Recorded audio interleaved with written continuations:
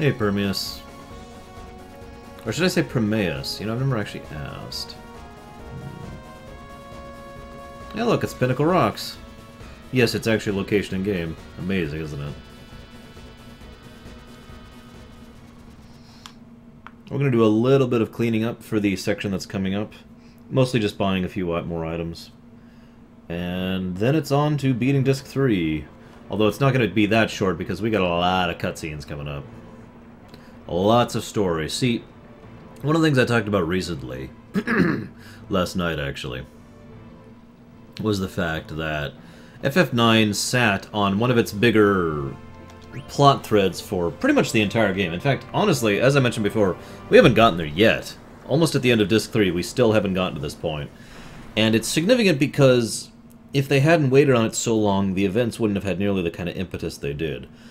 I'll talk about it more when we get there, but let's just say that I know a lot of people didn't really understand the full significance and weight of it. And we'll leave that at that for now. And here we are, version 3 of Lindblom, by the way. The rebuilding Lindblom, as opposed to the fine Lindblom and the destroyed Lindblom. 3 times they had to draw pretty much every area in this, at least in 2 of the districts. Yeesh. Do not envy those people. Let's go ahead and get our save here.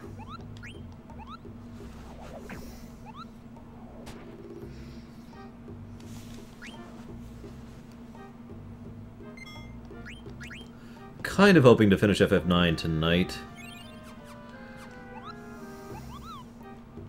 We'll see. Disc 4 is really short if you're not doing optional stuff. Like, really short.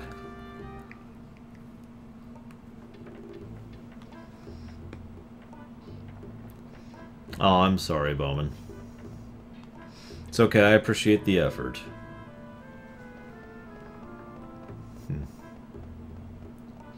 The Lich King always rewards those who serve him well.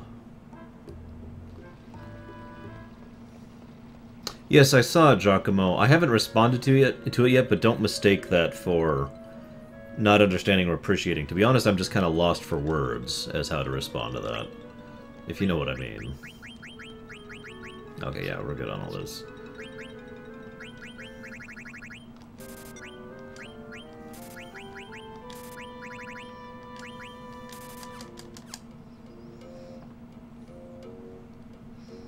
I'm sorry, Sledged.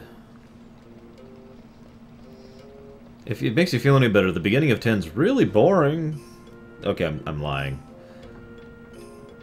10 is going to be a weird one, because I literally cannot talk about 10 properly without just flat out spoiling everything, literally right off the beginning. Hey, 70. Hey, 70's phone. Hey there, Brigman. Or should I say, hey there, oh shoot, what was it? Dwarf killing hips? I don't remember what your hips were killing, but I know they were killing something. Yeah, I had a really weird breakfast, lunch, possibly dinner. I had a sandwich, which it would be better described as meat, and some bread, nothing else, because I don't have anything else. The last of my cereal and some popcorn.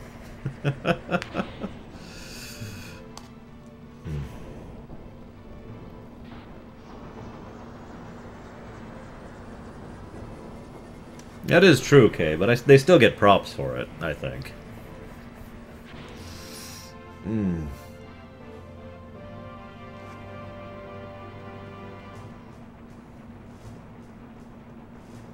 Excuse me, that's my airship.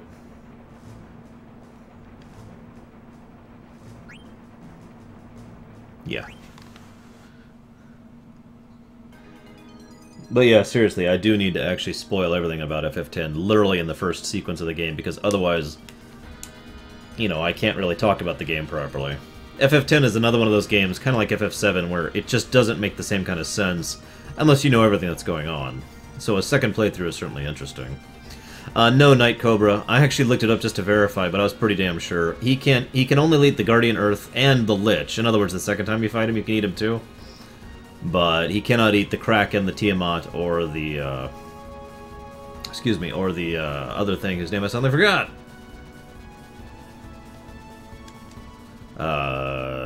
Merilith.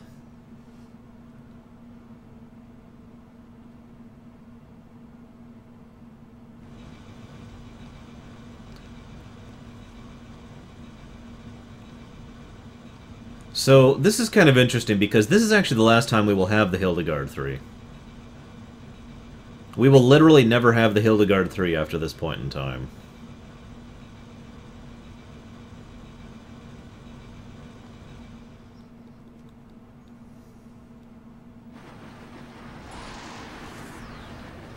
And no, Night Cobra. He's got some stronger ones than that. So, pop quiz. What's with the whites? The lights. What's with the lights?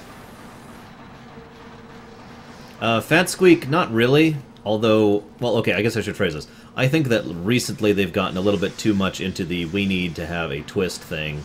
Especially given how well FF7's twist ended up working. Because FF7's twist was such a powerful moment, you know? By the way, yes, this is the third FF in a row that we do this stupid tunnel crap. At least in this case it makes sense. We are literally traveling inside our planet to this planet.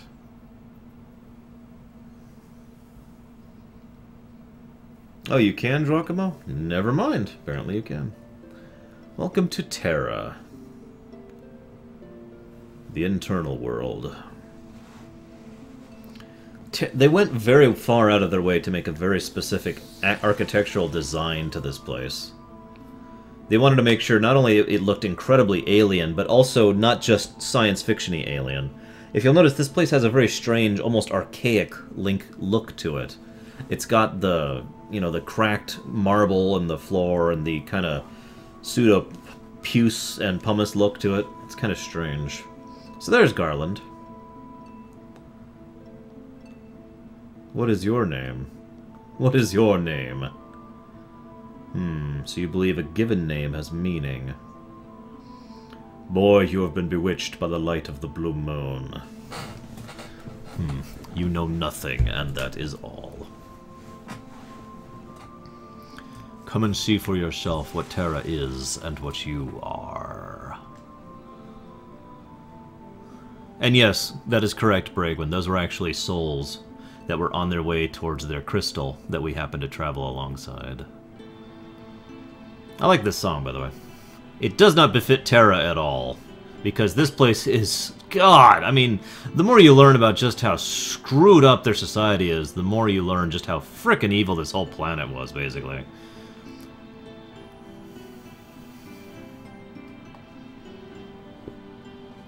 But yeah, they really went out of their way to make this place aesthetically completely different from everywhere else in the entire game. And I think they succeeded marvelously.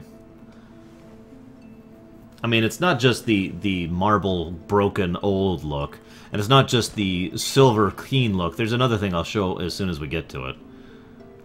You can kind of see it here, but it'll be more obvious in a minute. Yeah, here we go. This is a good example of it.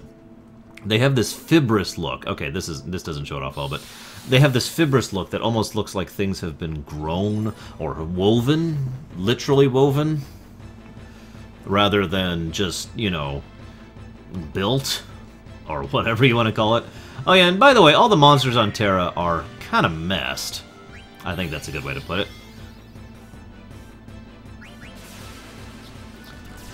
I don't know any Agas yet.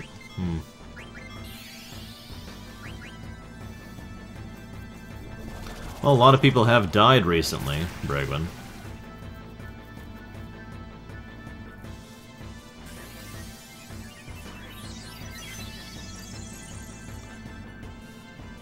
But yeah, one of the reasons they kept the big reveal of this game for so long into it is they wanted to have the same kind of impact that FF7's big reveal did. And they knew that they couldn't reveal it early on, and they knew that they had to have it bound up, and they knew that the big scene, and I know several of you know what I'm talking about, if it was going to actually have impact, they needed the rest of the game at its back, otherwise it would just seem petty.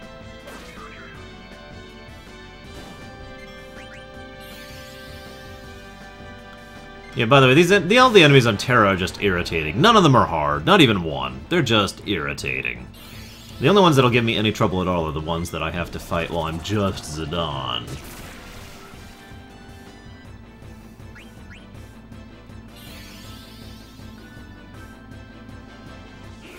Look at this. Just Osmos, Osmos, blind, silence. Notice they haven't done jack to actually hurt me.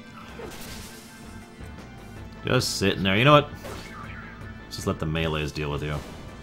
If it wasn't for several of the bosses that are coming up soonish, and this is basically my intended endgame party, I would just bring all 4 melees and say screw it.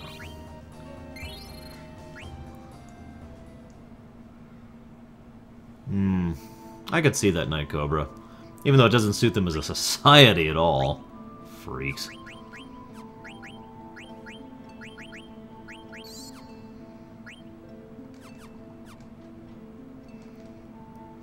So, I don't know if you can tell on the stream, but that woman basically looks a lot like a female Zidane, which is basically the part that's supposed to get your interest, supposed to get you curious. Here's another good example of the alien architecture of this place. Look at this. This whole kind of grown and yet kind of crystallized, but not actually crystal. This just set up. It's very, very unusual the way that the aesthetic of this place is. And again, that literally woven thing.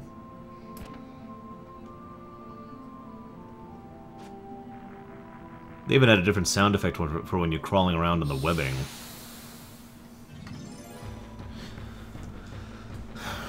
You know, I've kind of already given away everything about Terra and how horrible this place is. So, sorry for spoiling everything, but you know how it goes. Now look, it's movers! Movers! No! I actually don't really have a lot of reason to fight anything out here, so we're just gonna leave.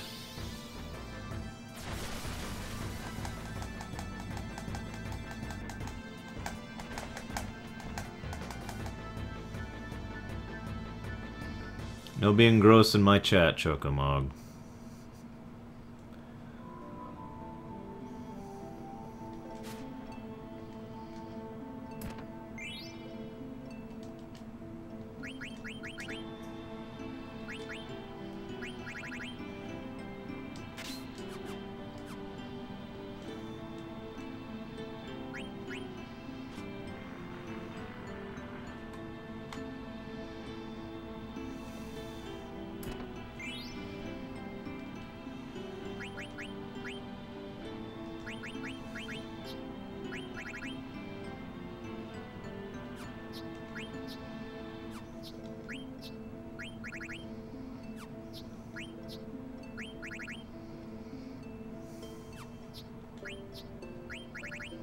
Yeah, I think we'll give that to you.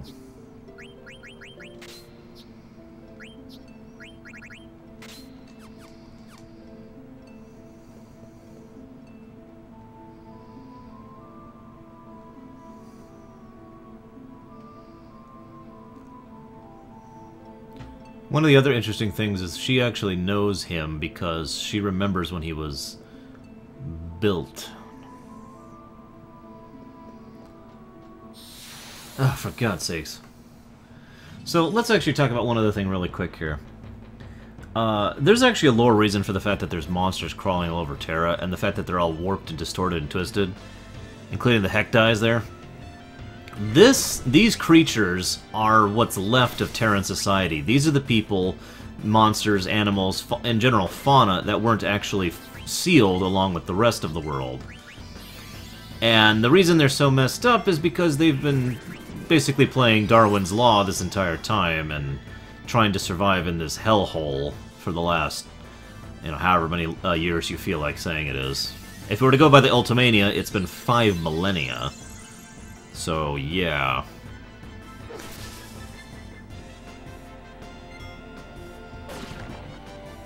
And that's my revenge against the Hecdies. Took me 7 games to get revenge on them, but at least I did it.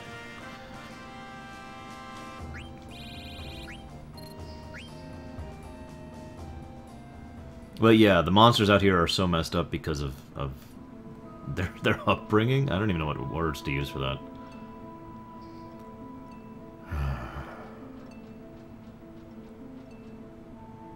And yeah, by the way, we are pretty high up in the air, or arguably down in the air, but I don't want to get even more confusing than things already are. Can I not?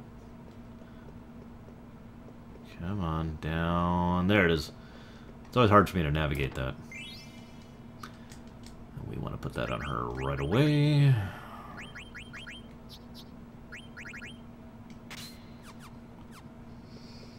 Depends, Gaia, but or Noel, excuse me, but it's worth noting that the Terrans, according to what we understand, don't actually have any bodies left.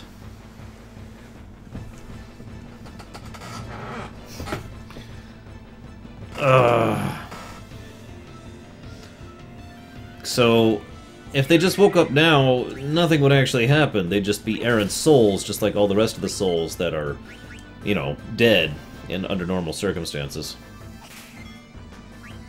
And by the way, while I somewhat agree, Fitscott, I gotta say, there's a lot of music I really enjoy in FF9. Including a song that's coming up pretty soon.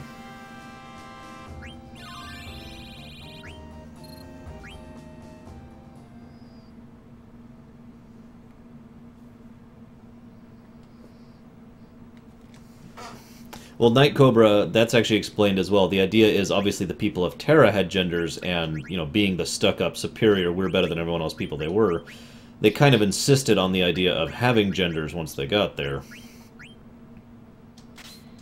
And that ability, I don't think I have room for. Is the one I think it is?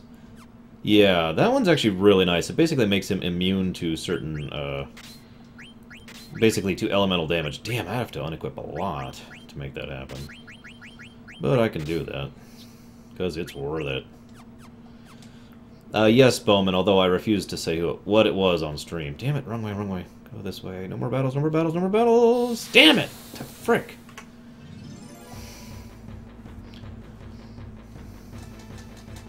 Yes, I'm doing... Well, I'm not actually doing the raise the roof thing. This is the raise the roof thing.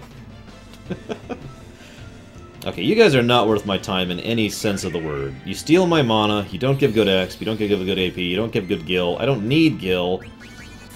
Goodbye.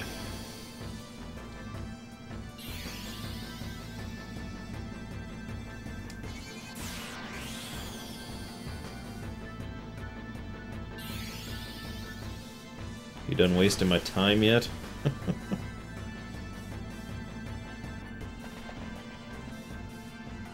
Okay. By the way, I'm probably going to be going out of my way to get most of the treasure from this point on, because this is the best or second best gear in the game at this point. We are really closing in on the end game here. God, that is such a weird look. It's like half stone, half gemstone.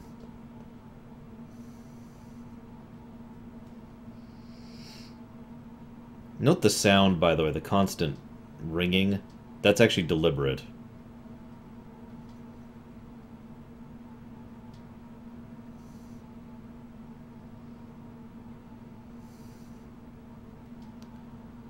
And here's the last city on Terra. Meanwhile, unrelated, this is the first time we actually see the thing. And as usual, it's just in an extremely bizarre stylistic style, because that's the aesthetic the Terrans like.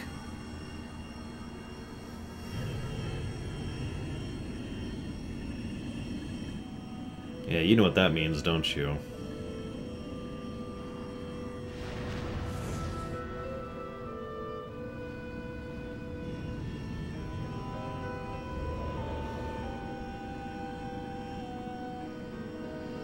It's a shame. So few of the cutscenes get across the idea of just how huge the Invincible actually is. It's a pretty damn big ship, by airship standards. Easily at least twice the size of the Hildegard 3. And by the way, yes, the stylistic differences to, or similarities, excuse me, to X-Death are deliberate.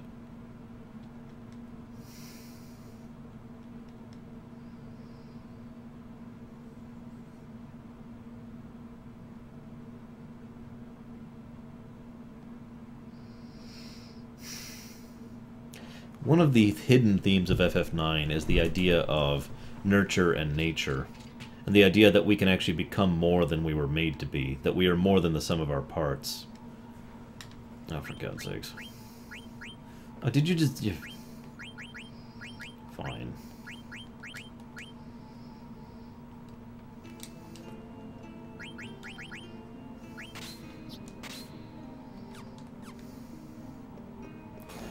Oh, right. Can't go to Pandemonium yet. But I mentioned that it's kind of funny because a lot of the individuals in this area, especially the genomes and Garland himself, all get across the concept that, or all believe, I guess I should say, that, you know, there is no such thing as self-determination, there is no such thing as free will or anything like that. You just do what you are supposed to do, and that's it. You are what you are designed for. If that sounds a little bit defeatist, try to keep in mind that these people are, in fact, you know, robots for all intents and purposes, built to be what they are, and for one purpose, and that's it. Cairo's nowhere near as big. I wouldn't even compare this thing to a Victory. A VSD.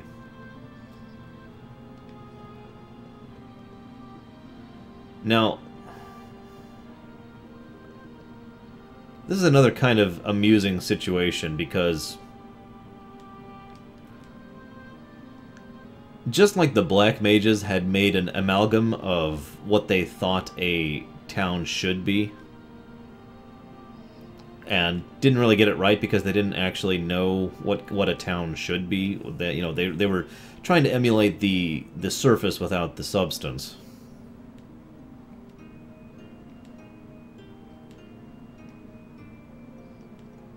In this case, they're doing it for basically the same reason, except here, instead of actually trying to live, they're just trying to continue to process what it is that they were told to do without any understanding of why. Also, I love how the music for both the previous area and this area are both very, very soothing, calm, peaceful songs, given what's about to happen.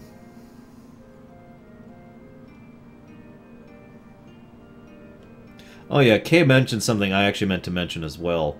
I was going to talk about it earlier during the thing about Alexander, and I kind of spaced it. The Invincible is very much the kind of ship that speaks to the mentality and the mindset of the Terran people.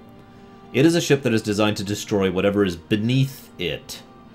The things that it will be up above, up over, you know, the things that will be superior to her, both literally and metaphysically.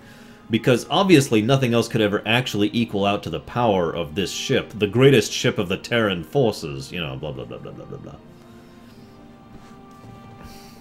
Meanwhile, Zidane kind of starting to crack a little bit. Just being here is bothering him, and seeing all these lifeless dolls like him is bothering him even more.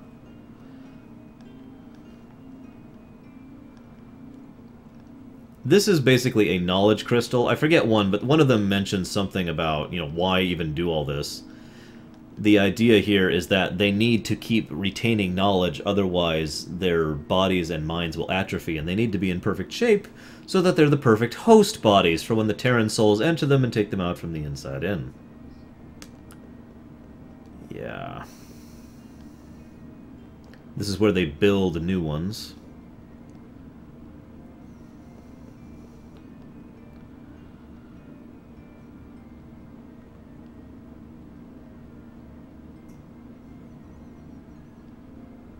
Hey, Bio.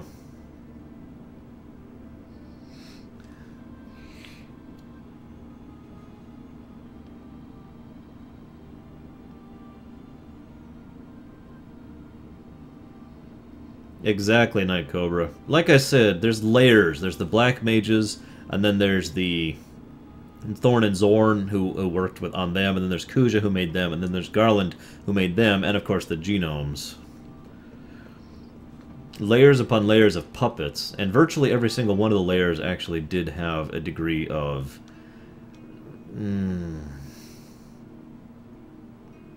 what's the word I'm looking for here? Disgust for the layer beneath them, holding them in contempt, that kind of a thing. And by the way, I just gotta say, the way they act in this town and the way Zidane reacts to them really, really highlights just how sympathetic Kuja really is. And again, I stress this one more time, based on what we saw in Dissidia and based on what we see at the end of this game, I really don't doubt that Kuja would have been a good person if he had been raised properly.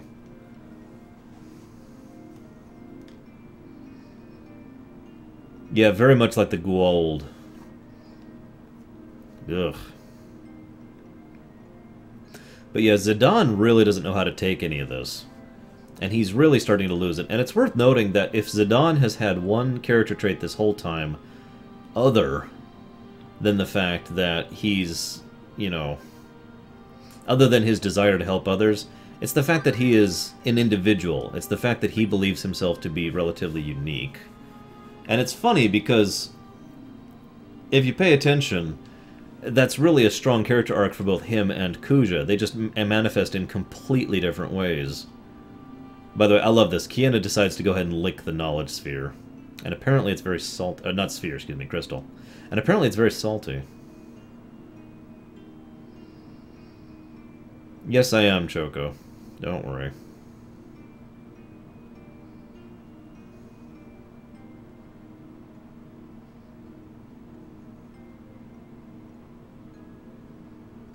Damn it, Kay, I was going to save that one for later.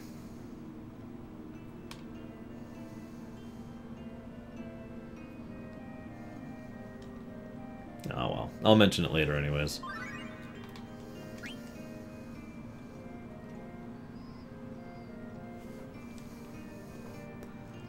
It's kind of ironic because during the course of the game, Omni himself, that is to say Vivi, has actually gone from being the same kind of basic, you know, puppet kind of creature, and as actually, thanks to his experiences in his individuals, the things that have happened to him, has learned and grown and actually become a person. And yet now he's the one interacting with these people who are still in the puppet state. Probably one of the best people to actually interact with these kind of people. Vivi himself picks up on it immediately. He's like, oh yeah, these people are a lot like me, and Zidane doesn't even believe him at first.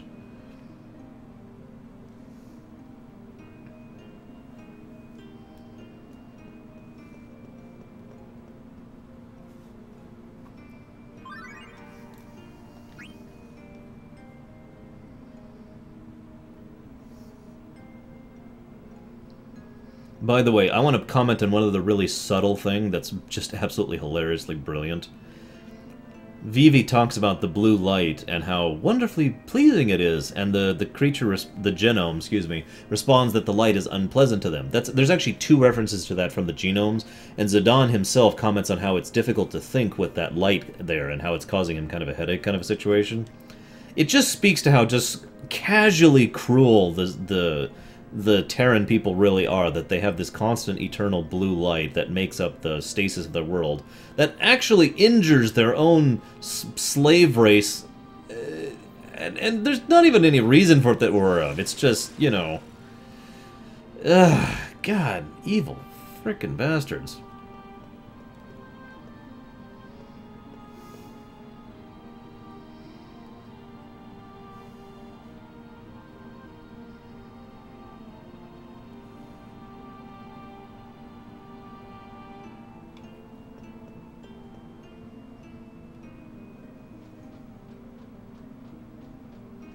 I love how they bothered to go out of the way to add different sound effects for this whole area as you're walking over the stuff. By the way, that's like a lake or something down there, as you can see in the mirror. Pretty cool. Bio, you missed it. I'm not repeating it. Screw you. I'm kidding, of course, but we'll talk about it in a minute.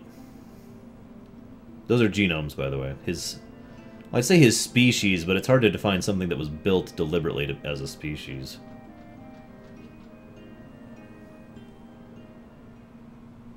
Meanwhile, in Pandemonium, which looks completely different, except if you'll notice, this place looks pretty much like a red version of the Aifa tree.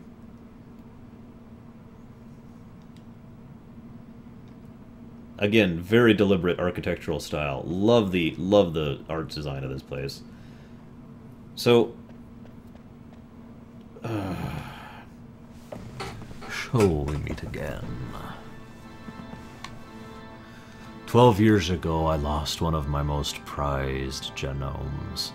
I created him and sent him to Gaia to disrupt the cycle of souls there. You are that genome. I am glad you have returned. Notice how a lot of Zidane's dialogue here really, really, if you read it in a different voice, sounds a lot like some of the things Kuja not only has been saying, but will be saying.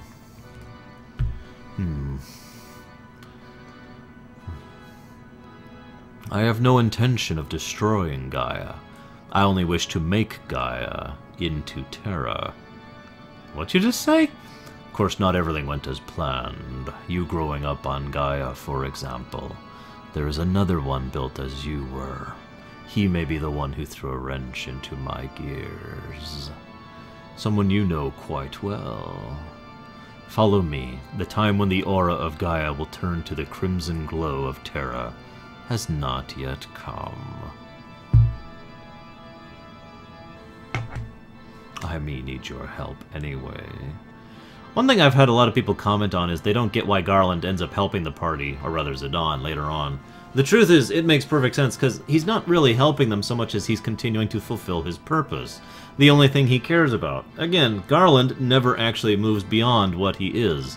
He is always just a slave to the Terran race, the robot they built.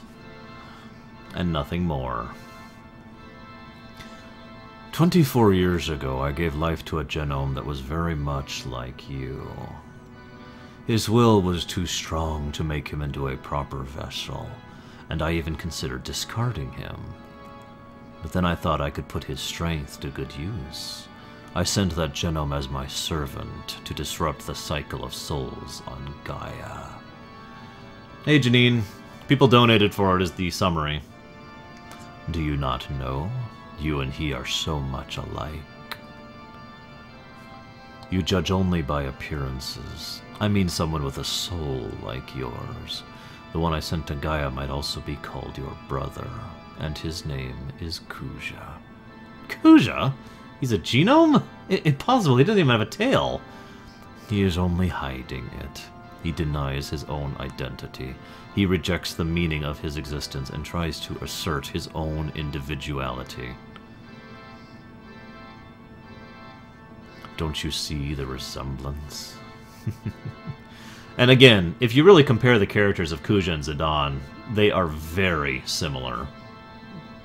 By the way, Pandemonium is basically the MCP of the... or MPC, no. It's the primary processing computer hub of the Terran world, and where Garland basically has been running the whole show and managing the cycle of souls, blah blah blah blah blah.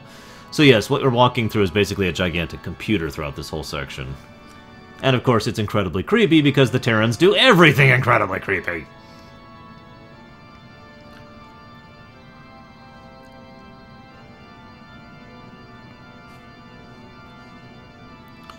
When you received the gift of life in Branbull, Kuja could not bear it.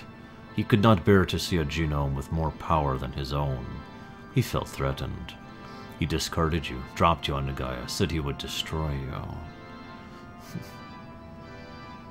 I did not expect Kuja to abandon you, but I believed it was his nature, and to him, bringing war to Gaia would prove his victory over you. Perhaps it is because of his desire to justify his existence that he let you live as well.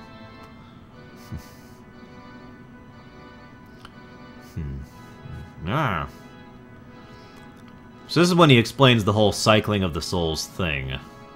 We're just going to kind of skip through this. This is just a lot of exposition, which I've already explained to all of you guys. Thanks, Janine, I think. Not sure if that's a good thing or not.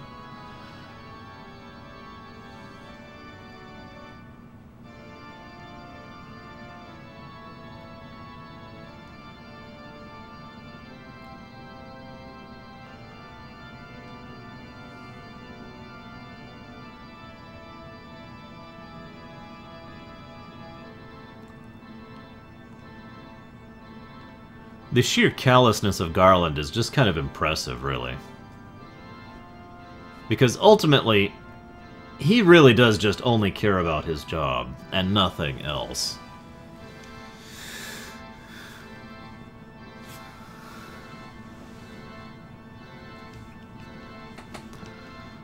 And Garland also doesn't really fully understand what he's doing. He doesn't even know why he's doing it. All he knows is this is his orders. And so he is no different, ultimately, than the Black Mages. In fact, in many ways, he is worse. So what he does is he basically removes Zidon's soul so that the genome can become... he can become just another genome. Just another empty vessel.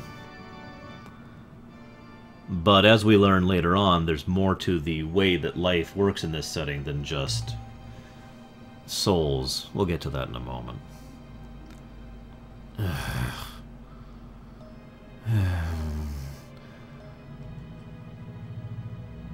can't believe I actually returned to this place, but...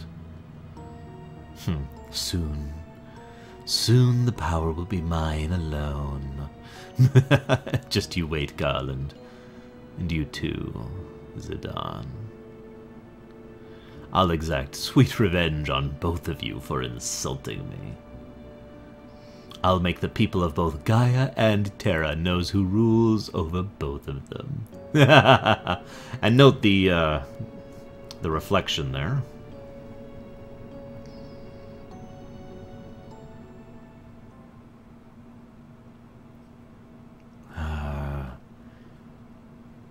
This scene. We're going to turn the music up a bit for this scene.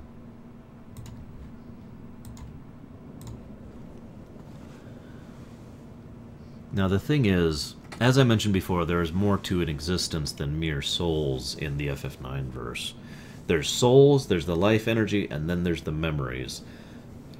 And the way they connected are interconnected means that so many people cared about him so much and remembered him and remembered his essence that he was basically able to slowly re-piece together his own soul, even though it had been ripped back out of him.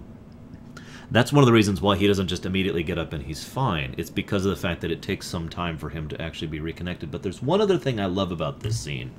I know a lot of people who dislike this scene purely because they think Zidane overreacts and is just being some kind of emo person. Most of the people who say that are people whose opinions I don't care about because they're not actually thinking about it. They bothered to put this pretty much at the end of Disc 3, solely so that we would get through all of this effort, all this time, all this work, and we would see Zidane as the bedrock for which everyone else is happening, for everyone else's character arcs. He was always the one constant that remained the same. And that was true for him in character, too. He was himself. He was Zidane.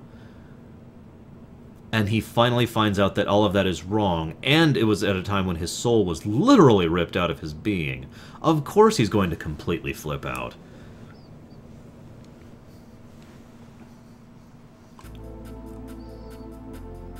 I was called that once. Many people called me that. You always have to show off, don't you? Yeah, maybe I do. Why, you worthless mendicant! Yep, sounds about right. Oh, how very becoming of you. Becoming of me? I really learned a lot by traveling with you, Vice. You're right. I have nothing to teach. You teach me many more important things. You teach me many things more important than tasty munchies. No, I don't know anything. You call that friendship? Friendship. Friendship? Zidane, I don't know who I am. You were always there for me, Zidane. I'm so tired. How come you're always so... I am empty vessel.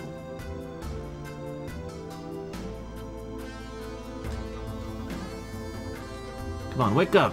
Wake up, Zidane! Come on!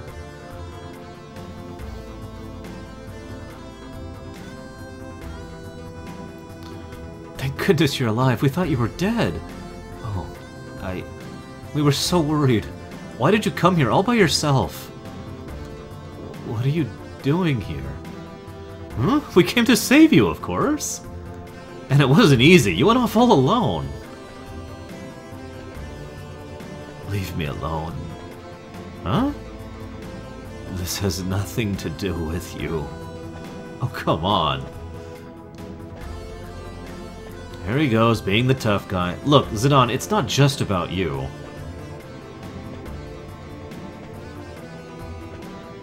Come on, Valius, don't be like that. Just shut up. Just shut up, you stupid brat.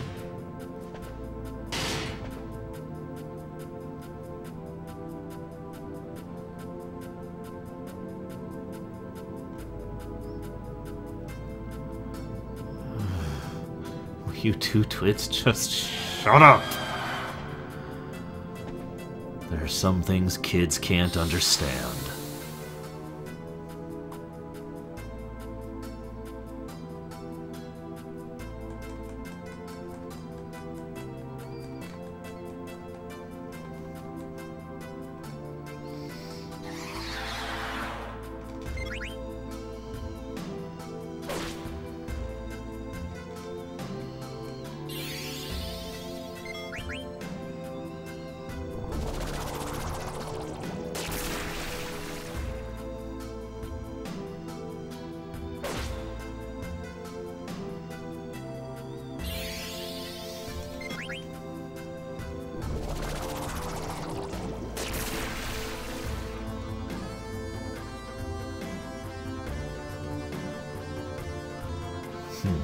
Looks like you need some help.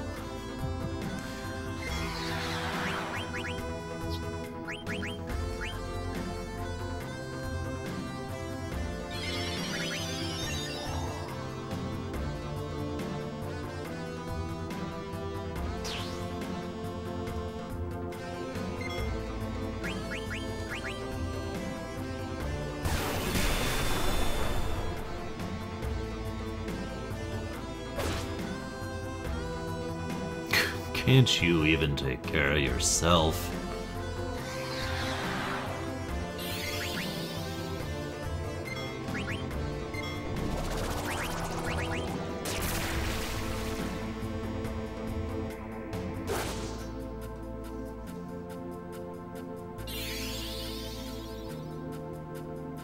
The name of this song is You Are Not Alone.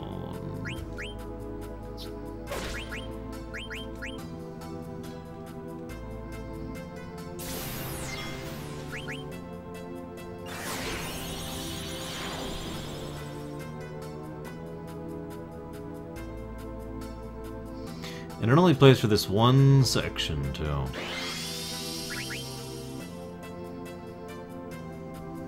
One part of the game.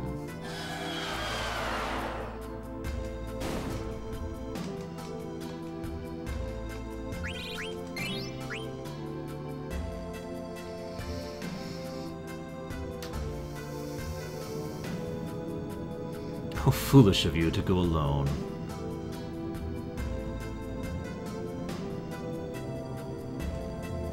Damn hypocrite. Always talking about friendship when you're nothing but a selfish loner. I can take care of myself. Come back, Zidane.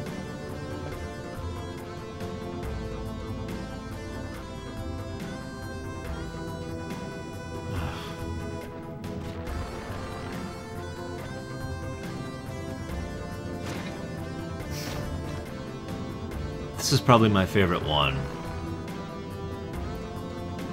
Ronnie, Herbert, what are you doing? They don't even respond. They're just here helping because that's what they do.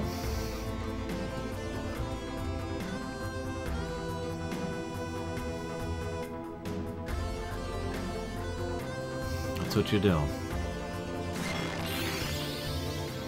I don't know if that works.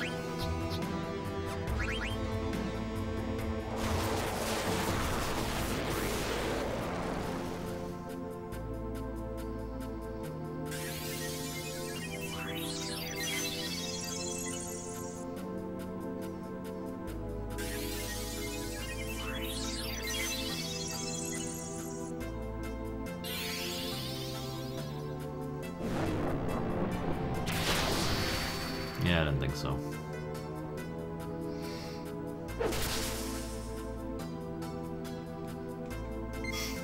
Exactly, Giacomo.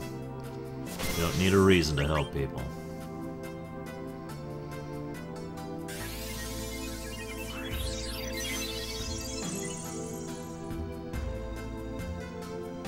You guys...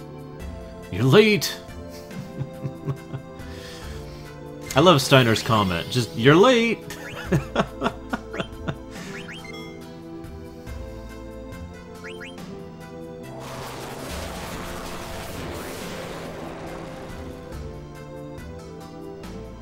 No, Bio. But this is the number 2 slot. There's one thing that means more to me than hope. This song is hope.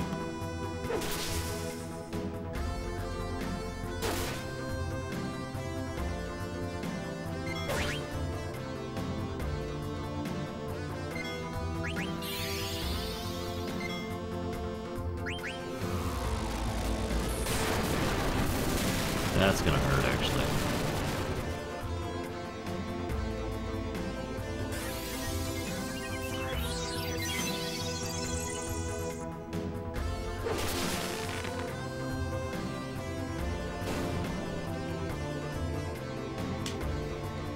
I will, as soon as we get there, Final Crowd. It's not actually that far off, really. Of course, the end of the game isn't that far off. What an unworthy opponent. Ice, you no can leave us. I still want you to take me places, have lots good food. And I have not yet concluded whether or not you are the right man for Her Highness, mind you.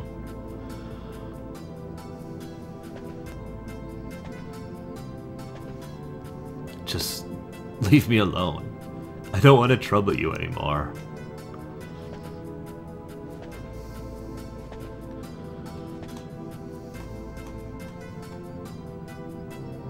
You're all a bunch of babysitting bastards.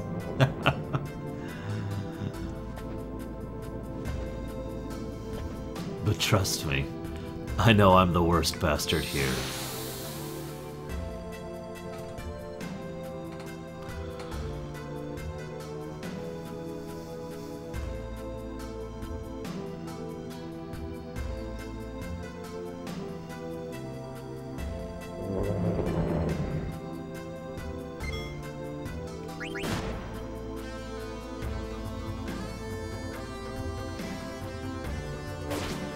Very unlikely DG Scythe. I have no reason to.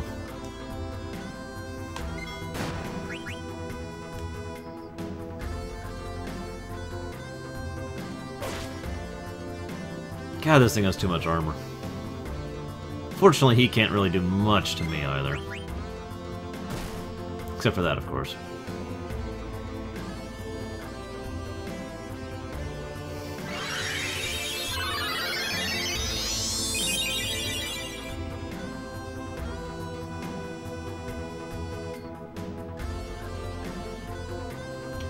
Is this how you want to solve the problem?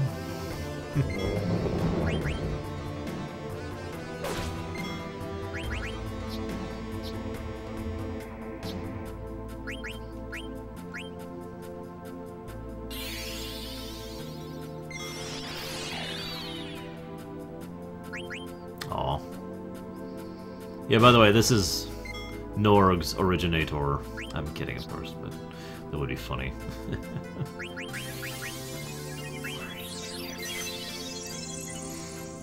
I was right, Samurai.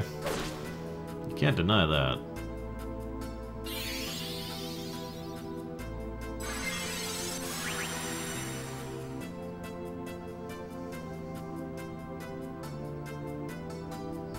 Because all that does is reduce you to 1.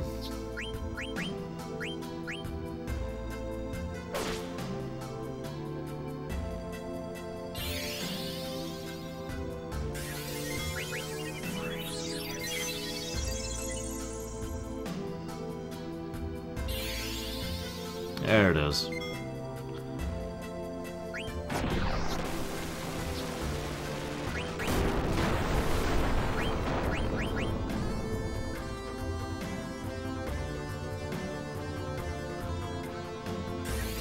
God, buffs do not last as long as I remember in this game.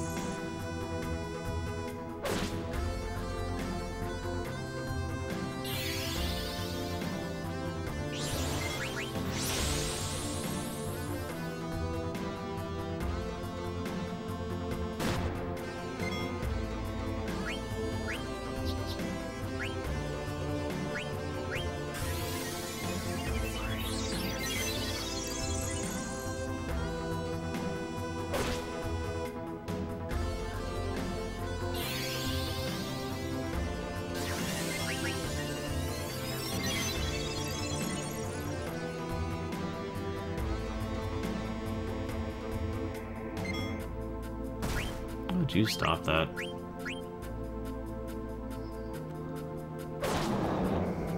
Thank you. Goodbye, Nora.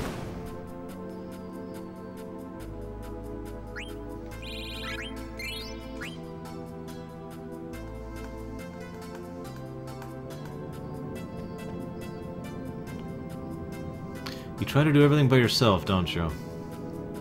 Try to understand. I just don't want to cause anybody trouble.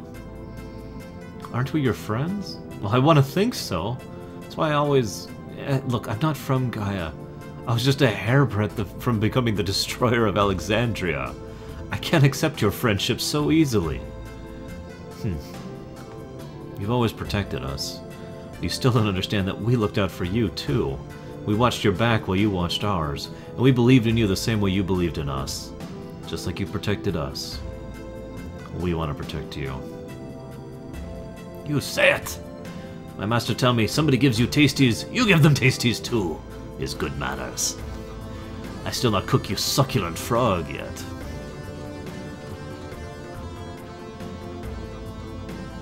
Chivalry requires a knight to look after his comrades in arms. I will not abandon you. And I shall follow you to Kingdom Come if I must. You remember that.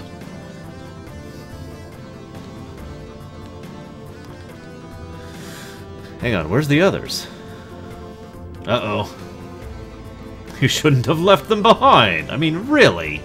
Oh, okay.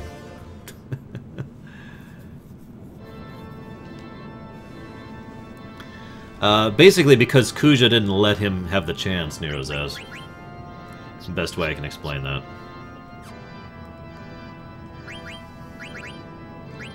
Now we go through Pandemonium. This is basically the second to last dungeon in the game for all intents and purposes.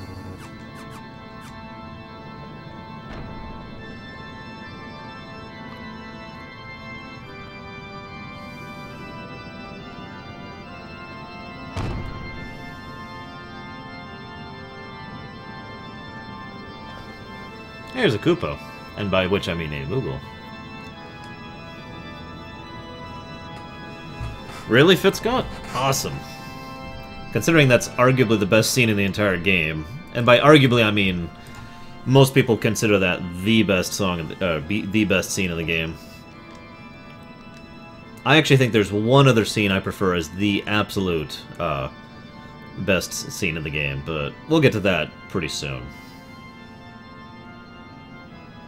Okay, let's set up my real party here. And now we're good.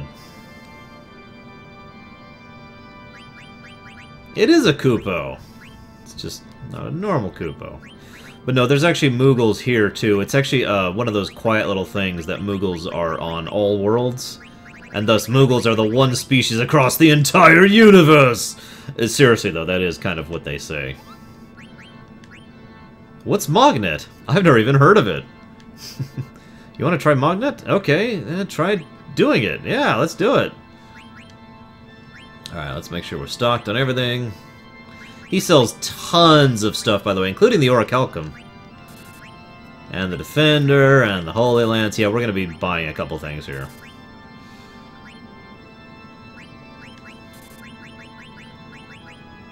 God dang. Okay, hang on.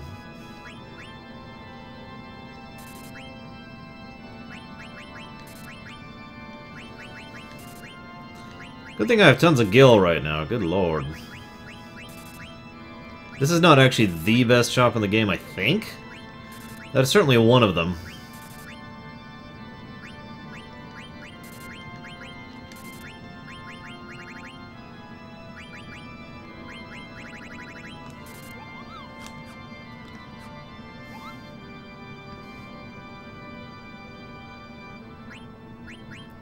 Because Stiltzka's a traveler.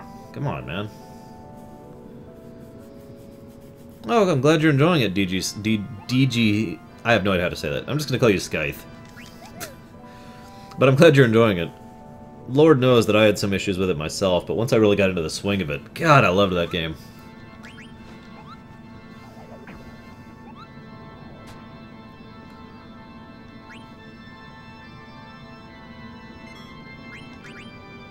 Yes, Absol, it gets rid of annoying things. For example, if I were to sprinkle some all over Square Enix... yeah, Dagero is the actual best shop in the game, but only in Disc 4.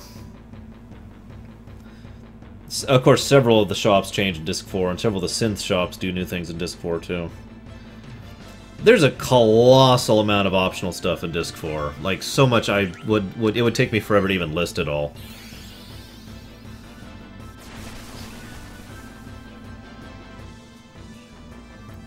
Yeah, I don't want to talk about Xion right now.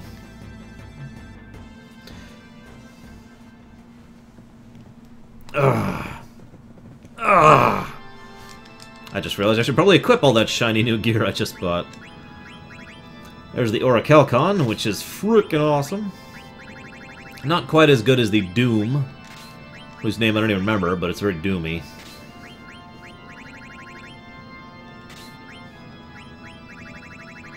Did I buy anything new here? I don't think I did.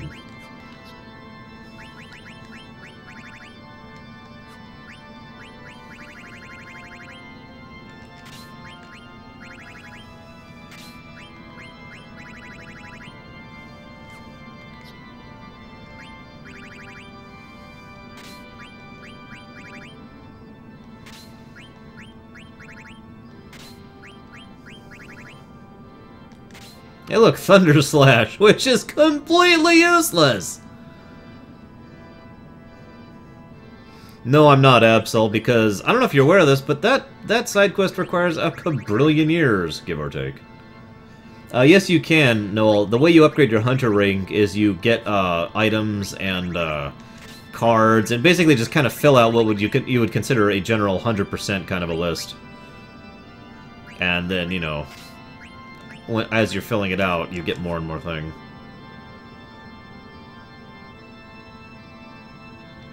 I doubt it, but I'll double check. Oh, there it was. Oh, yeah, Autofloat. Duh. I don't care that much about Autofloat. Although I guess I could learn it, just because no one else is, so yeah, sure, why not? Where'd it go?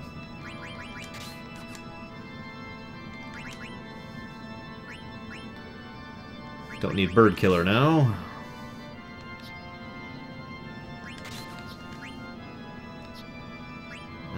We'll leave you as is. 3. Let's go and get rid of Bird Killer. And that's it, actually. Really like to get that, so we'll just do that. The new side quest is go to a certain part in Memoria, then go back to Lindblum, and then do this 50 frickin' times, and there you go. Yeah, Thunder Slash is bugged. It's actually, they incorrectly did the tables for it, so all of its hit chance is an Ice Strike, or however the hell you're supposed to say that. So Ice Strike pretty much always hits, like 100% of the time, and it's actually really good. But Thunder Slash is completely useless. So, yeah. Probably Nero's Zaz. It would be interesting to look at the very least. Let me think about this. Let's just go with that. And we should probably go and save before we do Pandemonium here.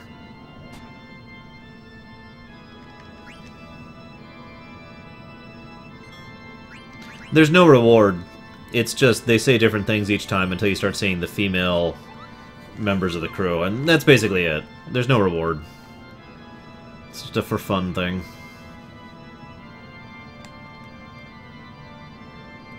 Now, I'd just like to say, I find this place disgusting. I mean, not like gross in a gross, organic, Resident Evil kind of a way, but this whole place just bugs me. Yeah, let's just go through here. Oh, god dang it, I have to do this. Okay, fine, whatever. Like, I don't know, this whole place feels rotten, I think is the word I want to use.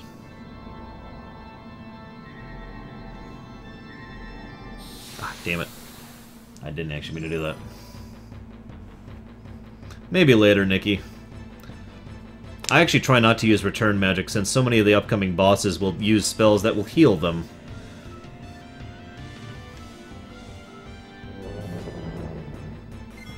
By the way, don't mistake the fact that I'm not doing the side quest as a negative thing. They're actually a lot of fun. It's probably one of my favorite games to do all the side quests in. I'm just not doing them on the stream. That's all.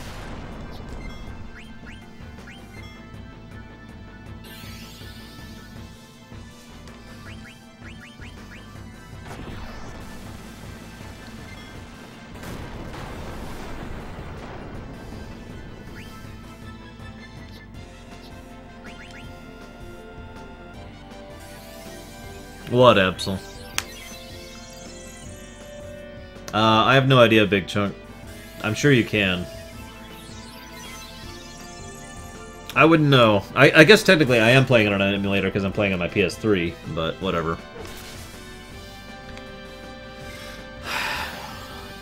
Don't want to talk about it, Absol. Because I know you're right.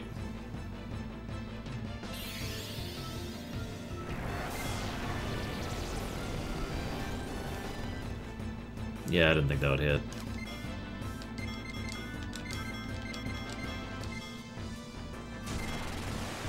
You dick.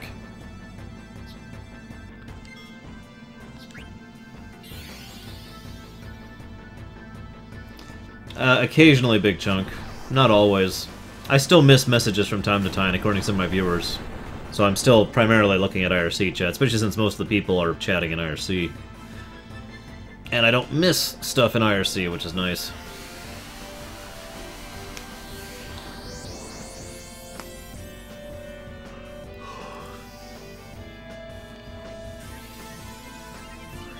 Hey, Big Chunk.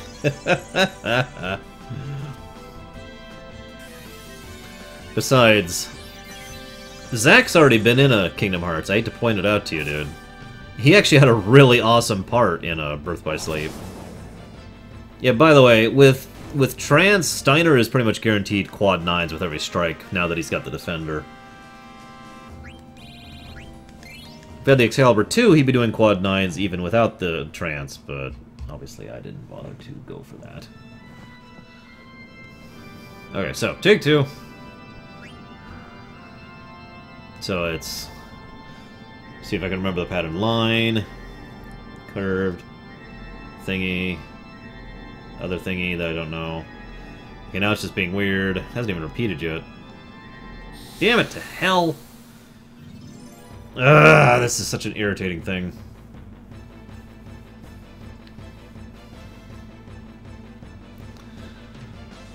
What is it, Giacomo? Other than the reason I think it is. Can I run from these? I think I can. I own everything except for the Xbox 360, the Xbox One, and a PS4. And a Vita. I own everything else. Seriously, you name it. Although I don't actually have my old Ataris and Commodores anymore.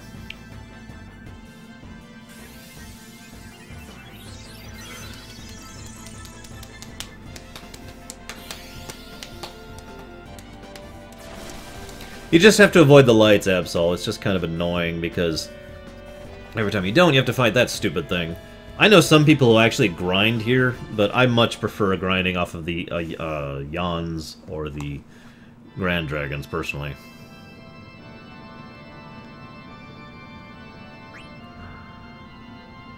I've been gaming for decades, Kimarusko. God, Frel. No, Asher. Probably not. There's no real reason to. I already own FF10 and FF10 too. Not really a lot of reason to rebuy them.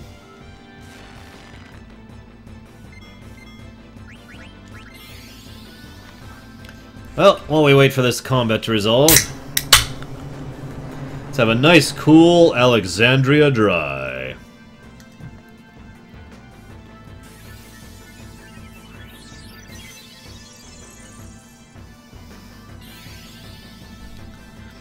Oh, yeah, I actually heard about that, Giacomo. That's not the thing I was thinking of.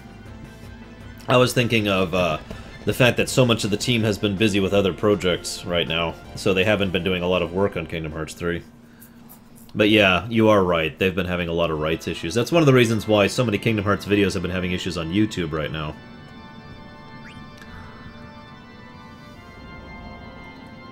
I think Dissidia Duodecim is frickin' incredible, personally.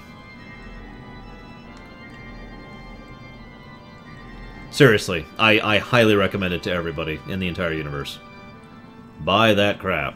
Especially if you liked Dissidia 1 or never got a chance to enjoy Dissidia 1. Buy Dissidia 2. Anyways, see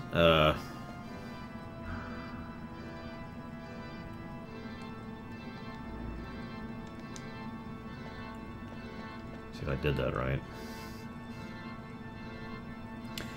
Of course there could Nerozaus, but then again, as we know, the FFs aren't really connected to each other.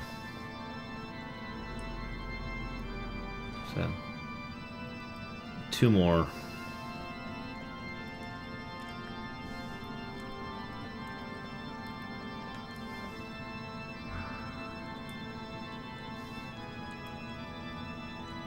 Which would be... that, I think? Yeah. Dissidia 2 is on the PSP. It's really a shame because I think the Dissidia series actually has a lot of promise and is frickin' awesome, but, you know, someday, I guess, huh?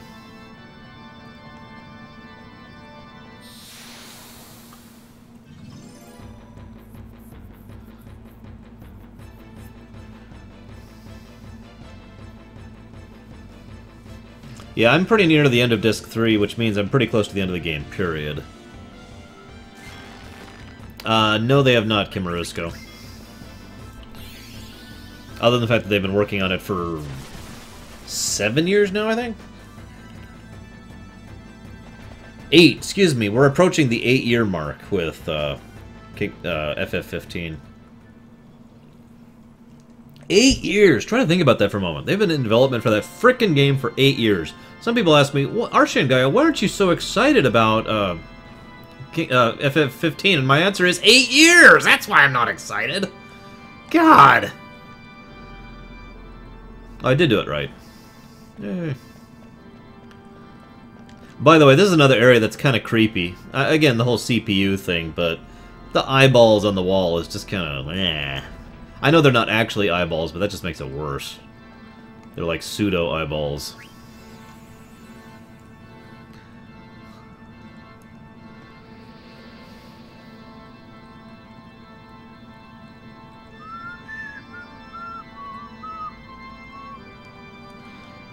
By the way, this song is a remix of the original Pandemonium. I prefer the original Pandemonium, or my remix of Pandemonium, a lot better, but that's just because I love the style of it. This is a really good remix of Pandemonium because of how depressing it is. The whole inevitability, the total lack of an idea of actually being able to be more than you are. You know, it just, oh god, this song just really speaks to how incredibly screwed up this whole situation is, especially with Garland and the Terran people in general.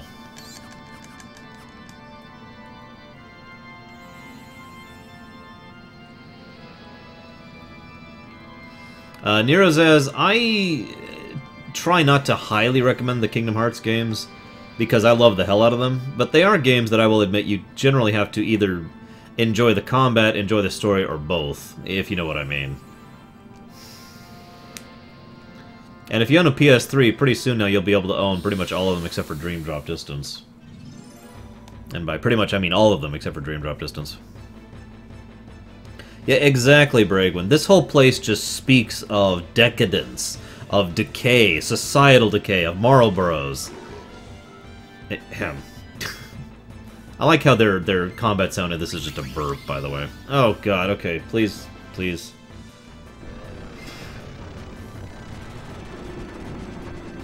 Okay, that's great. That's great. She's minied and poisoned and blinded. Can we go? The hell do I keep seeing away? Oh well. Yes, you do, Nero says. In fact, you only get the news story if you buy that, because the news story, the whole story, never actually came out in the States or outside of Japan in general, for that matter. The final mix versions have never come out outside of Japan until the final mixes that have come out in 1.5 and 2.5.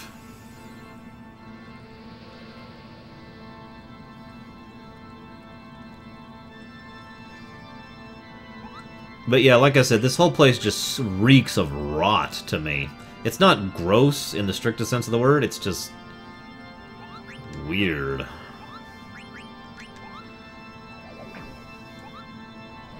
Just like dusty filth and decay. That's what this whole place just reeks of to me. Which really gets across just how terrible the Terran people really were.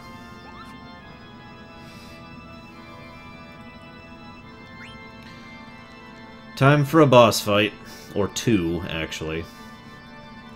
And time for... well, you know what's about to happen, don't you? There's the observatory. You told me you'd become my angel of death. But think for a moment. Isn't life death itself? It must kill other life to survive. Sometimes it even kills those with whom it shares blood. To live is to give life meaning, yet one must take others' lives to survive. A mature civilization becomes aware of this paradox. Terra's souls will sleep until they forget such nonsense. They will begin a new life in a new dimension. A world in which life and death become one. That is the dimension in which we are meant to live, as beings that transcend life and death. Zidane, I will ask you one more time. Who are you? You're a sad man, Garland. We know more than you. We're not perfect, but we have friends who help us, and that is reason enough for us to live. I may not know who I really am, but that is my question alone to answer. It took us a long time, but we've all found our way. We may be weak, but that's what makes us work together and help one another. Then show me. Lecture me again when you are on the verge of death. By fighting this thing!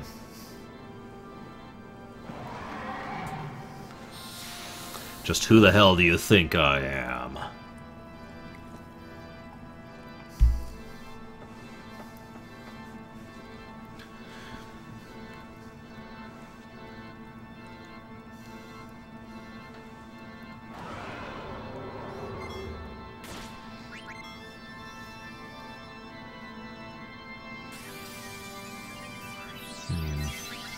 Sorry, just thinking here.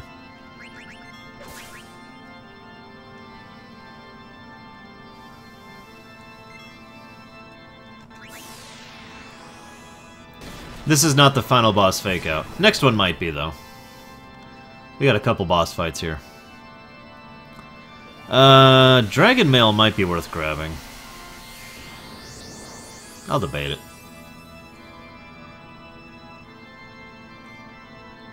No, I won't. Screw it. I'm just gonna kill him. I'm just gonna kill him. We're too close to the end game. I'm just gonna crush him. Thanks, though, Bandit.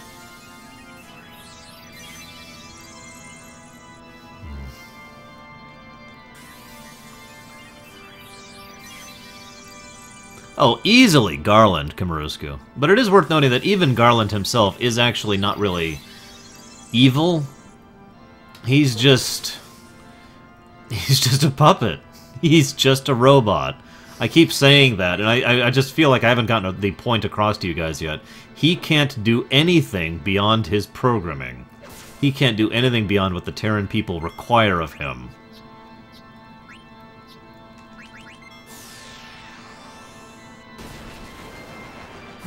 The real answer is, of course, the Terran people, who really just have no excuse for how incredibly screwed up their society is. Yeah, I know, Noel. That's one of the reasons I bothered to make sure I was prepped for this.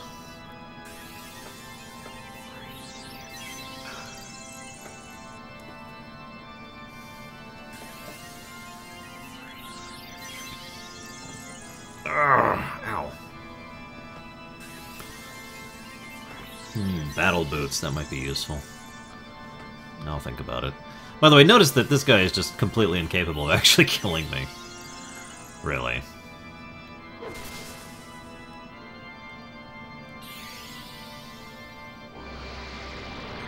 Of course, every time I say that, I end up dying, so I should probably keep my damn mouth shut.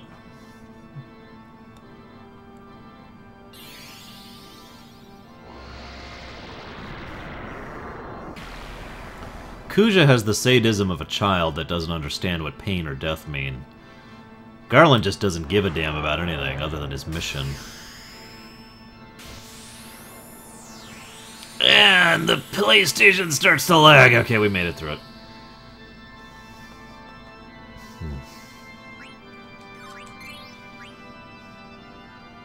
Next. Oh. Garland, tell me, what is it you want to accomplish? The restoration of Terra. Isn't it obvious? No, that's what the people of Terra want. Why aren't you asleep with the rest of them? I was created to oversee Terra. I exist to wait for a time when this world is without life or death.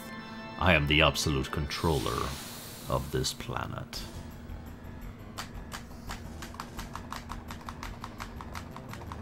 Probably to destroy the crap out of him, Karos. Just my opinion. Yeah, by the way, that thing in the background is basically supposed to be the central core of the processing unit that is the Pandemonium Fortress, for anybody who's wondering.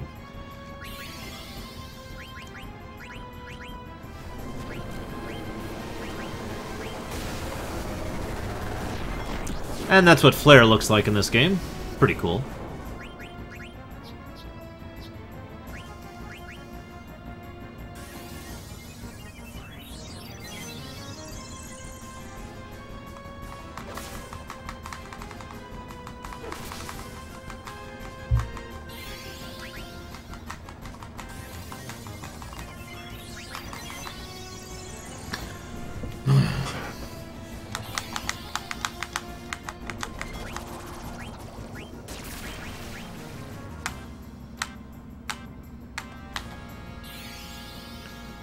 I gotta be honest, and as much as this may sound incredibly callous, I really do not have any sympathy or empathy for the fact that the Terran people, the Terran world is completely and utterly destroyed.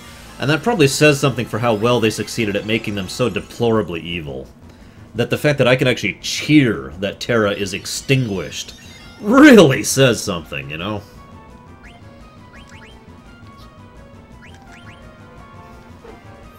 Yeah, dang it.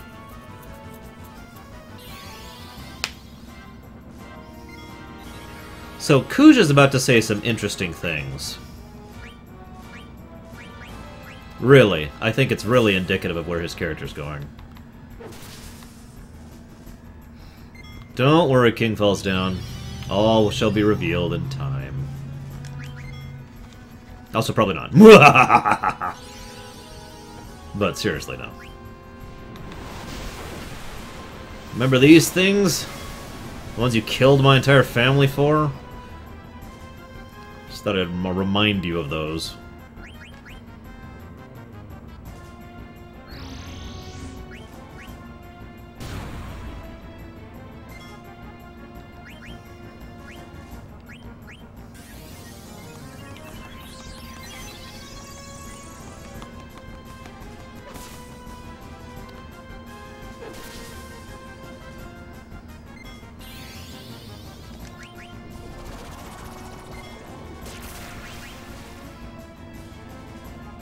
Yeah, by the way, there's a really subtle thing that's extremely hard to see on the stream, I'm sure. I can see it there. His little heart-core computer processing unit, whatever you want to call it, actually starts blinking when he gets low on health. There you can kind of see it. Oh, okay, now you can't, because now it's not doing, because he's casting.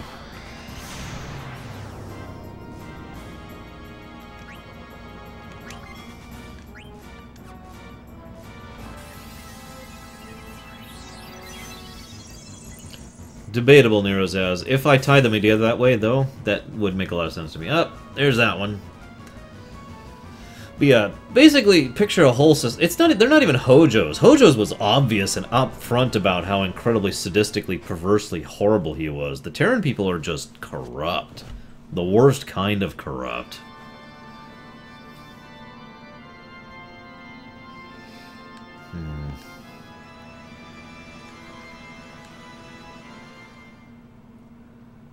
Hello.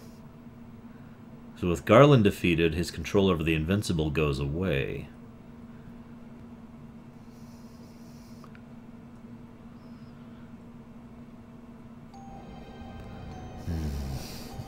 This is too easy. Now the invincible is mine. Now I have the power to control all souls. Garland gave me everything without a fight. The old fool was too busy dealing with him. Now only death awaits him. Ah, poor Garland, bitten by his own dog. This is no accident. Fate has chosen me to become the new ruler of Terra. Time for me to put on some finishing touches.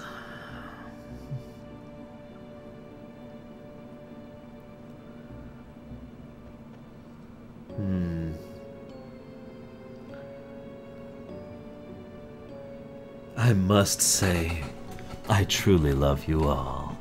You not only broke the seal to Terra, but did me the favor of defeating Garland. Zidane, you are truly an extraordinary genome, deserved of my love. That's not a very nice way to greet your brother. Oh, such ferocity. Master Garland, he intends to fight Terra. Terra. Oh, scheming me? Watch as I defeat these enemies of Terra. Oh, come on now. You may sleep alongside the souls of Terra for all eternity. And again, this is Kuja using his brain. God, I love Kuja as a villain. He would have been an extraordinary protagonist. So this is it, the first time we've ever actually fought Kuja. And by the way, yes, this is 3 boss battles in a row. We haven't really had a chance to recoup.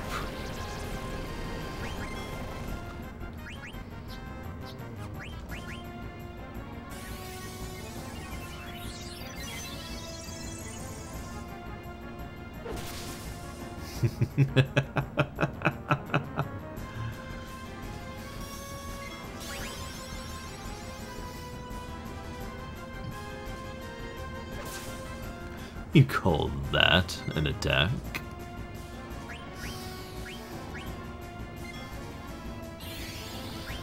By the way, notice what he's casting. He's casting Demi, a spell that can't kill you. Just kind of keep that in the back of your mind. Come on, show me your true power. No, not really, Absol. Not for the, no, except for the last one. It's the only one that really counts when you think about it.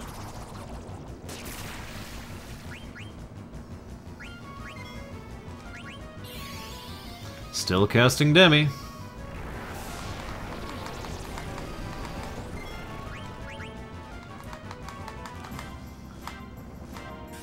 You know, if I'd brought Freya, I would have the 4 people who have the most reason to hate Kuja.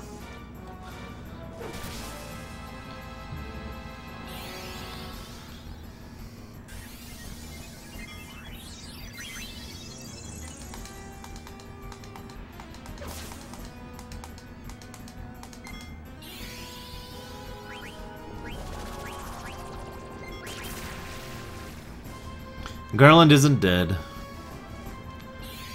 Debatably, Garland... well, we'll talk about that in a minute. I liked it, Absol, even though I personally do it differently, because I can't do that kind of voice, obviously. Hey look, he finally decided to do something other than, Demi.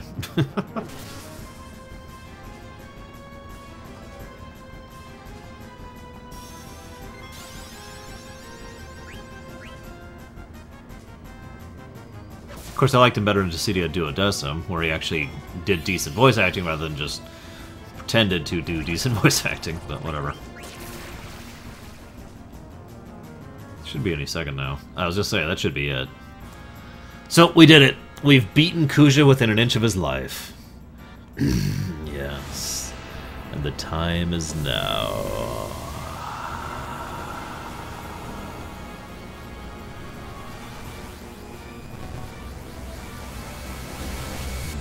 Yes, the power of trance!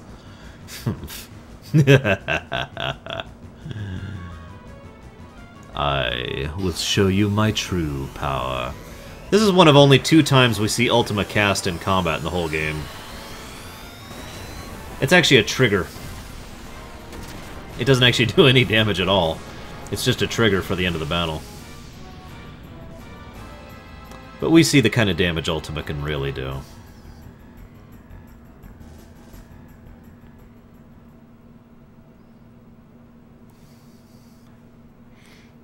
And now...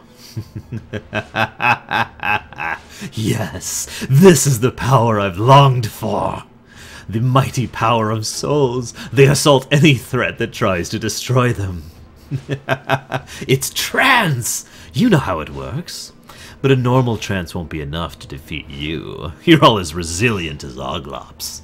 Even tiny Moogles possess the power of trance. When I saw that in the Gulug volcano, I came up with a plan. It was easy. I just needed to borrow the power from wretched souls that can't die.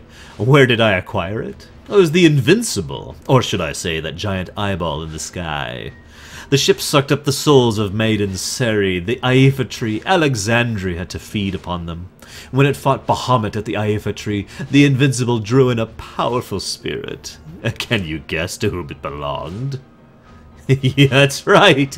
It was your mother's soul, a wretched soul that clung to life to the bitter end. The souls trapped in the Invincible welcomed me with open arms. They were fed up with being your prisoners, Garland. So, Master Garland, you are no longer needed. And after you've worked so hard, I shall rule Terra and Gaia with my unconditional love from now on. And Master Garland, you of all people should accept defeat gracefully. How sad. Any last words? Your power is meaningless. Deliberate Star Wars reference. Now it's your turn. Should I kill you quickly, to show my appreciation for all you've done?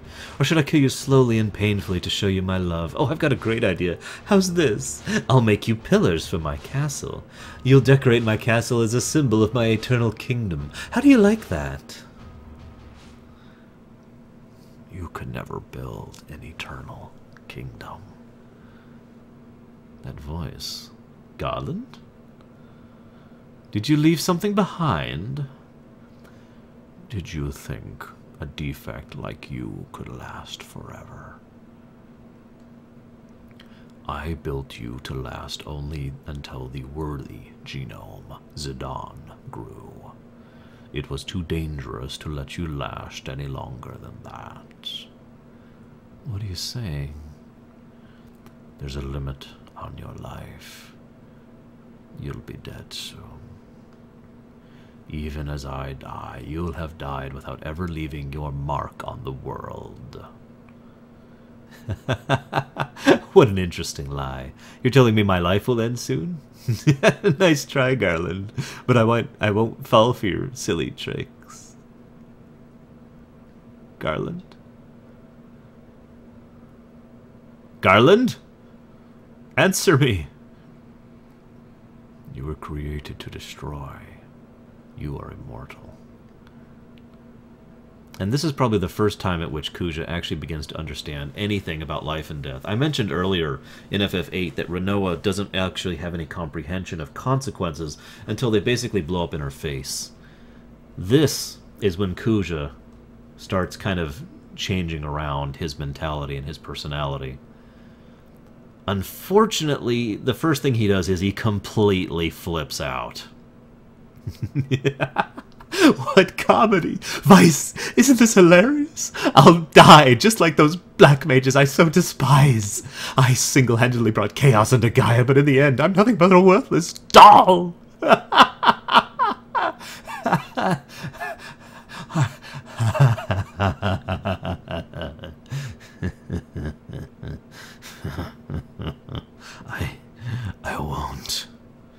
I won't let it happen. I won't let this world exist without me.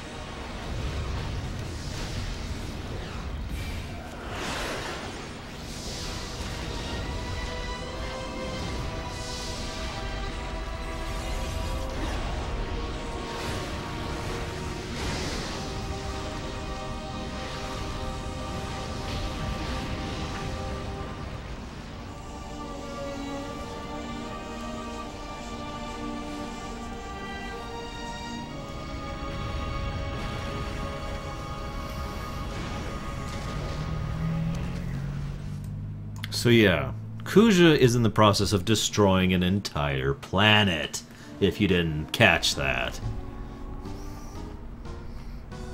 Some people have actually asked why it takes so long to destroy the planet, to which I just kind of laugh. Oh yeah, it takes so long to destroy a planet, several minutes. Gee.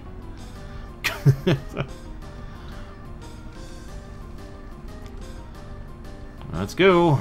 Hang on.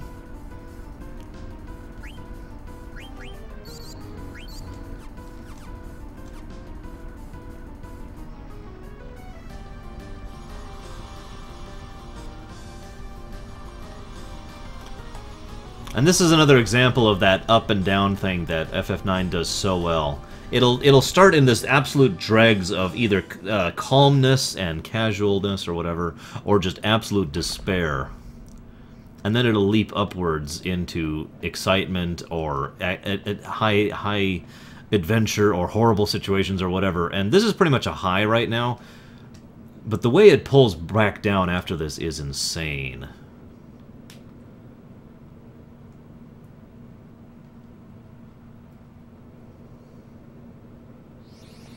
That's probably the one and only scene in the entire game that I feel really does a great job of getting across the romance between the two. What you said when you came to my rescue made me feel very happy.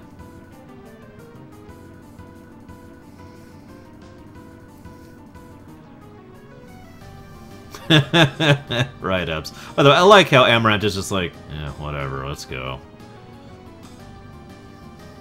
Kiana, don't eat the eyeball. Kiana is, of course, happy to leave Terra because he hasn't found food yet. Any food. Think about that, too, by the way.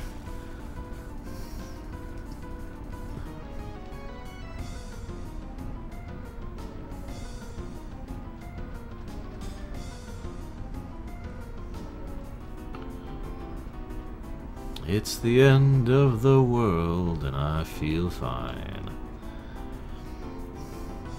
Yes, Loki, but it's still quite a lot of space. I mean, if you think about it.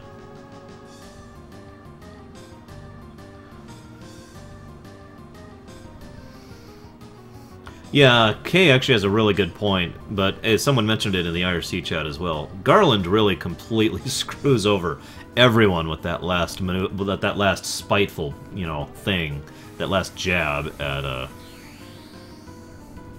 Kuja. And that's actually how we learn how to warp into the ship, by the way, thanks to Kiana messing around. Oh, speaking of which. So remember, high excitement, everything's building, everything's building. We need to get the genomes out of here.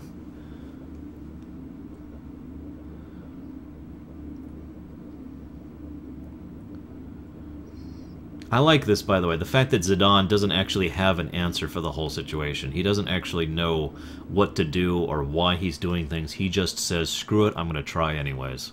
Reminds me of Bugenhagen's speech back in FF7.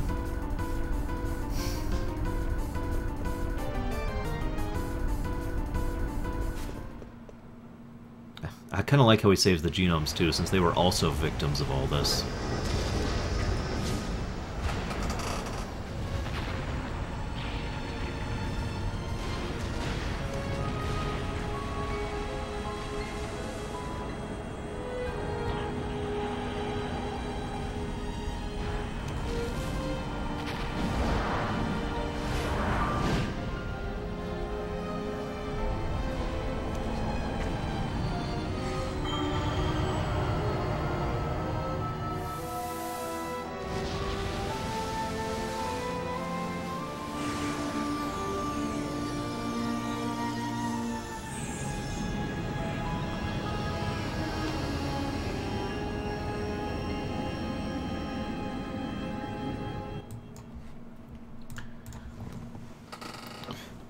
But now, this is where things go to a different direction.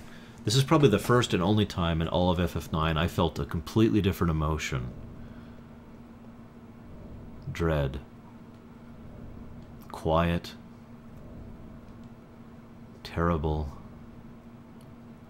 Dread.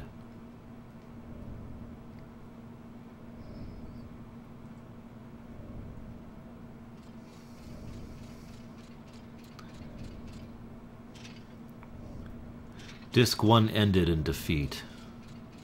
Disc 2 ended in tragedy. Disc 3 ends in horror.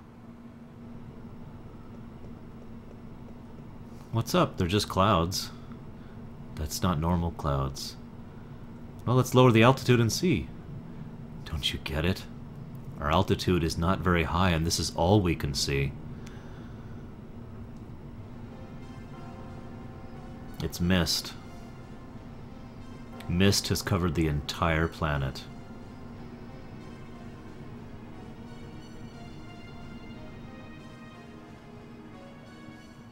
And that's actually how Disc 3 ends.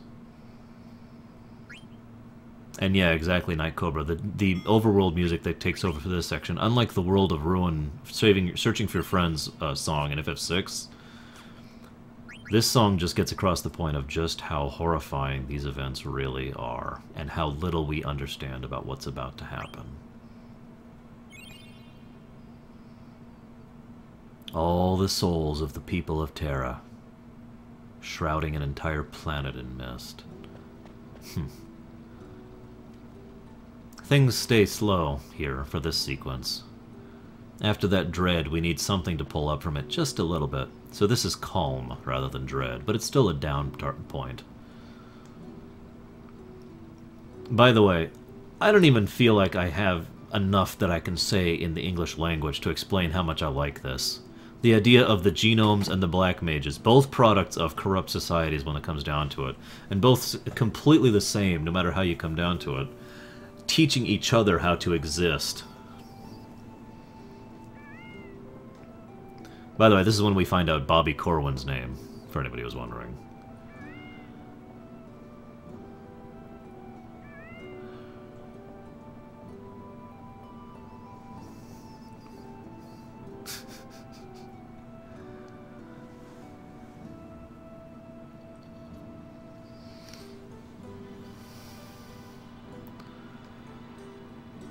I love this, because they just ask questions off each other, and neither of them actually knows the answers. No, they bring money, and they hand the money over to the shop, and then... What's money? Money's, Why do you care about little things? World is a very simple place. World have two things. Things you can eat, and things you know can eat. There's not many things in the second category. I once ate a lich.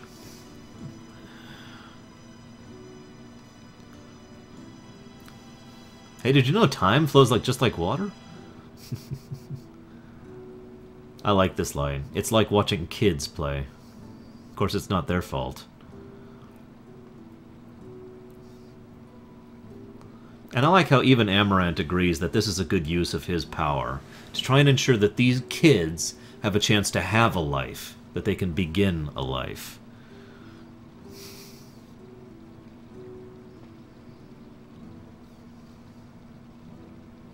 By the way, Kay, you missed a Demon Souls reference in IRC chat.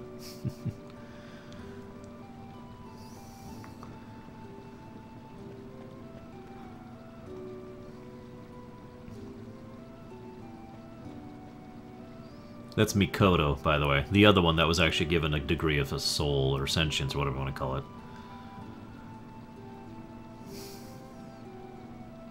Wow, this girl knows lots of difficult words. Doesn't she? She's a bit cynical, but take good care of her, will you?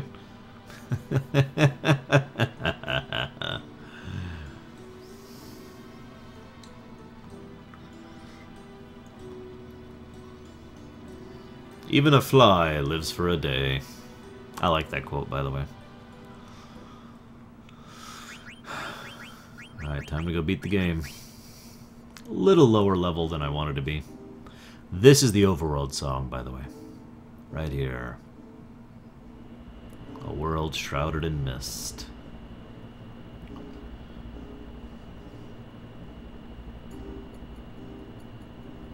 Whee. Okay, enough.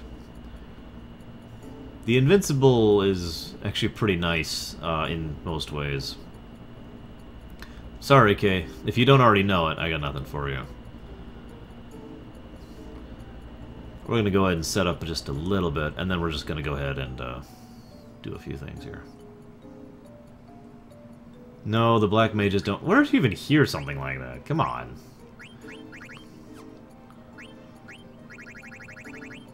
God, this song. I love this song. I think we're all... Oh, nope, she needs to switch. Yeah, we'll go ahead and get Odin now.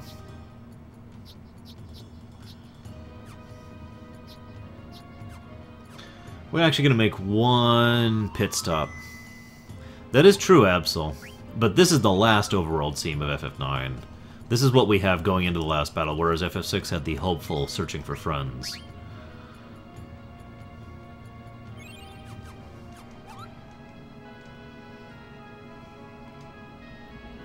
One last pit stop, and then we're going to the end game.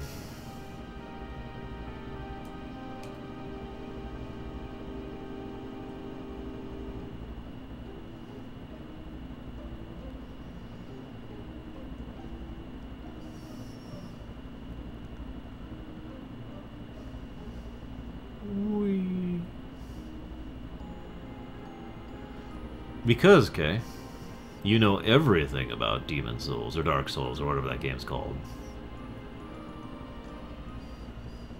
No, Loki.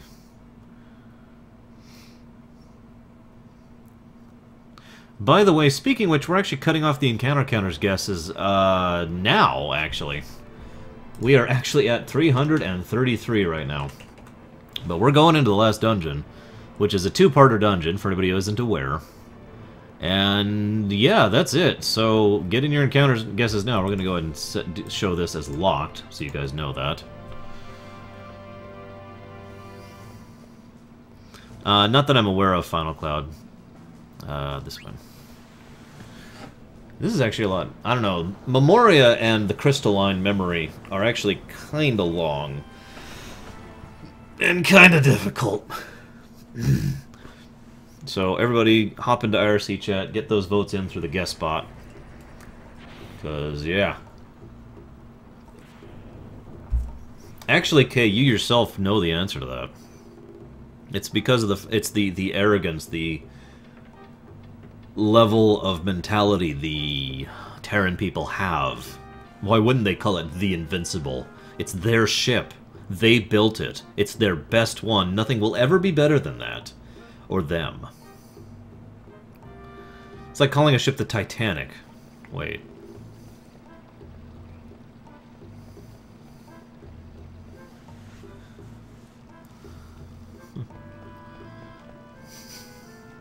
Well, apparently you were right, Giacomo. Okay. What? There's like one last thing I want to make here, and I don't even remember what it is. It's like something you can only make on disc 4. And unless it's in Dagiro? I thought it was here. Oh well.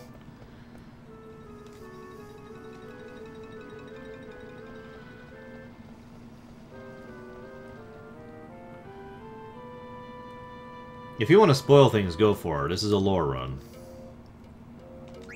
Not like there's much to spoil at this point. Lore runs are usually the exception as far as spoilers go, for pretty obvious reasons. Stuck up on those, stuck up on those, stuck up on those, stuck up on those. So, by the way, did you know you could play Tetramaster in the last dungeon of this game? I bet most of you actually already knew that, but it's just kind of funny to me. That you can actually play the card game in the last dungeon of the game, especially given what the last dungeon actually is thematically. Oh, go ahead and ask. I've probably already answered it, but then again, I've been playing the game for a couple days now, talking about it nonstop. What do you mean, Absol? I don't actually understand your question.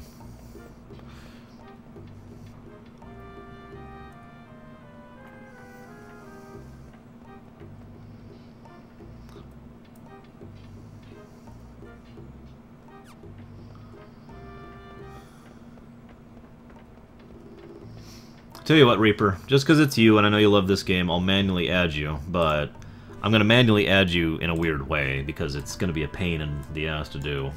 So, I'm only doing this for you, Reaper. What's your guess? Yeah, I do actually want to do this. Get a free life in.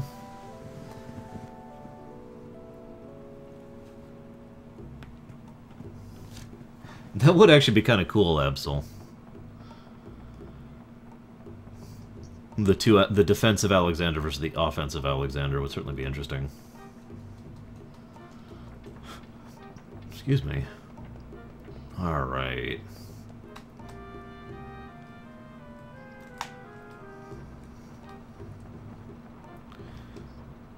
You know, I don't even remember if I want to synthesize anything, but just in case I do, we're going to go ahead and check.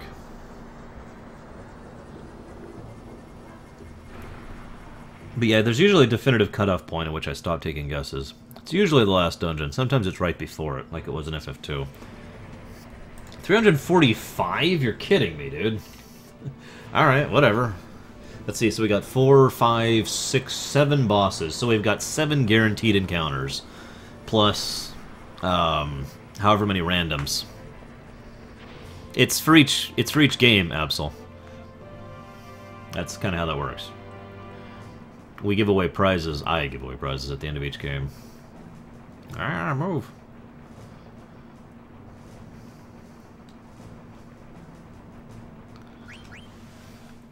Okay, so Reaper underscore 437.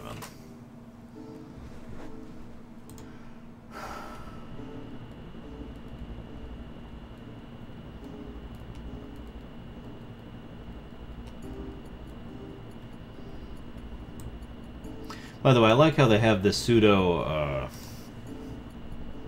helicopter sound for the Invincible, just to get across the fact that it's actually a little bit different than, you know, the standard airship. Alright, let's see. So I'm gonna go one last pit stop. One last pit stop. I'm not grinding anymore, Loki. I'm pretty sure I'm good for the last boss. There's only 2 of the bosses I'm actually concerned about at all. So, we're just gonna go ahead and do that.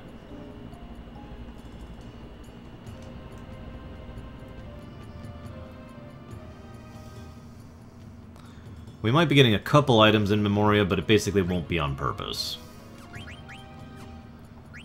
We have a lot to talk about when we get to Memoria.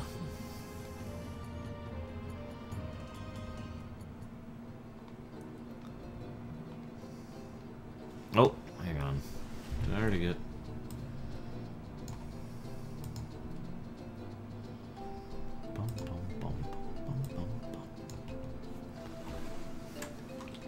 Yeah, Death Guys. The run killer.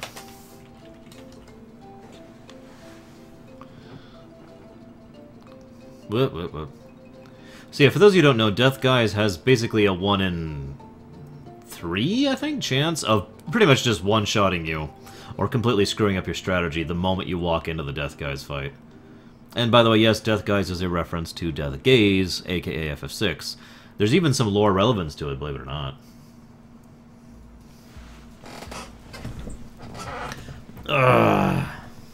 Yeah, but I don't actually have everything maxed out, Final Cloud, so I'm a little nervous. Just a little. Yeah, 40s to 50s is pretty average for beating most of the Final Fantasies in general. What is this? Hi, do you want more spam? No, thank you. Go away. Gotta get sick of those things. Wrong shop.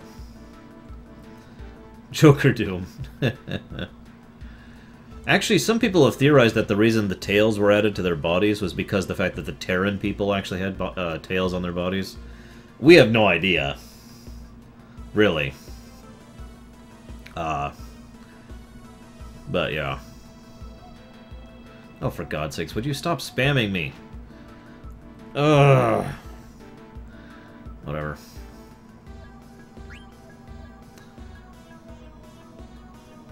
Wow, I am super broke right now. Why am I that broke? Where did my money go? Holy crap.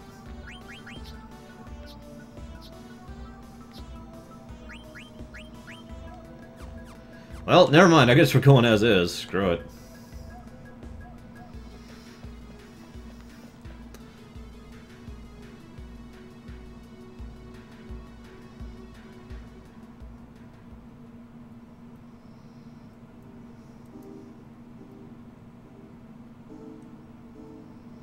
Yeah, I was just thinking, you know, I need a crap ton of gil for that, and I could go grind for it, but screw that, let's just go beat the damn game. No offense to this game. I actually do enjoy leveling in this game, but I don't think I need it. It would be nice as a safety measure to have some better gil.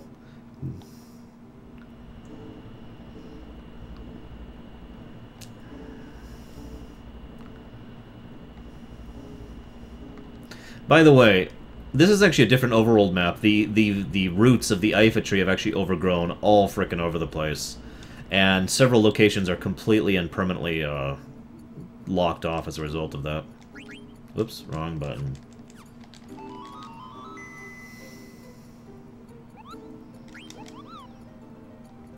No, I don't want more... Would you stop trying to sell me to your stupid virus site? God damn.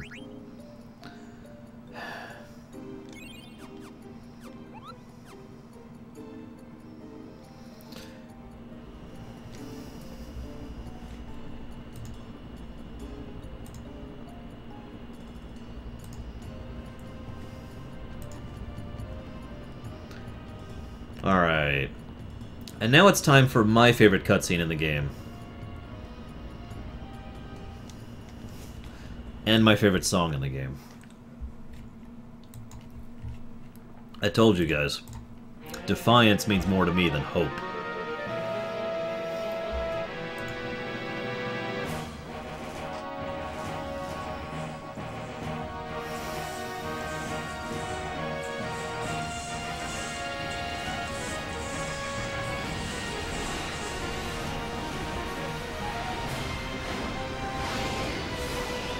And it's an ultimate irony that the Invincible can't actually do anything against this enemy.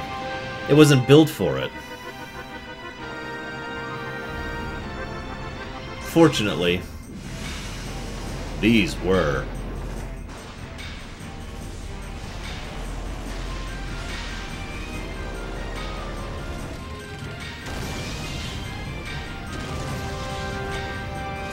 This is the first and only time we finally get to see the air fleet in action.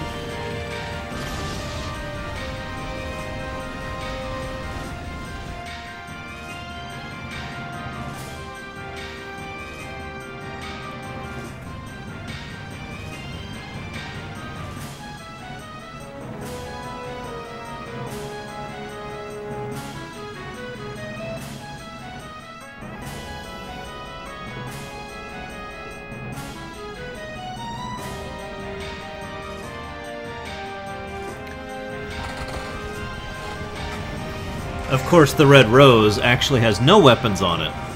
So what could it possibly do? It could be commanded by Beatrix, that's what.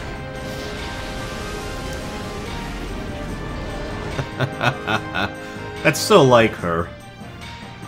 We don't have any guns? Screw it! We are a gun! Go! Go!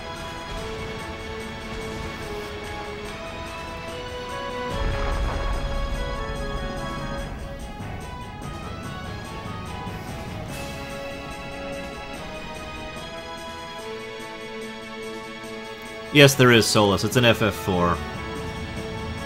Arguably more significant in FF4, but still. This is significant of the fact that it's not just them. It's not just their memories. It's everyone's memories. We'll talk about that more in a minute.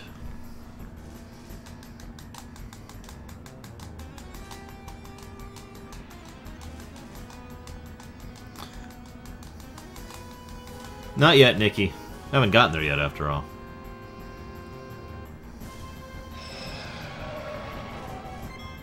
Prepare for ramming speed!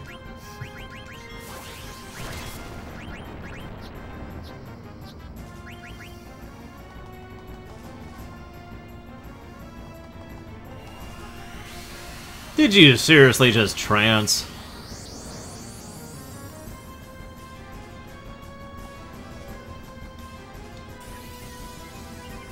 Necron, also known as the giant space flea from nowhere. But yes, for those of you who have watched my rumination or have heard me say this story before, this is actually the fight in which my PlayStation 1 was destroyed and my disc was ruined, and that's why I don't play these on the PlayStation 1 anymore. Seriously. His death animation actually fried my PlayStation.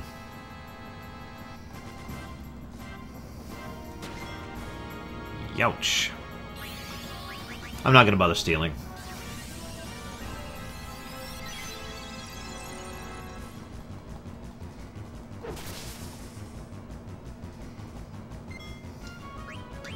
I will, however, bring out Leviathan. Damn it, Sonic Doctor. What's with that sneaking into the last second to get a thing in? No, it was mine, Samurai. I actually don't have a PlayStation 1 that works anymore. No, I only know one person that does, personally.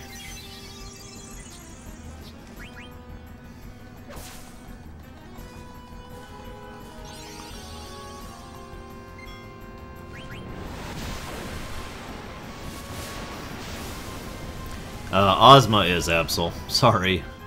Randomness aside, he's still kind of brutal. And a boss you have to prepare specifically for still counts as difficult.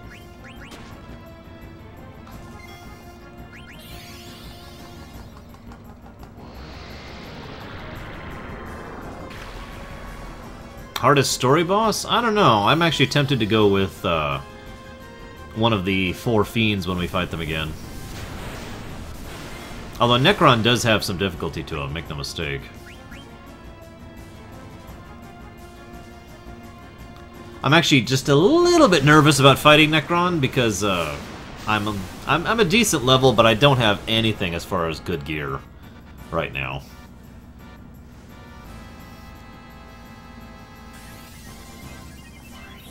Oh, I agree, Vicen. I still have my original Nintendo that my dad bought me back in the early 80s. The same one. Still works, too. And of course, I played FF6 this marathon on my original SNES.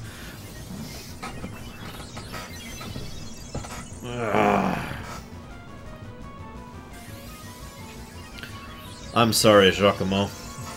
Really, I am.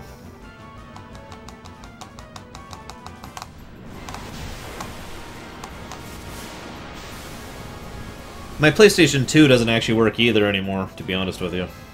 I mean, it does. It does work sometimes. It just it takes forever to actually recognize a disc at this point.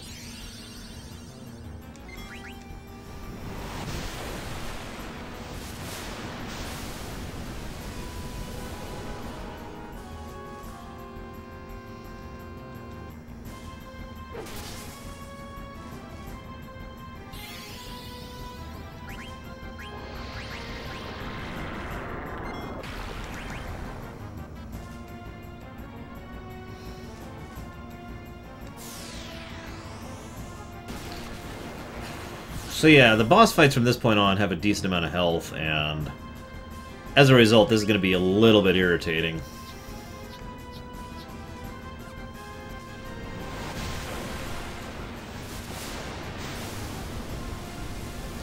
I'm actually using a friend's PS2, to be completely honest with you. That's how I'm playing 10, 10-2, and 12.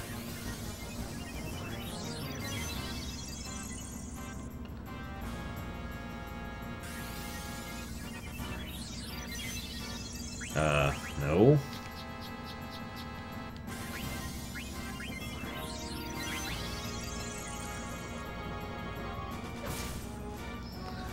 There we go.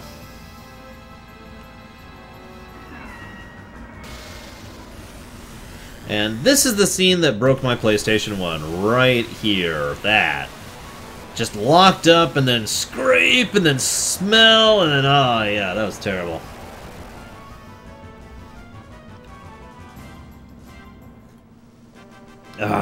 So let's make something clear. What I'm going to share with you regarding Nectron is mostly theory. The Ultimania gives the most non-answer I've ever seen for what Ultimania is. It's basically the fact that the Ultimania says Necron is a manifestation of death. That's it. That's all it says. So anything we can think about Necron is purely extrapolation. But I do have a theory, and I think it fits.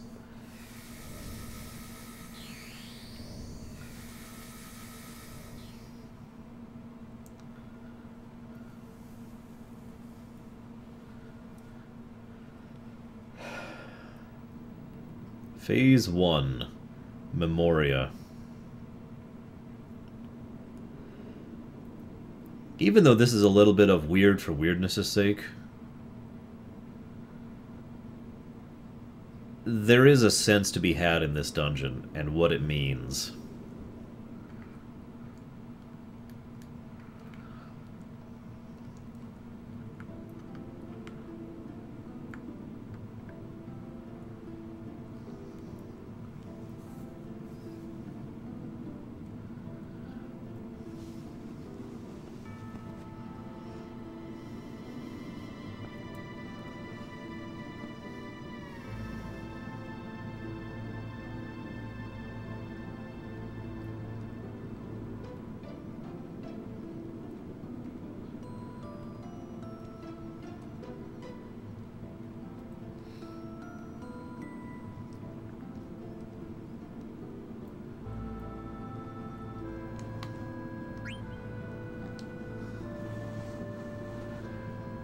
Yeah, I plan on doing that, actually.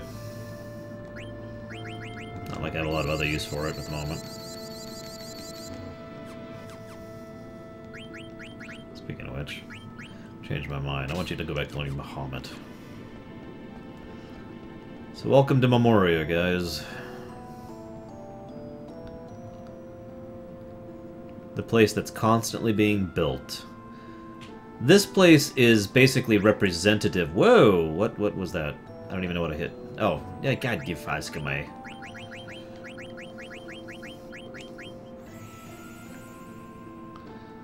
Do you... I didn't actually mean to do that. Memoria is literally built from... It's representative of exactly what all the worlds are. It's just...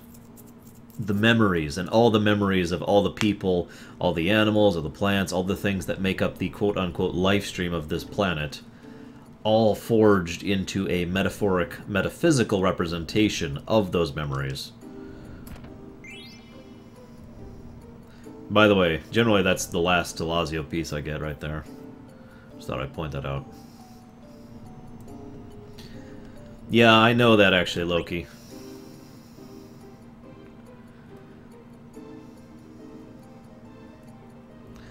I love how you can fight in the card games in this frickin' place, by the way. It's just hilarious to me. Ironically sense-making from a lore perspective, but still hilarious. Alright.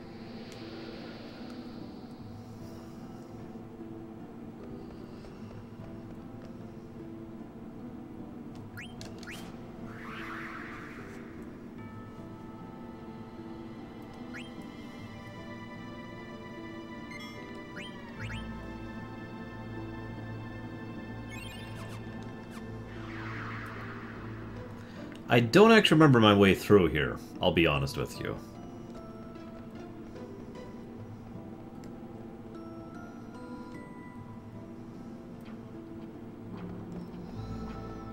Hey, look, it's the return of Ultimatia's castle.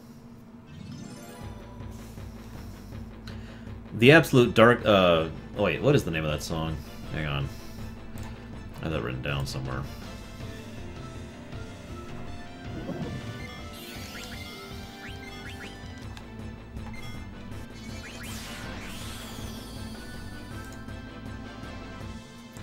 Oh, that's right. Yeah.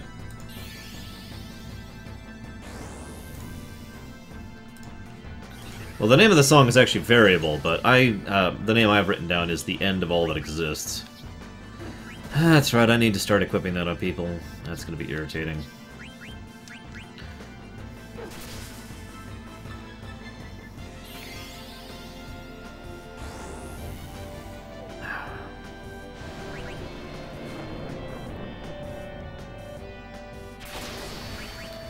Okay.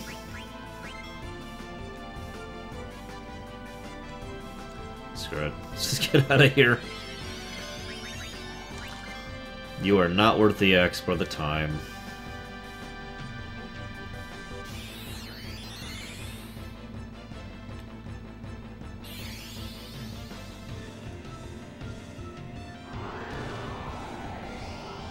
So, fun fact, Necron has a lot of deliberate references to X-Death, but let's just say that that's not an actual connection to X-Death. Oh, for God's sakes. By the way, on the soundtrack I bought, the name for Necron's song is The End of All That Exists.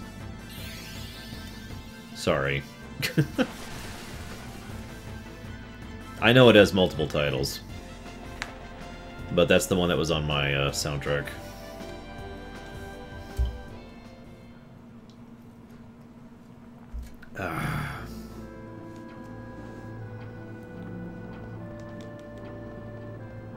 Should probably heal. You're not my healer.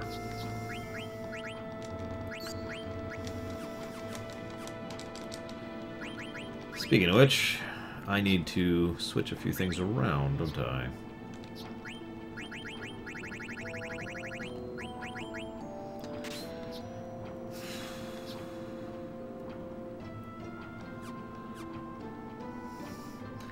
I'm still not sharing my theory until we get there, guys. I want to save it. Okay, I can live without that for now. But I definitely want locomotion. That's what I want, right? Yeah. Okay, so that's 4. That sucks. Screw it, let's lose that.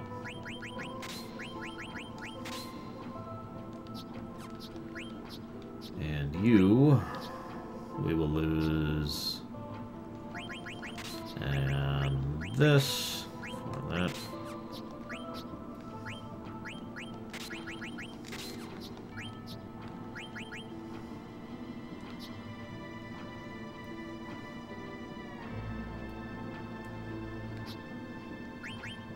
Damn, you do not have a lot of things, do you?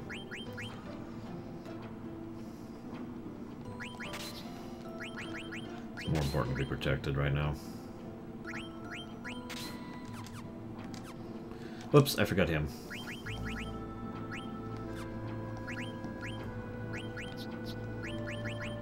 Oh, we're good, okay. Ugh. Go one step and then something encounters me.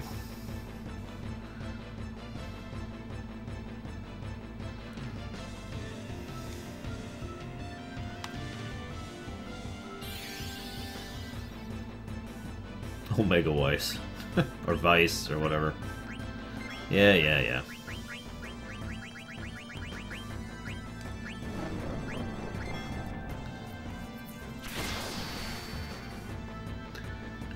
Bio... we're in the last dungeon. Part 1 of the last dungeon, but still.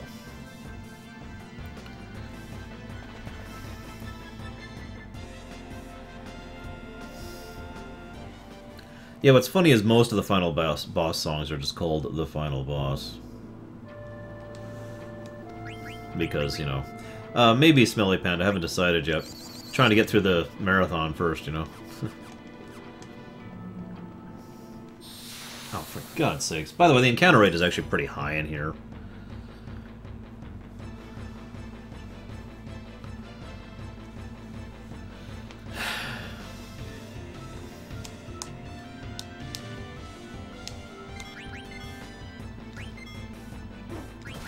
Just die.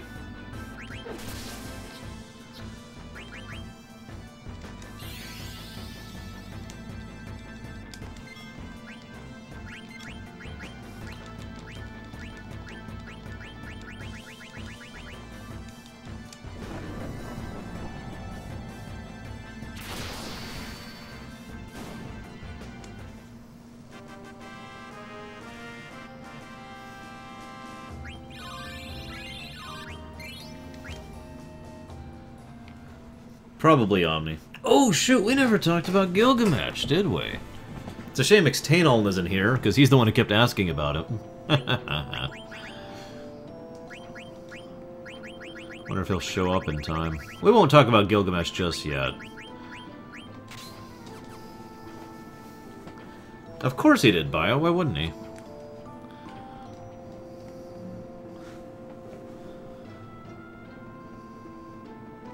By the way, tonally, this place does remind me a lot, at least the first part, of Ultimatia's Castle.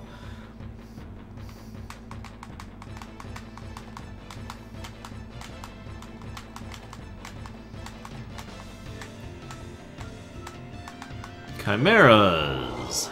No.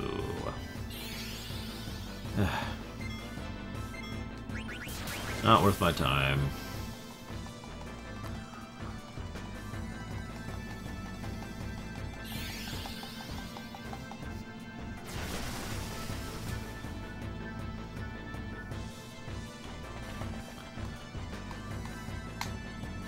I like how I'm dropping Gil, which is funny because I'm actually dirt poor at the moment.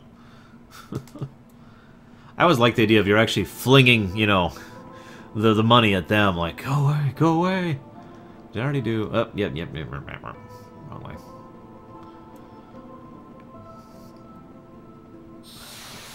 God, I hate the encounter rate on this place.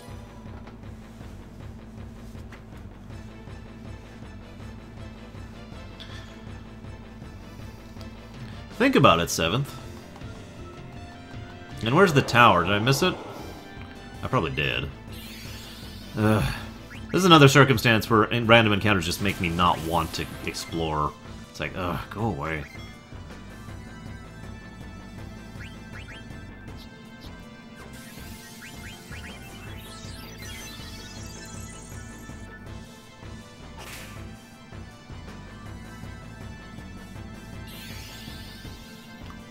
Where is it, man? I guess I'll just look it up.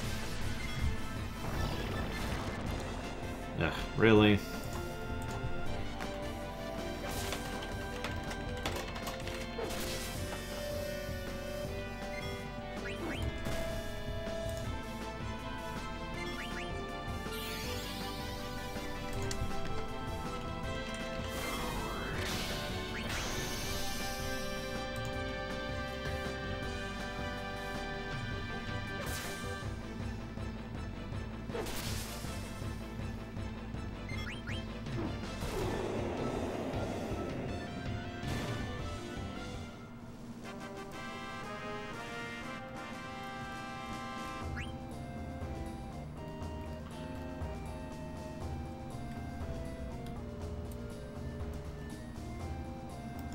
Man.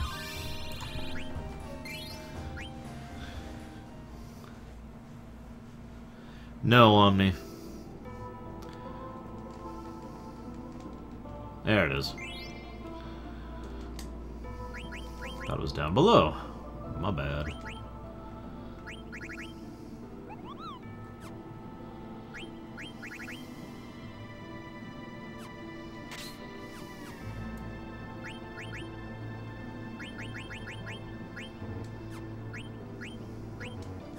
I don't actually know what status effect he has there.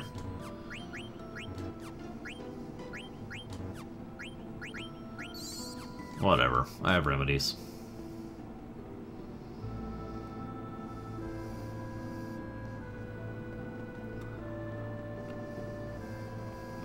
So, one of the interesting things about Memoria is the fact that I just fought the first of the 4 Guardians. I actually forgot there was one right on this area. Which one is this one? Ah, Merilith.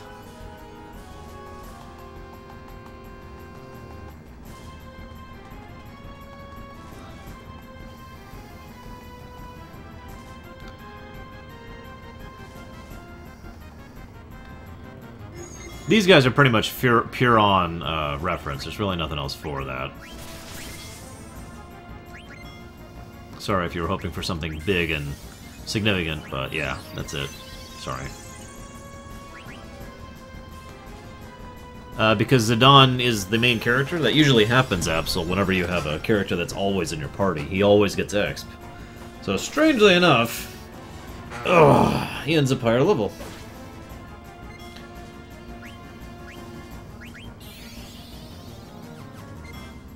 Uh-oh. Crap. Okay, I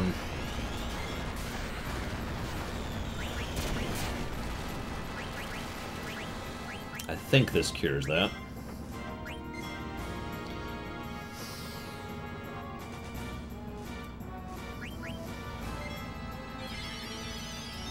Maybe? Yeah, okay. Whew, my god.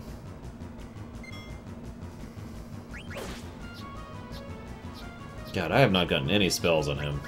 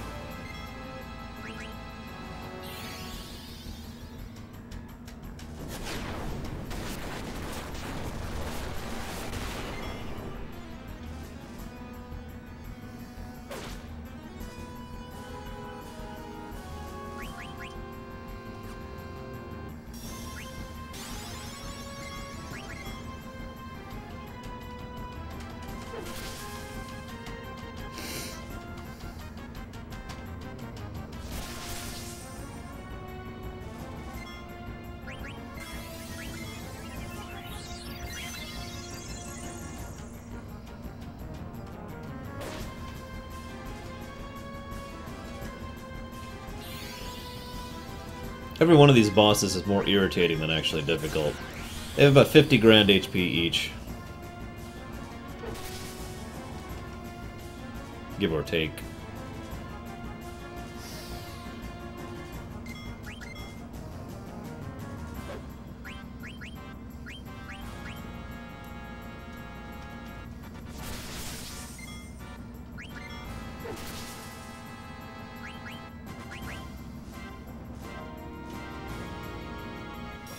Thanks, Bandit. Even though I'm probably not going to bother at this point.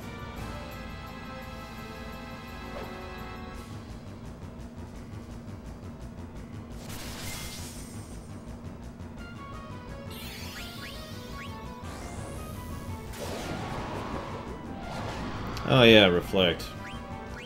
Wasn't even paying attention to that. Oh well.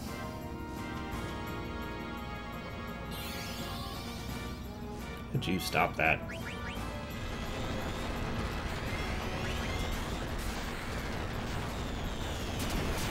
So yeah, the status effect she's putting on me here is called Heat. Anytime you take an action, you die when you have Heat on. By the way, taking a poison damage tick counts as an action. Just to name one thing.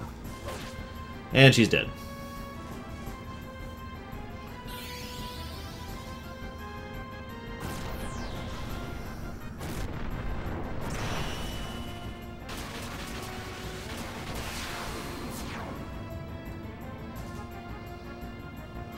And yes, she actually throws her swords at you as she dies.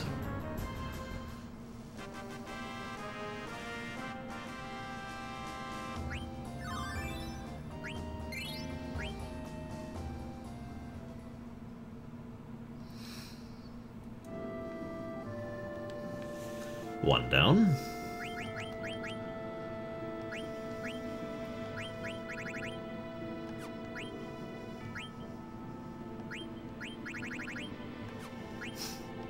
Hey, I appreciate it, Bandit. Part of the reason I'm not bothering at this point is I'm a little bit worried about actually being able to pull this section off.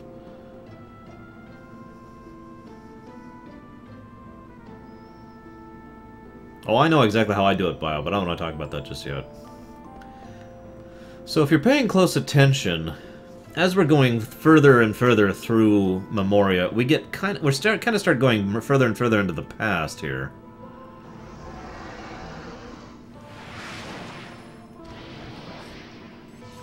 There was the destruction of Alexandria. But of course, Kiena didn't see anything. After all, he wasn't there. So it wasn't in his memory.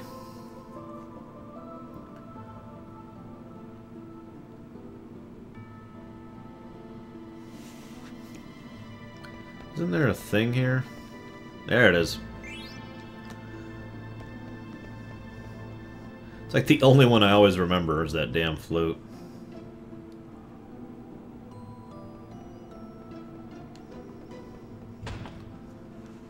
A lot of this place feels pretty weird, but again, at least it's explained and has a purpose to it. I should probably heal up.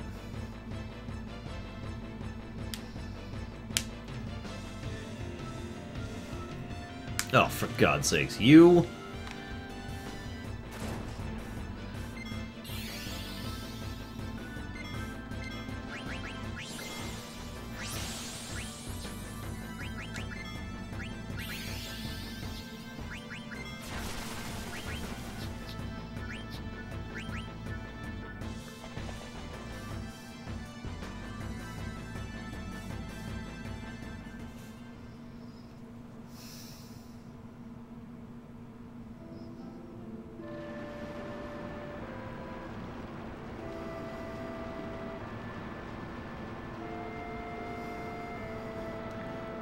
Now we go back even further.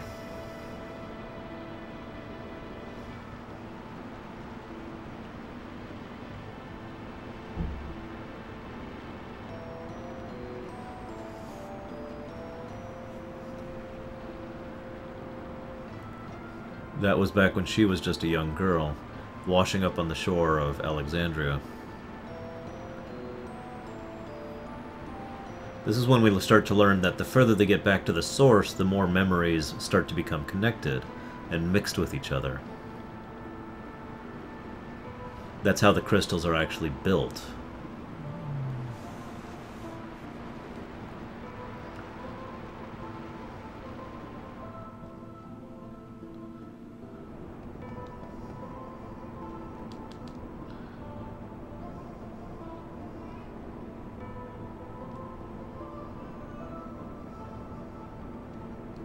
I need to heal before I go after this boss. Please let me heal. Please let me heal.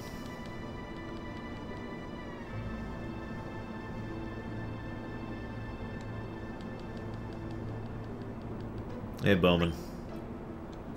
Actually, let's go ahead and just use your mana.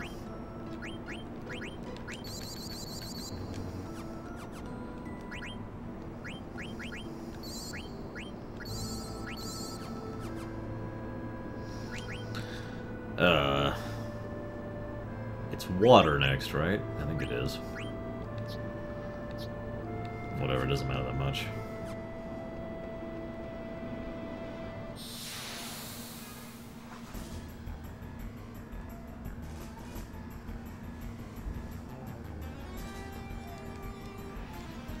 I don't know, Bowman, what do you think? Yeah, oh, it's air next. Not bad.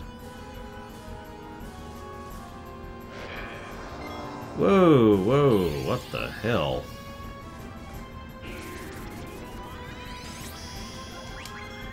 Don't be distracted, Arsh.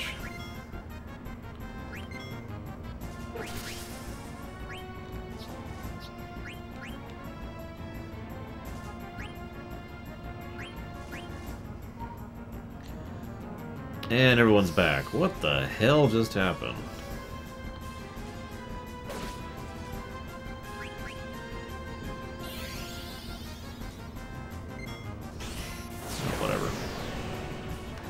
Oh, crap. I forgot all about that.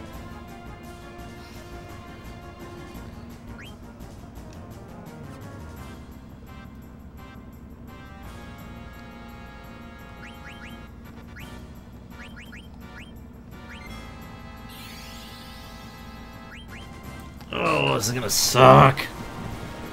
I haven't even saved in forever. Right.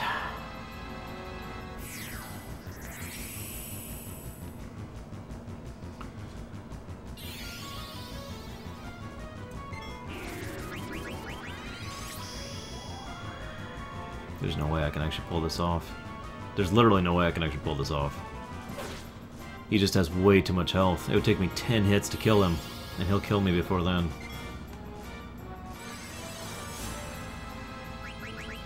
And I can't get people up quickly enough.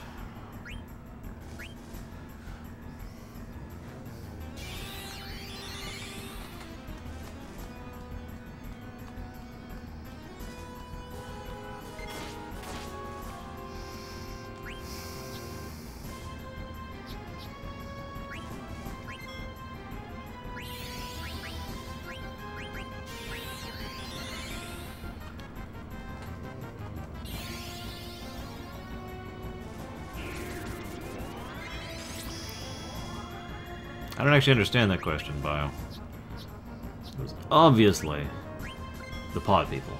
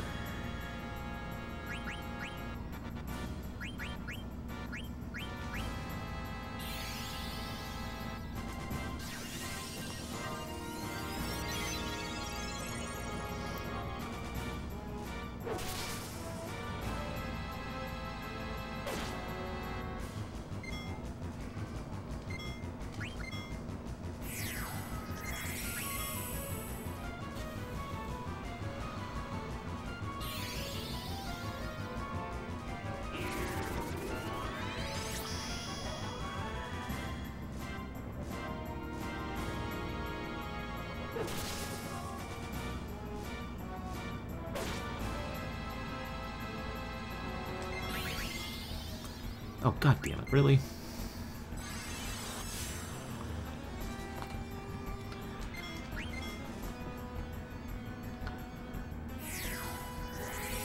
Whatever. Burnt an elixir there.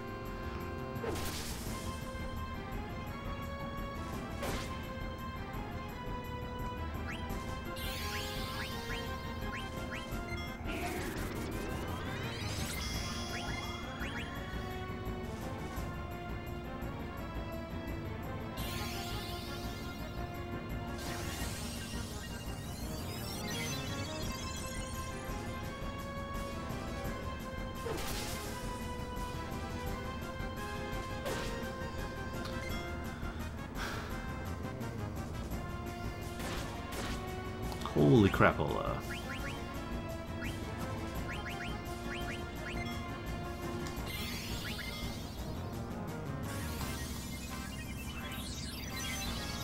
Bio, I have no idea. I could make up something if you want, but I have no idea. I always assumed that was just to get across the idea that the entire planet is dying and we're actually hearing it there. Hey, Agamemnon.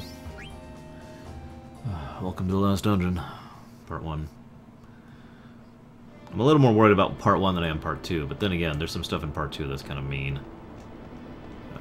Where is it? Where is it? Where is it? Where is it? Where is it? Ah, there it is. Something I don't want. Fantastic.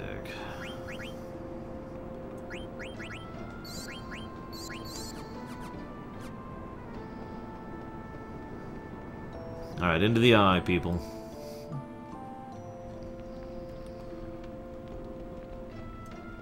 Now, as I mentioned before, we kind of keep going back and further and further back in time as we go here. And we've already actually passed the point at which most of the characters in our party have been born. Right now we're going through a section that's back when the wars were happening. Probably the 9th War specifically, but it doesn't really matter. It was just one of the wars that happened on the Mist Continent. Would you stop being irritating? God, all the trash in Memoria just irritates me. Status effects and other things. No, Agamemnon, you know how this works. I don't update it until, you know, it's over. Because if it's black, that means guesses are off. Actually, speaking of which.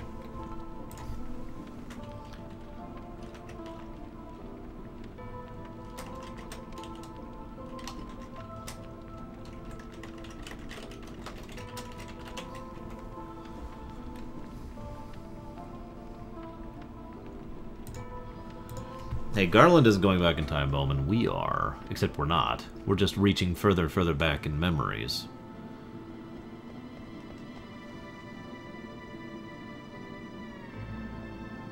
Oh, by the way, this is one of the Tetramaster ghosts. And in case you don't believe me...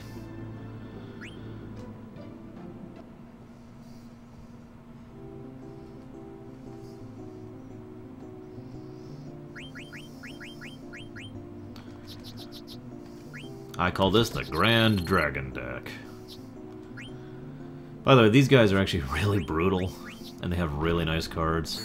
And they're gonna crush me like a bug, but I'm actually not trying. I'm genuinely not trying this time. Just being silly.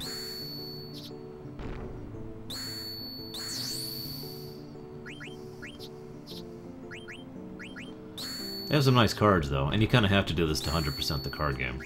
So, if you care. No, they took one of my Grand Dragons, I totally care. No, no, I don't want to play a reach match.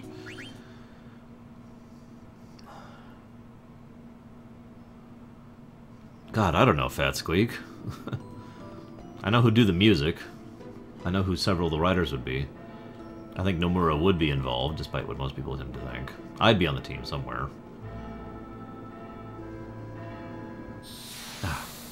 This one should be... oh, no.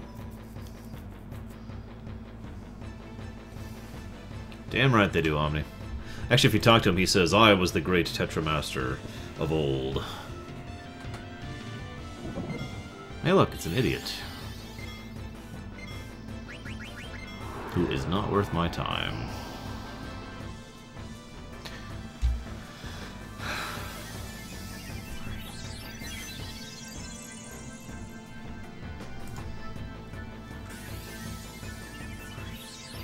Why not both, Samurai? After all, one learned under the other.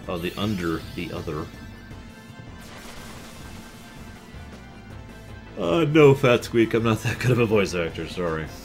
Like I said, I don't have that much range. I don't know if I'd be a good writer. I might work on the setting, but I'm not that good at actually writing. As I've said before.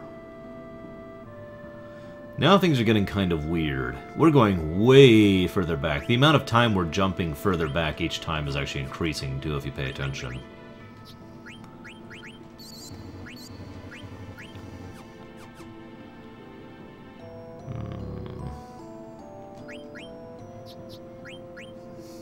Regen, haste, and life, HP, MP attack. Don't really need that at this point, to be honest with you. I do need locomotion for that fight. What else does he do?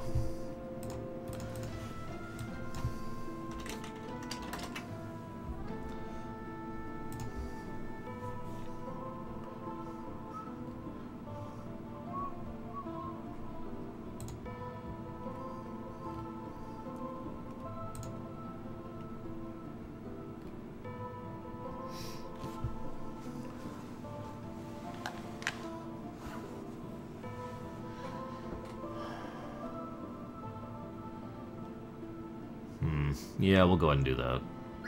Assuming I have it? Yeah, I do. There it is. And...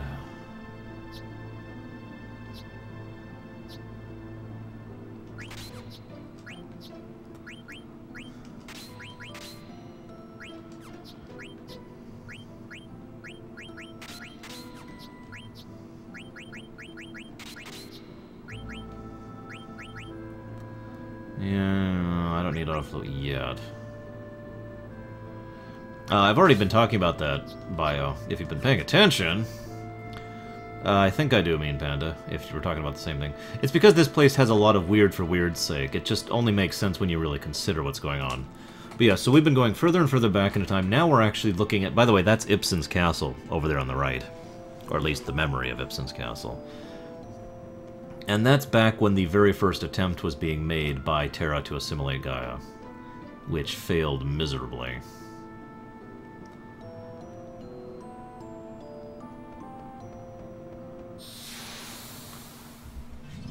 God dang it. That's 346 encounters, by the way, for everybody keeping track. I'll go ahead and update it. Why not? The encounters are locked up anyways, nobody can guess.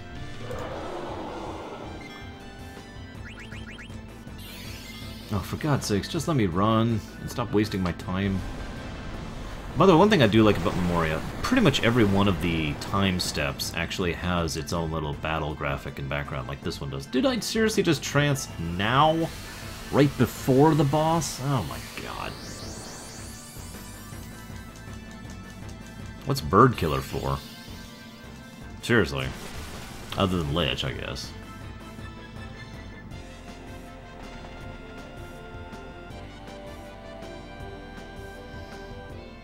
I don't think I have enough room for Bird Killer anyways. I could check.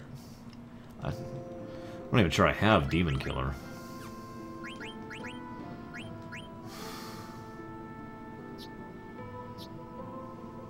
I guess I could lose ability up at this point. And Devil Killer, which I don't have room for.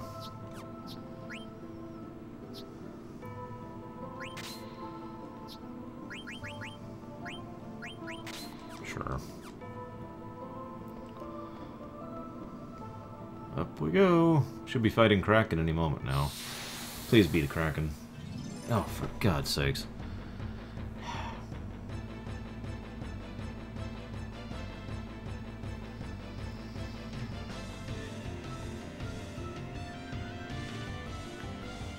I like how he literally looks like a roadblock here, since that's so indicative of what he actually is.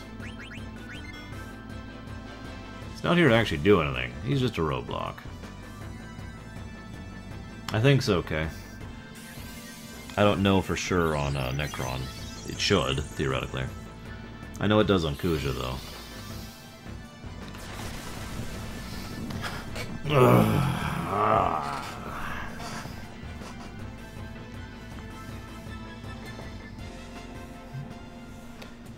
Everyone always brings up that bad memory, Bowman.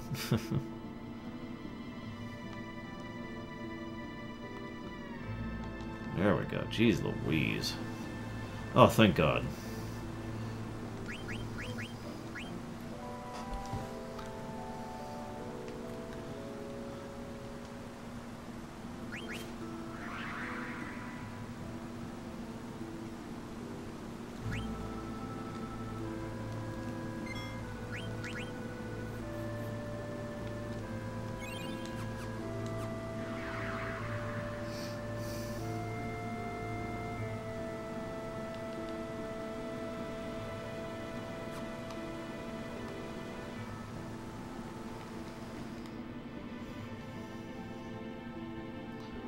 So now we're at the part where the world is pretty much primordial at this point.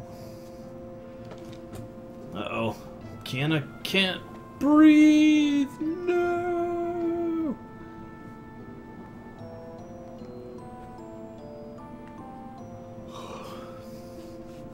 Kiana? Kiana! Kiana! We're not in the ocean. And as soon as he realizes they're not in the ocean, clonk.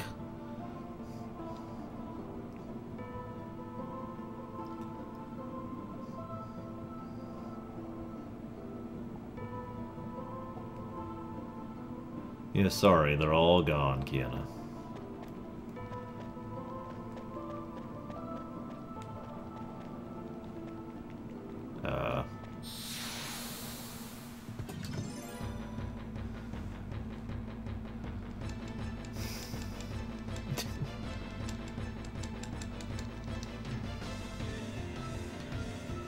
You know, I actually don't remember where Hades is exactly. Whoops.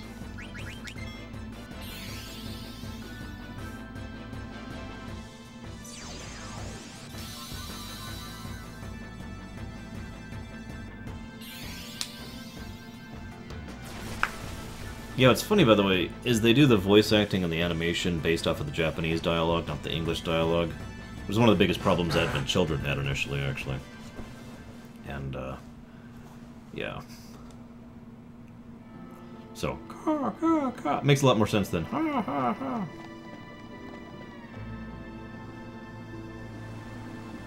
Okay, I thought it was, like, right over there.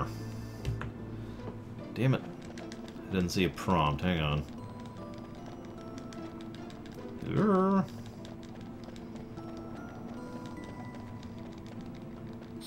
Oh, for God's sakes.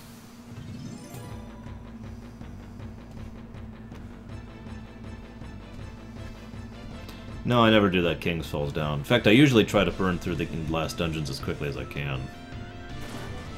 Oh, for God's sakes. So yeah, here's the big thing that everybody knows. Hades was originally the last boss. That's all I have to say about that.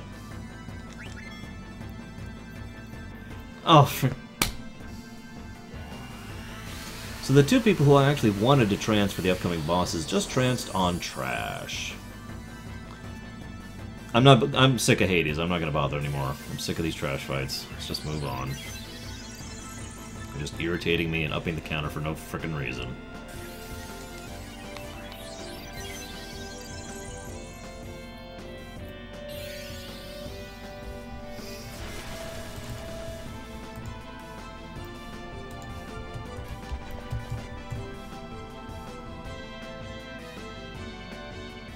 What do you think I was doing, Choco? There's nothing there, I'm tired of it, moving on. Hades is here. Apparently, I don't know where he is. Oh, for God's sakes. Ugh.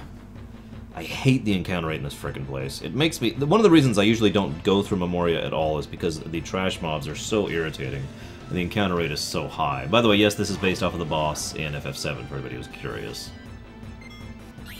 This is the part at which things start to get a little weird, because a lot of the enemies in here are, let's just say, deliberate and references to previous FFs that actually have a degree of significance, and we'll leave it at that.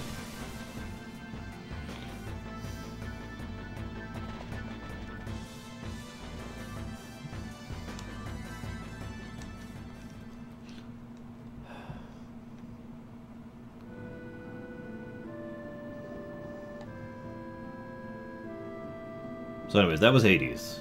You didn't even see him. Yay!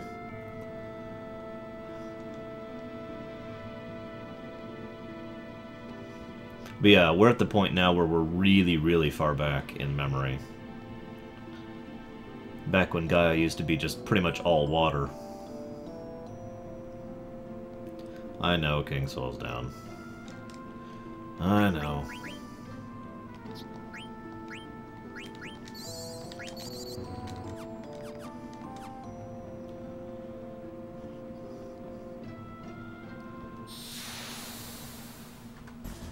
There you are.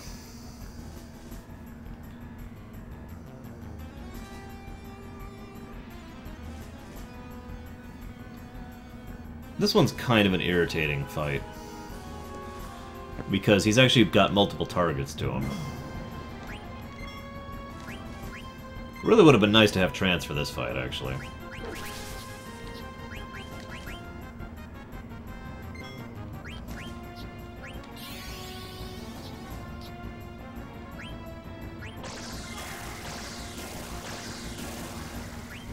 Actually, we're gonna go and play smart.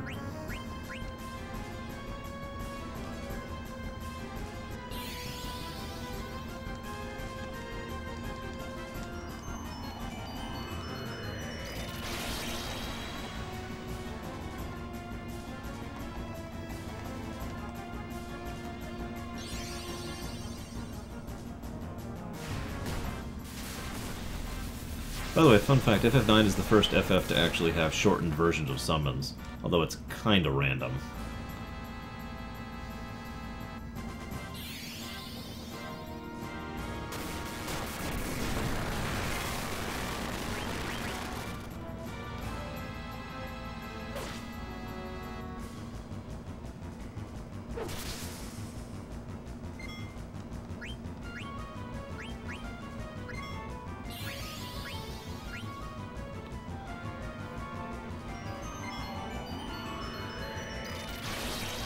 Yeah, by the way, this is the only Kraken we didn't see in the earlier sequence, and it's obvious why. He's hideous! Seriously, though, this guy's pretty damn ugly, if you think about it. Oh, for God's sakes.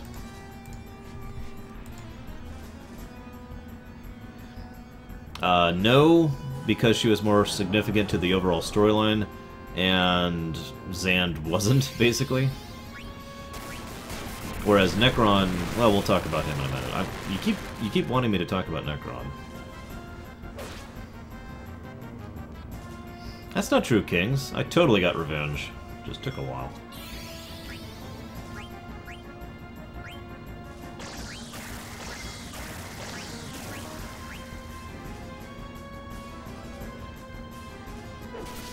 God, you see the concept art for this guy, by the way. Terrible. There we go.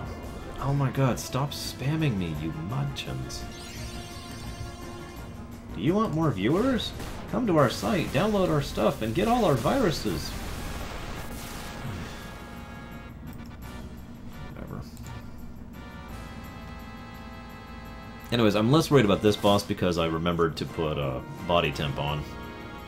Body temp pretty much makes this boss a lot easier.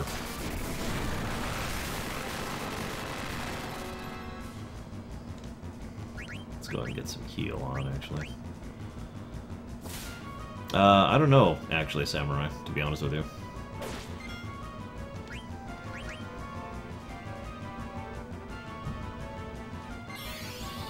Ah, good. I'm getting close. This might actually kill Steiner. No! Very nice.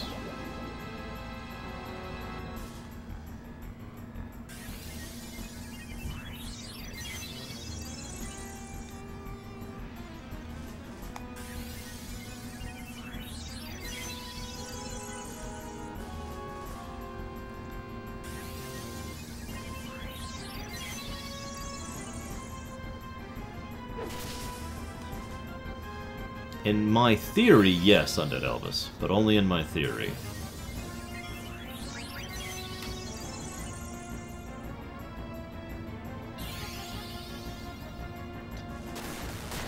Yeah, Necron does quote Yoda, that is worth noting. Speaking of which, let's look up the Lich really quick.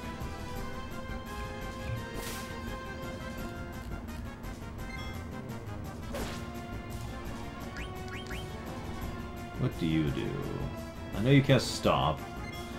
And that, which I can't actually do anything about. And that, which I can't do anything about either. Oh well, we'll just live with him.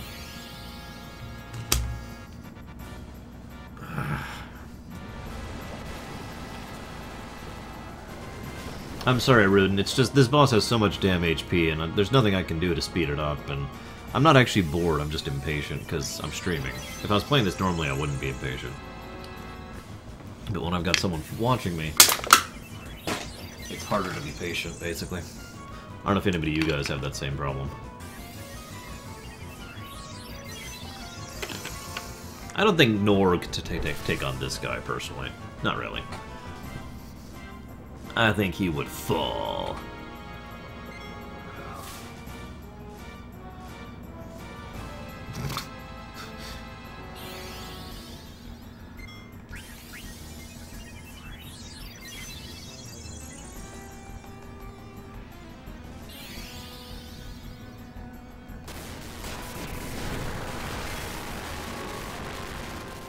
One thing I do think FF9 fails on, only slightly, only a little bit, is I feel like the bosses just have a little bit too much health, given the fact that they remove your ability to do tons of damage.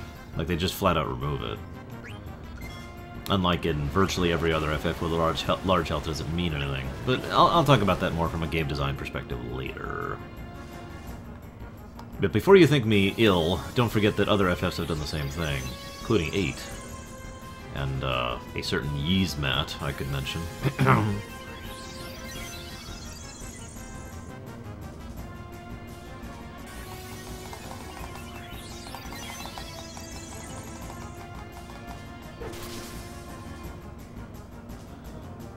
Nice, Absol. Oh my god, how much health does this guy have? And why aren't you dead yet?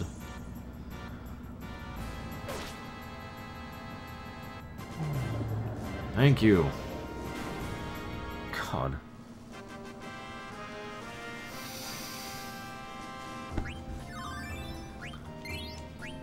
We need to switch around our equips a little bit anyways. Try and do a little bit of a different strategy for one of the next 3 bosses.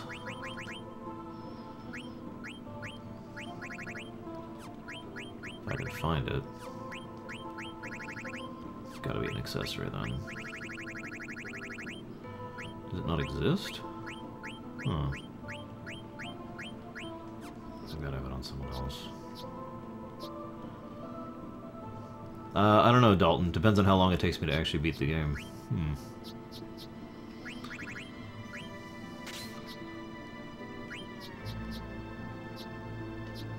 damn it. I was right there.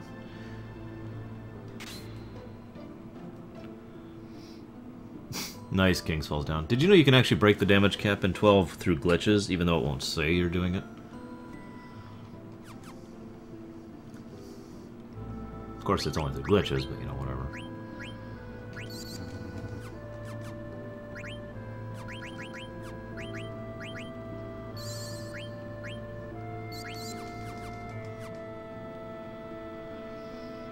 I do too, Vyson. And there are a few genuinely tough boss fights. Speaking of which, this is when things start to really break down, because we're going back past the point in which Gaia was actually a planet. If you can conceive of such a thing. I think it went the wrong way. I have no idea, Isaac. I'm probably going to be taking a little bit of a break when I'm done with the marathon. Because, you know... Oh, another ghost. Oh, for God's sakes. Yeah, I think I might, Choco. He's not really going to contribute anything to any of the boss fights from this point on. Not that I can yet.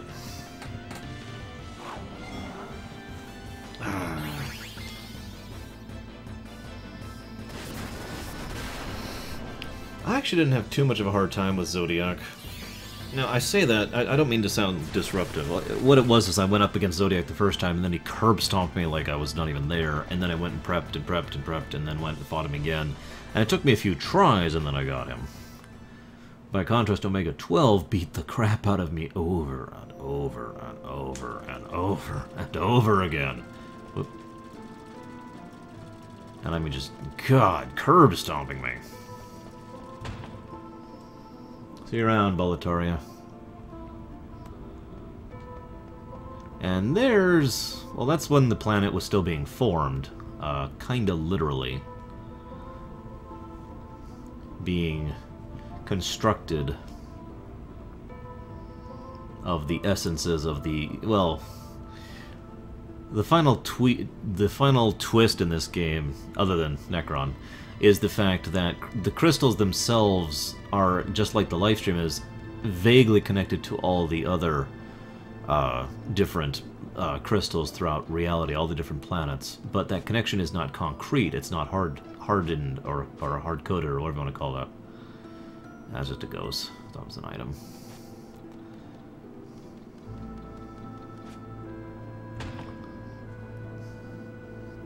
So, anytime a given world dies, just like with the live stream, the essences of that world fades away and goes off to create bits and pieces of its own crystal merged with other bits of dead worlds, and that forms a new world. And the way that world is formed, the shape it takes, is based off of the crystals from the worlds that died. In other words, if you're paying attention, they're literally saying the world of FF9, Gaia, was actually built out of bits and pieces from the world of, from the other worlds of the FF series, at least theoretically.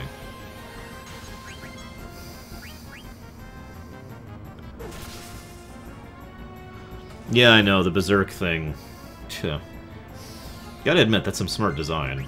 Let's see, how do we make this boss hard? Let's make him completely undo all of your combos. Oh, yeah, that's a good idea. Berserk.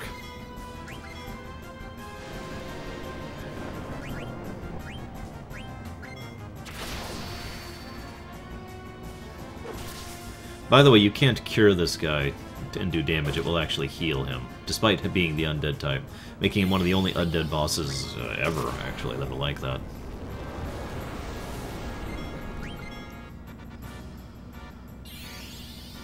But anyways, like I said, it's not quite like the live stream where it's literally the same beings, the same life, the same essence. It's more like an idea of, you know, of the concepts, the way life formed on those worlds kind of dictates how life will form on the new world that's constructed of the old ones. And again, that's that whole the memories tying in together theme that kind of crops up towards the end here. Ah, I totally should have brought Kiana just to eat him again. Unlike Kraken, I'm not too worried about this guy. Oh crap, what's my levels?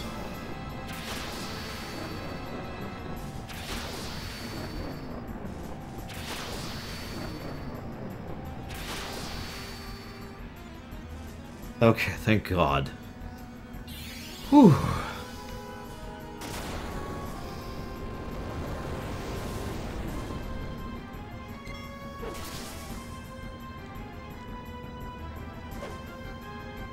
Miss? What the hell?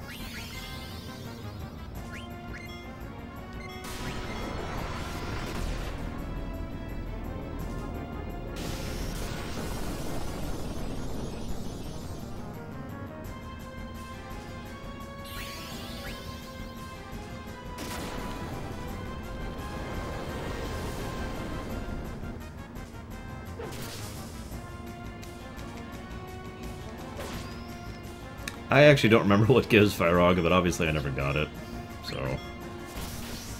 Didn't even realize I didn't get it until later. Oop.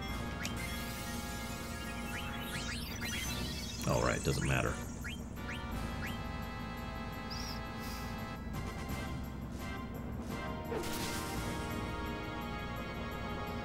It's okay, Vivi's died a lot this game. I think he's used to it by now.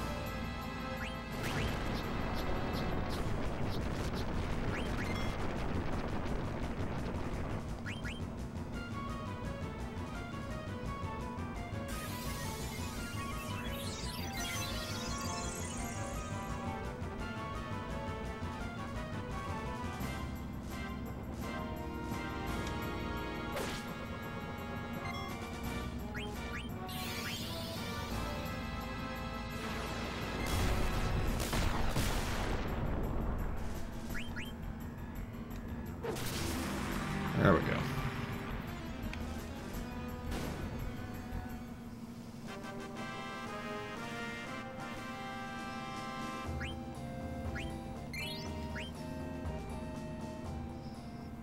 No, of course not, Kings. I'm not playing that game right now, and I'm also not going to go fight Omega. Although that is how I beat him, consequently. Which probably doesn't surprise you at all. Alright, I don't remember when the next save point is. We're just going to get some safety mana in here.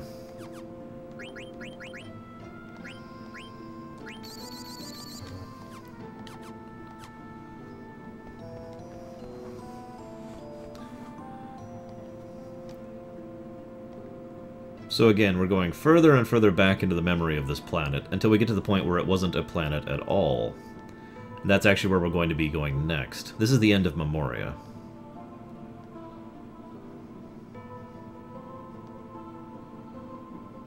Because at the end of all the memory, all we have left is its memory of what it was like before it even formed the core around it. This section's actually pretty well done, admittedly.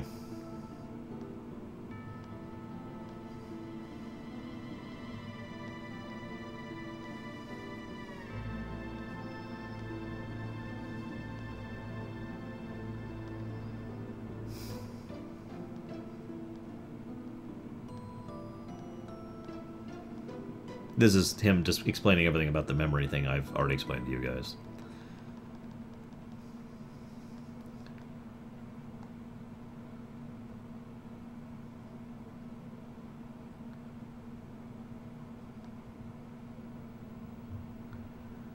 Now this is different.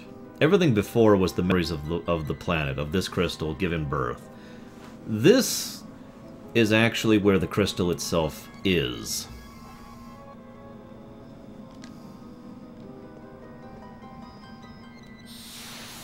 Now, all the enemies here suck. They're all the crystal versions of the Chaos Guardians. They're all time wasters, basically. They're only slightly weaker than the previous ones. But one thing I love about this place is the music. And I'll go ahead and actually play it for a moment, just so you can hear it.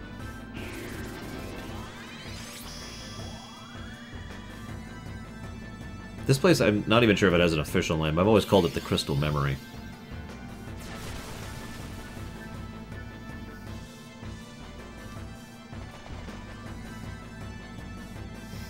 I wonder that too, Absol. I actually wonder if he saw the same thing, given the whole memories are connected thing. Oh, it says Crystal World, my bad. I'm just gonna leave the music playing for a second.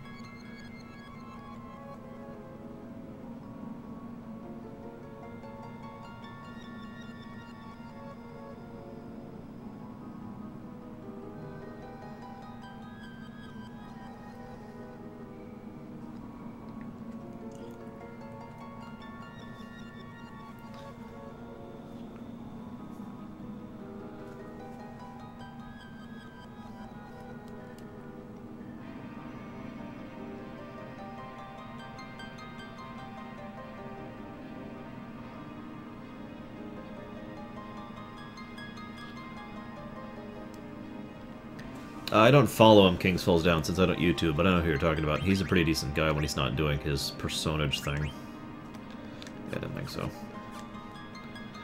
So yeah, I love the music here, the warped version of the prelude that plays.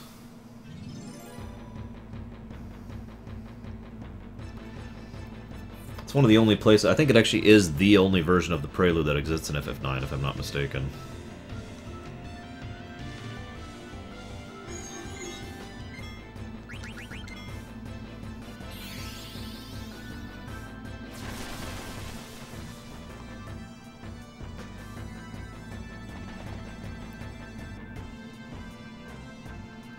Now we're going to have the mother of all safety saves in a minute here. For those of you who have sped-run this game, or done a level 1 run of this game, you know exactly what I'm talking about.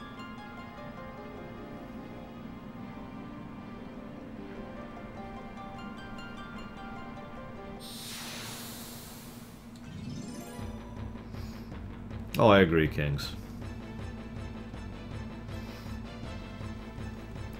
Oh, that's a terrifying thought, Giacomo. Probably true, though.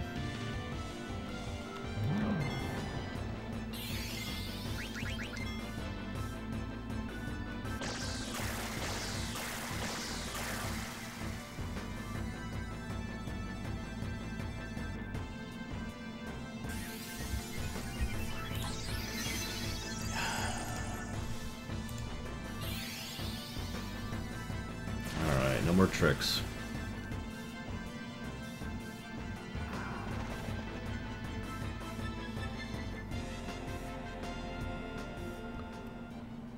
We can do this, guys. I'm genuinely nervous. These next 3 bosses aren't really that easy, especially if you're not really prepped like I'm not.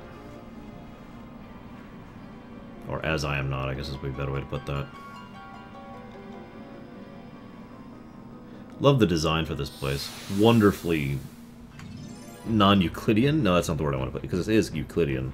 Wonderfully non-standard, I guess is probably the way to put that.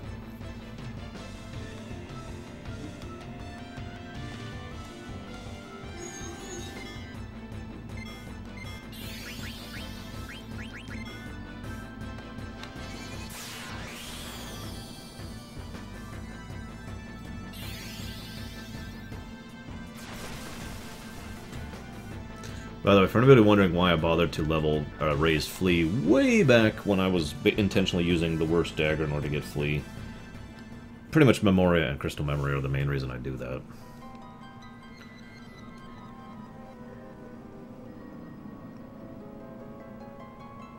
There you are.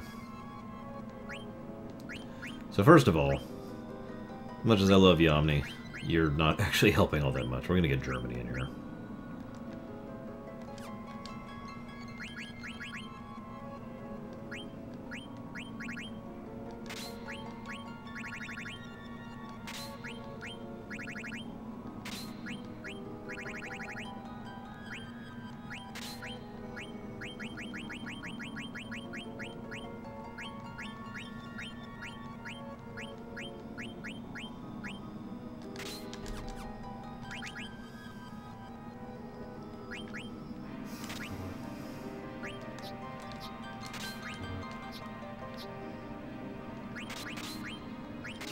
Body temp. Don't need that. I do need regen, I do need life. I do need MP attack. Actually, no, I could jump with her.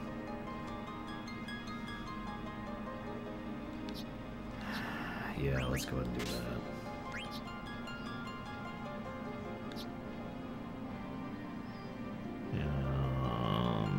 That.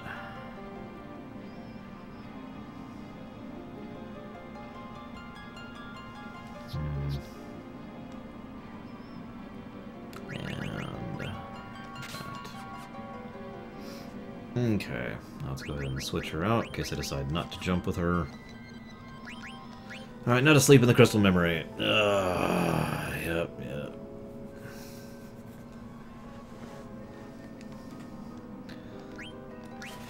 Actually, I'm always going to jump with her, aren't I? Yeah, whatever, I'll switch her back in a minute. Okay. Just in case I screw this up, we're actually going to do a second save here. Just in case. You never know. I like how the bubbles just kind of warp you to another dimension when they do stuff to you. And save and stuff like that. Makes a degree of sense to me. Okay. By the way, I don't know if you paid attention, but both the blue and the red beams were kind of coming in there, and there's red on the right and blue on the left as, well, you know, as the world of Terra, or what's left of it, was trying to consume the world of blue. And there's the crystal at the heart of Gaia.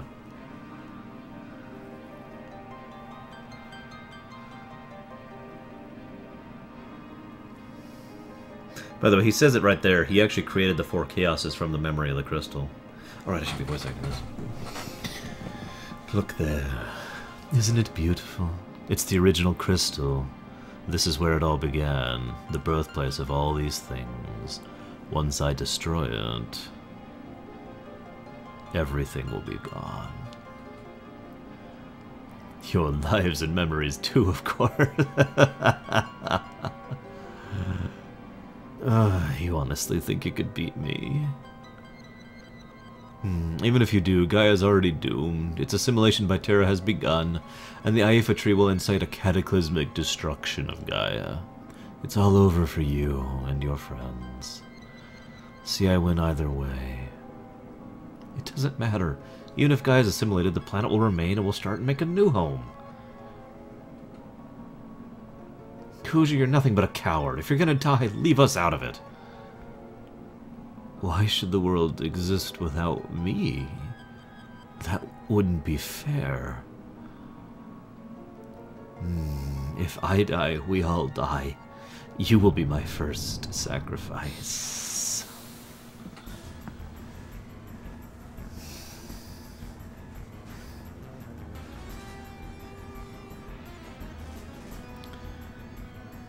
So first he throws us up against Doomgaze from FF6.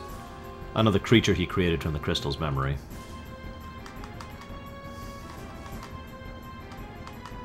It's pretty ugly. This fight is RNG hell for speedrunners and low-level runs alike. Oh, crap. This may actually suck a bit. Yep. Alright.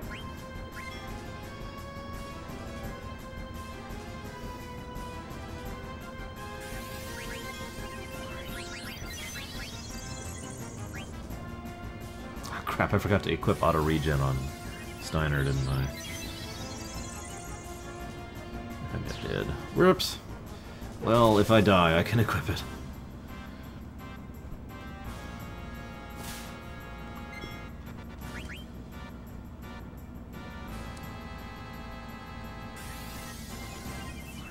Yeah, I've heard that, Giacomo. Even though it was deliberately a reference to Doomgaze from 6. But shrug.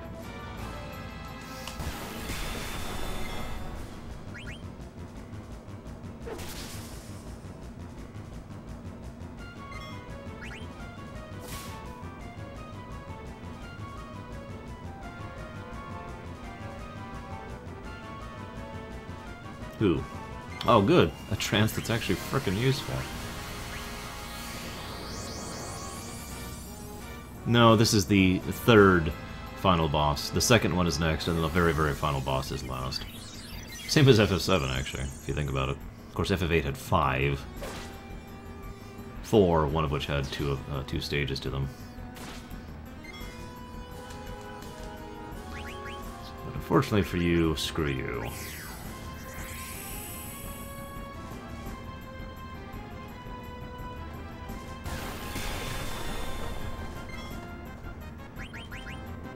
So the reason Kuja does this instead of fights you himself is he's basically trying to distract you while he goes ahead and destroys the crystal.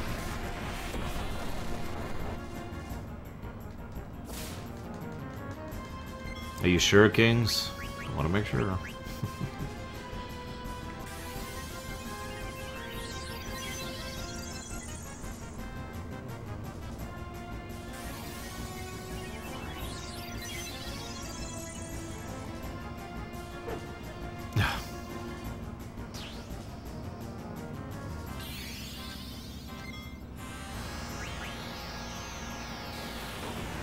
By the way, note how Grand Lethal actually looks a lot like the Ultima animation. Just felt like pointing that out.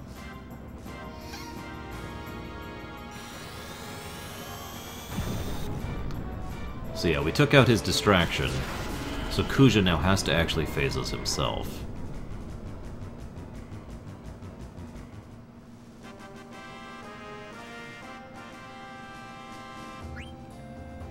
Yeah, you get nothing from that, of course.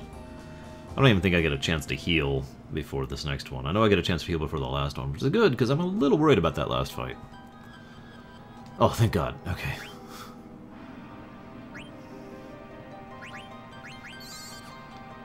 Now, actually, if memory serves... Oh, hang on a second. That's right, he doesn't have that. Let's see... I didn't equip that. I guess it doesn't matter at this point. Let's just give him the best thing I got. And everyone's got auto life, right? Yep, okay. Auto haste. Well, we can get rid of... Oh, we can get rid of all this crap. Actually, no we can't, because we're about to fight Archon. Or Necron, excuse me. So we'll say... We'll keep... Loudmouth... and Locomotion and Jelly. So yeah, this is the no really last save.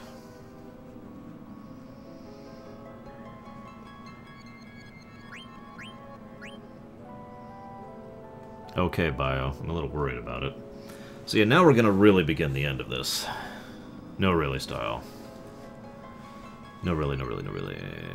Looks like we need to burn at least one more tent. Good thing I got 96 left. Now we're gonna go do some Tetramaster. I actually know some people who will actually stop here and at this point in time go in 100% the game, do all the extra stuff. I don't have auto regen. I don't know why. I'm not sure why he doesn't have auto regen, or if he just doesn't get it. I mean, I don't know. But he does not have any equipment that gives him auto regen. I looked. So, shrug. Anyways. Yeah, Kuja's waiting. He's cool. Kuja, we'll be right back. I know you were in a desperate hurry to distract us because you wanted us to not stop you from destroying the crystal, which you're actively doing right now, but we really are tired. I mean, I haven't even had coffee today.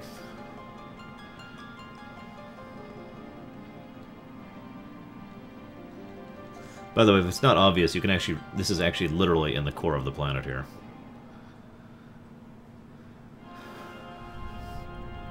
I can't believe you beat death, guys. Well... my time is almost up. Time to die, everyone.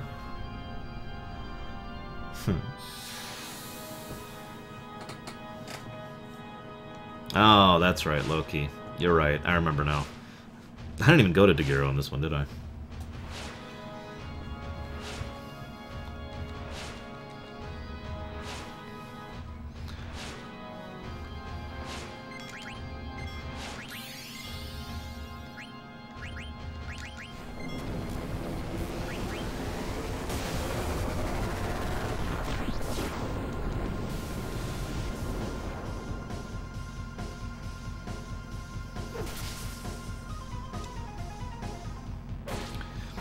What's funny about this song is it's actually rather thematically appropriate if you're paying attention.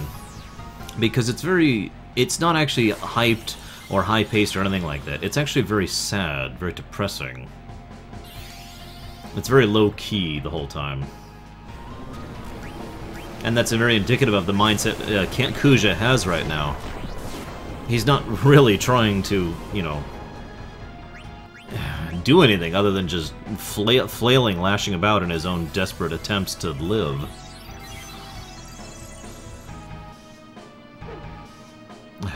Hate it when I miss.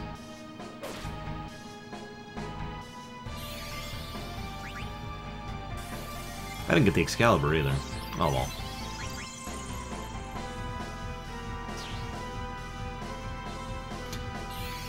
So would you believe we haven't even reached the saddest part of this game yet?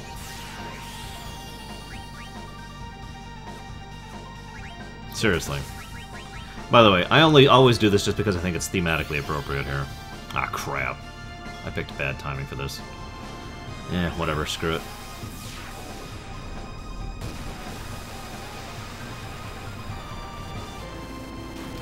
And this is where the song just gets genuinely sad, right about here.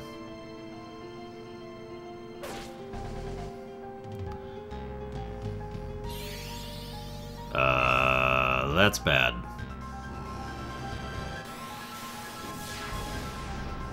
That's actually pretty bad.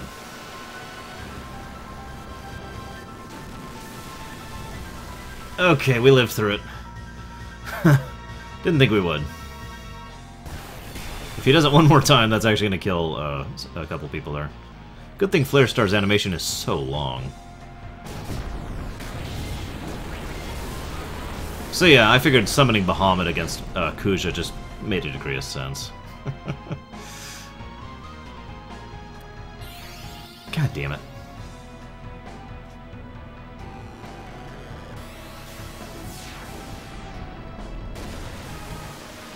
Steiner is right now thinking, oh my god, these freaking Flare Stars! Yeah, I saw that coming. Ah, crap! Well, whatever, that's still not wasted. Dude, Steiner. Ah, would you stop that?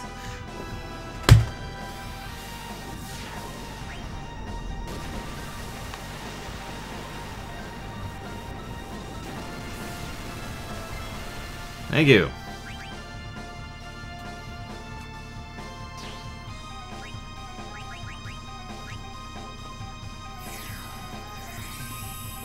Yes, Absol. That's... yeah.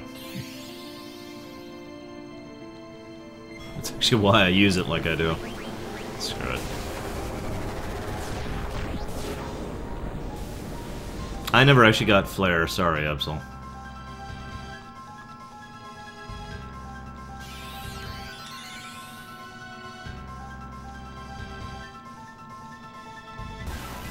Flare Star! What do you want to bet? What do you want to bet? Nope, he's curing. Okay. I'm okay with you curing. Really, I am. Any one of my attacks does 3 times that damage.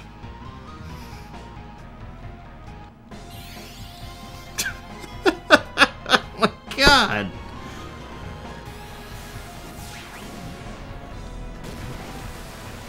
I really hope you like the Flare Star animation, guys. I mean, it's kind of cool. Miss. It actually missed her. By the way, he actually gets 2 casts per turn, in case you're wondering. Oh, hey, this is what Holy looks like, by the way. I really like Holy in this game, too.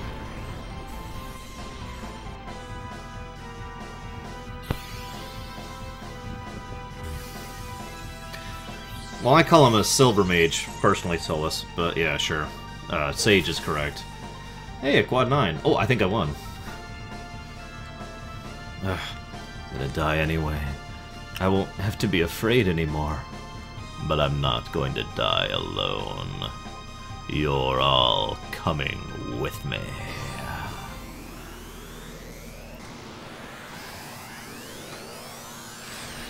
So he uses Ultima.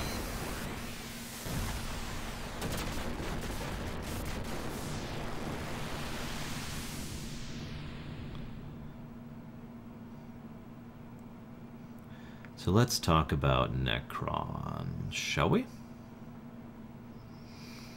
No, actually, I've never had him just spam Flare Star that much, Kairos. That was insane.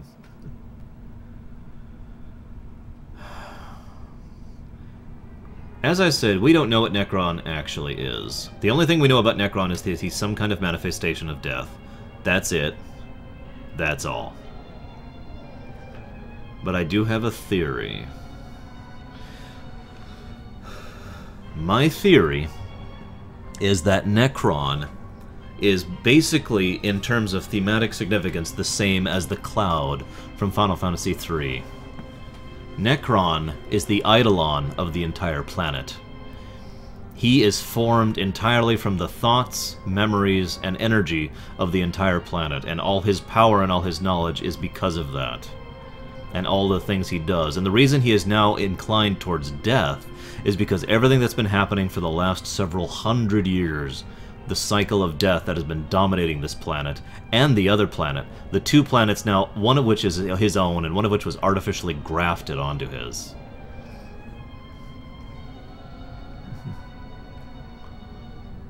And that is my theory on what Necron is. A planetary Eidolon. The reason we see him here? Well, it's obvious if you think about it.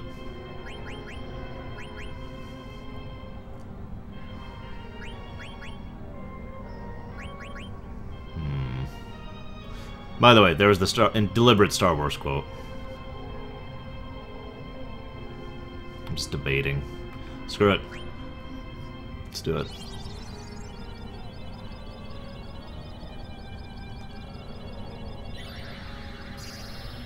And that's also why I think Gaia was the world that Terra had trouble assimilating. Of all the worlds Terra had consumed in its path across the cosmos, the reason Gaia gave it so much trouble was because of Necron, who at the time probably was not an avatar of death.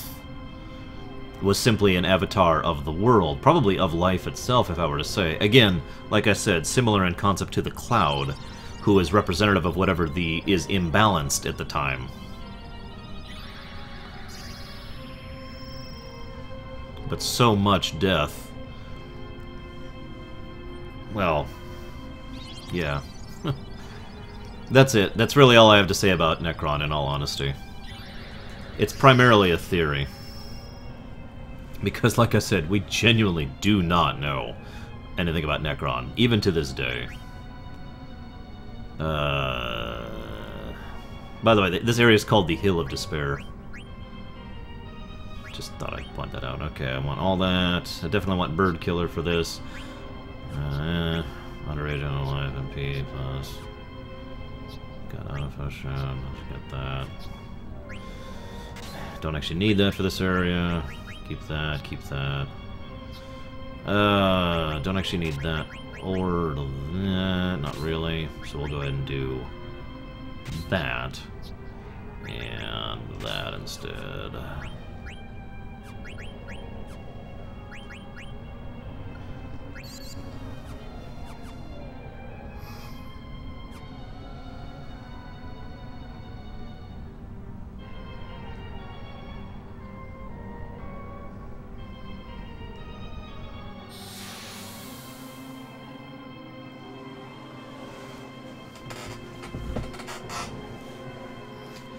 And if I don't die, there's our final encounter of the game. There's actually a lot said about this guy's design, but suffice it to say, he's built... Well, actually, it looks a lot like a she, but whatever. It is built off of several other designs. Actually, Samurai, I've always imagined that this actually is taking place within the... Let's call it the spiritual core of the planet, rather than the literal core of the planet, which is where the crystal was. Okay, hang on, hang on. Come on, come on, come on, come on, come on, come on, come on. Nah, screw it. Just do it.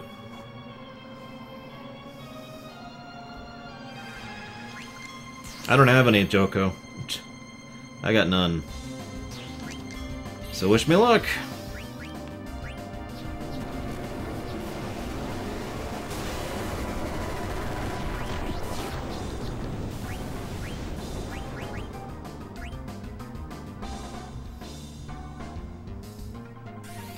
Well, if it was Hades, that would still fit my theory perfectly, don't you think, Loki?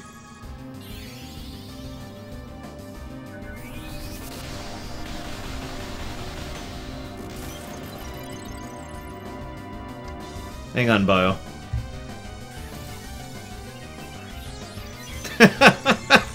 Nice, Bio.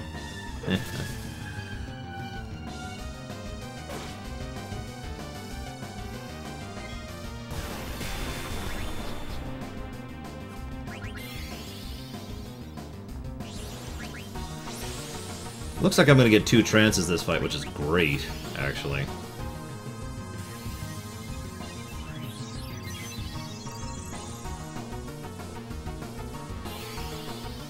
Okay, this is going to suck.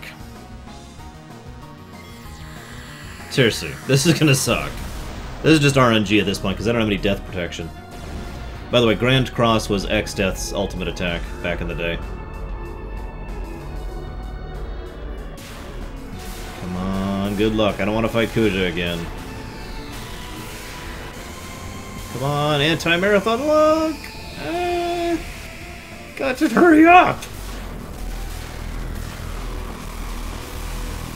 Okay, that's not too bad. That's not too bad. It's a lot better than it could have been. Yeah, we need to get that off him, like, right now.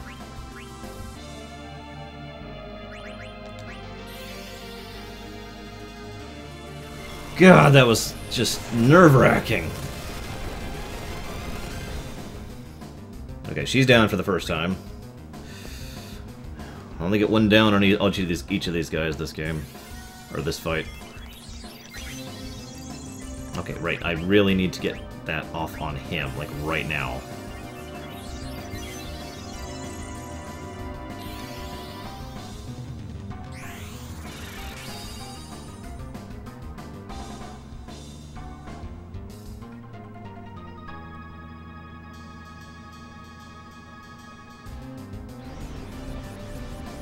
Okay, this is bad. I haven't even had a chance to recover yet.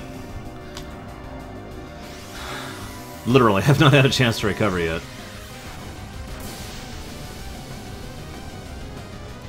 Ugh, okay, that is bad. That's actually really bad. However, that's good.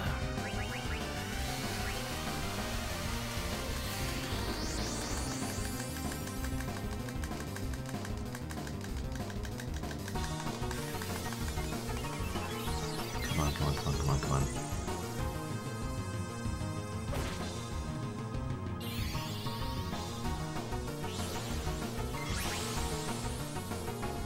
Anybody have any idea how much HP this guy has? I know how much damage I've done so far, and this is gonna be close no matter what I do. Ah, crap. She's got...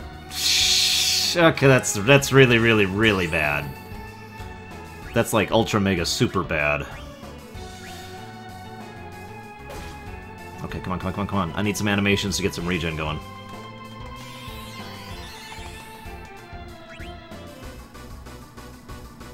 Don't hit Vice, don't hit Vice, don't hit Vice, don't hit Vice, don't hit Vice, don't hit Vice, don't hit Vice. Thank you. Screw that. Let's use an elixir. Kinda wish Mega Elixirs existed, but whatever.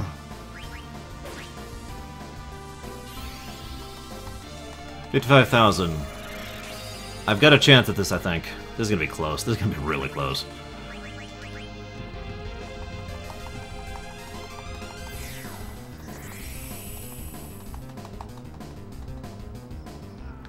Come on. Okay, I got the second elixir off, that's good. And that got tons of time for him to regen up, which is also good. Okay. Now that's gonna cream him. That's okay. I can recover from that.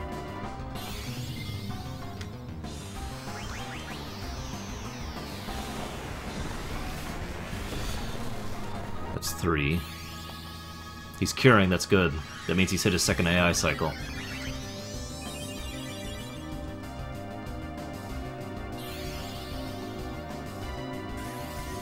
And I should have 2 actions queued now. Come on. Come on. Oh, crap!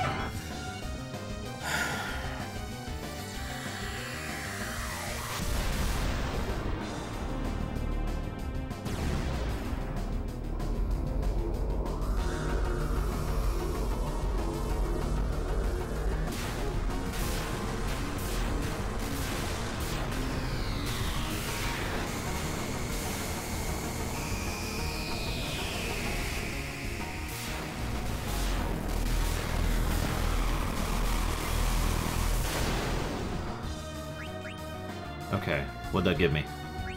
Did that give me anything? Okay, I can live with that. I can live with that. That was actually really good. That was really, really, really, really, really good luck.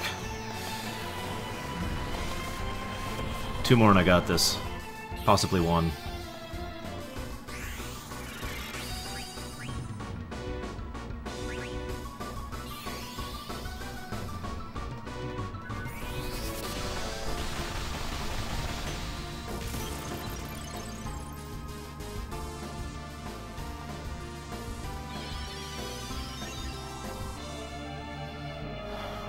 on.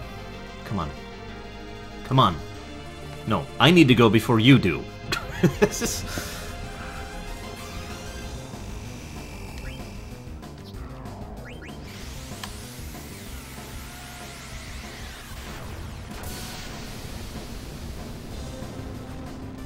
Okay, that's alright.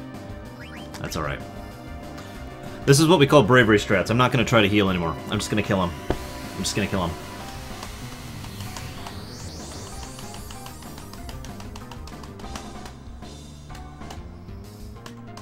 And with tons of animation time, Zidane is healed all the way up to full, which is great.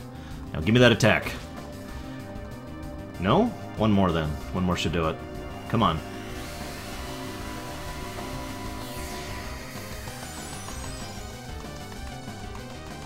Oh, I think... Yes!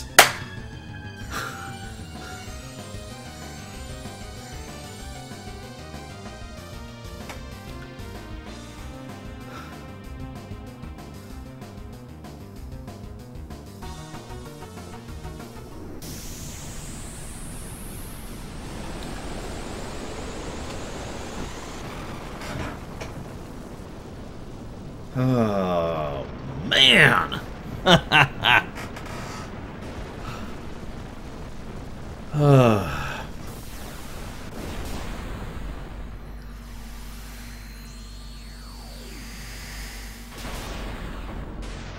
By the way, more fuel to the fire for my theory is the way Necron dies, with lots and lots of holy energy. And the way it just kind of crumbles in on itself. Well, since I did not die, which I was very much expecting to, that is our final total for FF9. Oh.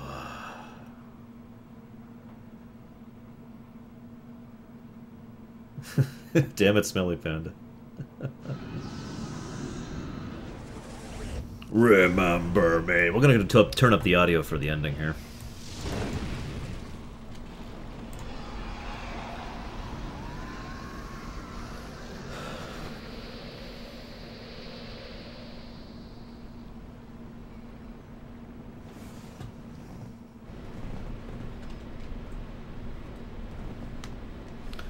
So, just like Kuja said, the Aifa tree is just kind of going nutso.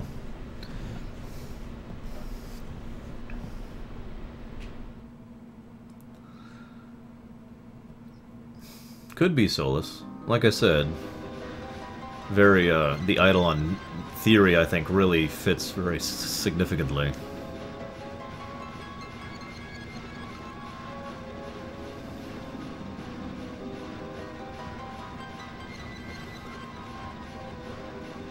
But of course, Mikoto is told exactly where they are, and goes straight to them.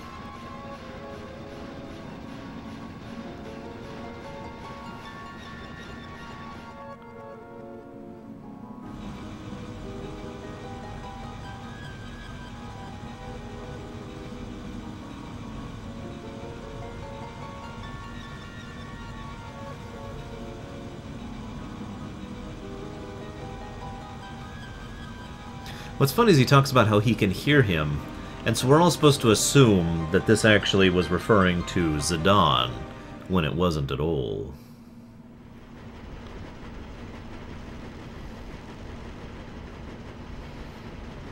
I'll talk about Gilgamesh just for you guys.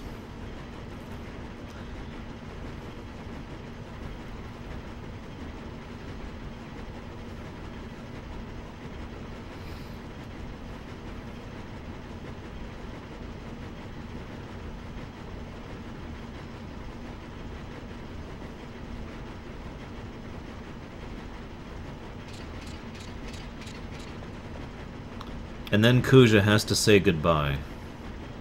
And it's kind of significant because Kuja didn't mean anything by it. There was no manipulation there. He just wanted to say goodbye. That's it. That's all.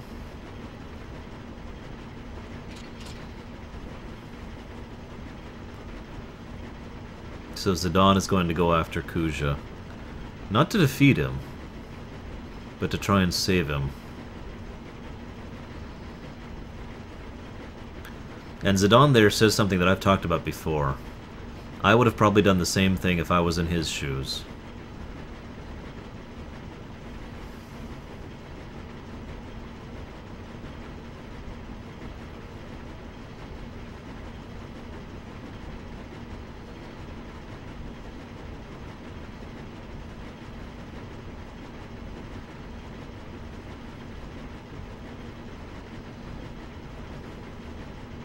Yes, Bio.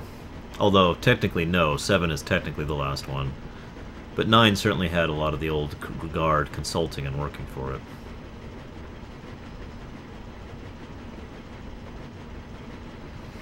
Oh, I have no doubt, Giacomo. As I said, it's not until the very end here that Kuja actually understood for the first time what life and death meant. And when he finally understood what life meant and what death meant, he turned over a new leaf. Almost instantly. Like I said, I believe Kuja would have been a good person if he had a chance to. Instead of being a broken puppet.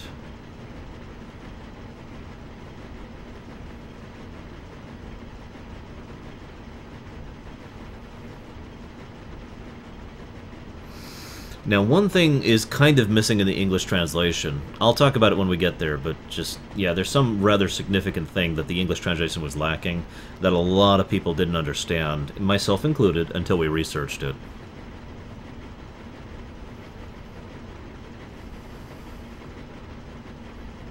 Of course he did, Ojunix. He just was broken. Improperly built. On purpose, I might add. Frickin' Terrans. I'm so glad their planet was annihilated. And the best part is, their planet was annihilated, and just about all the victims of their that could be saved from their machinations were saved.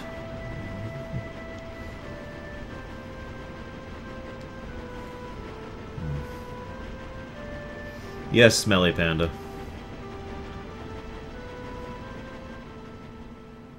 Would you stop talking about Kiana and Vivi having kids? God, guys.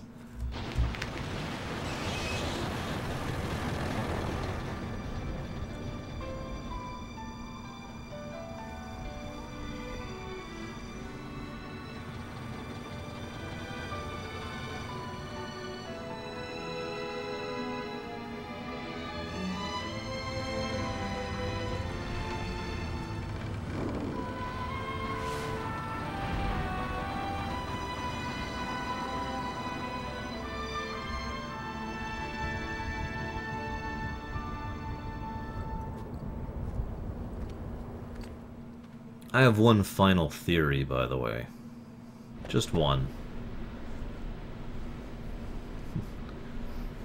I like this, by the way. You still have time. Forget about me and go. Just shut up and stay where you are. I don't understand you. My final theory... Remember, based off of Garland's work, the Aifa tree should have basically gone ballistic and destroyed and ripped apart the planet. Remember how well spread its roots were through everything.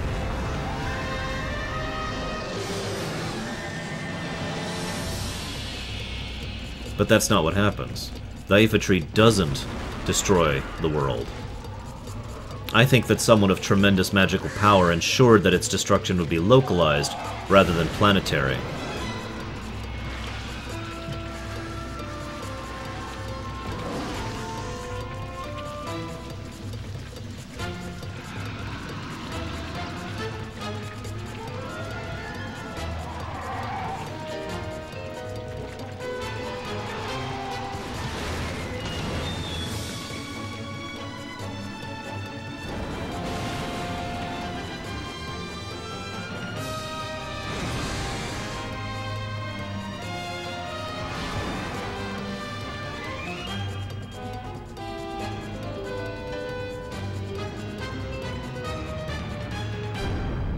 There's Kuja.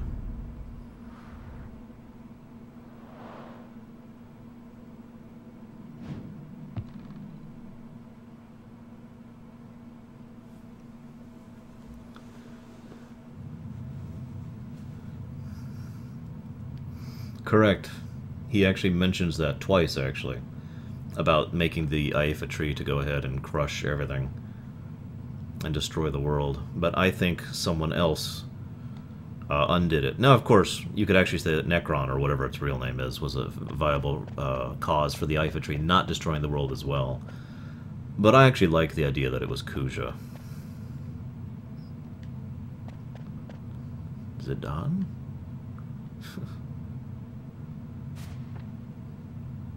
What are you doing here? I thought I told you to go.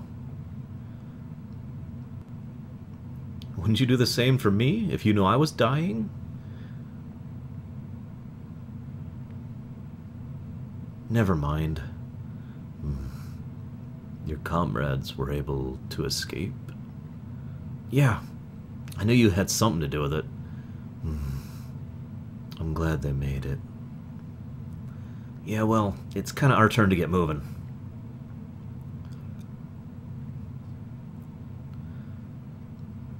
I don't deserve to live after what I've done. I am useless to this world. No one's useless. You helped us escape, remember?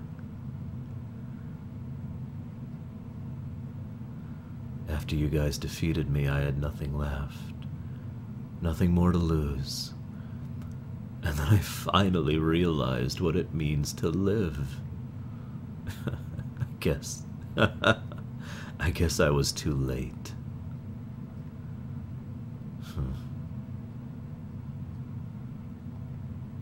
Hey, don't you go dying on me, alright?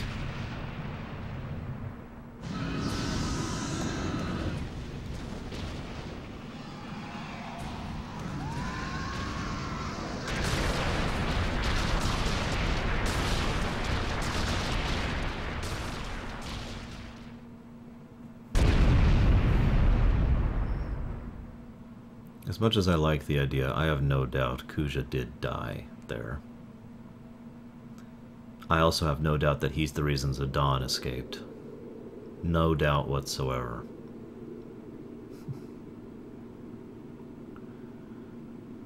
This is Mikoto speaking, by the way.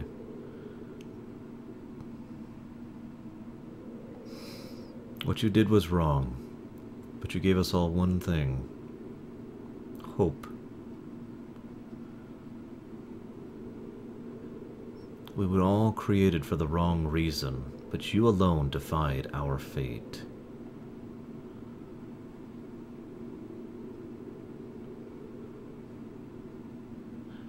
We do not want to forget this. We want your memory to live on forever. To remind us that we were not created for the wrong reason. That our life has meaning.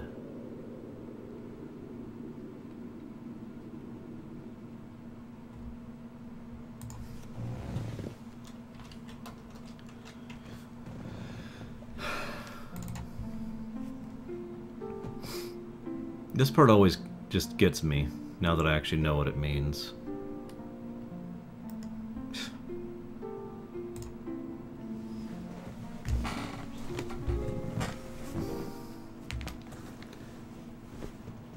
Look at how many tickets he's got this time. Hey, it's Puck.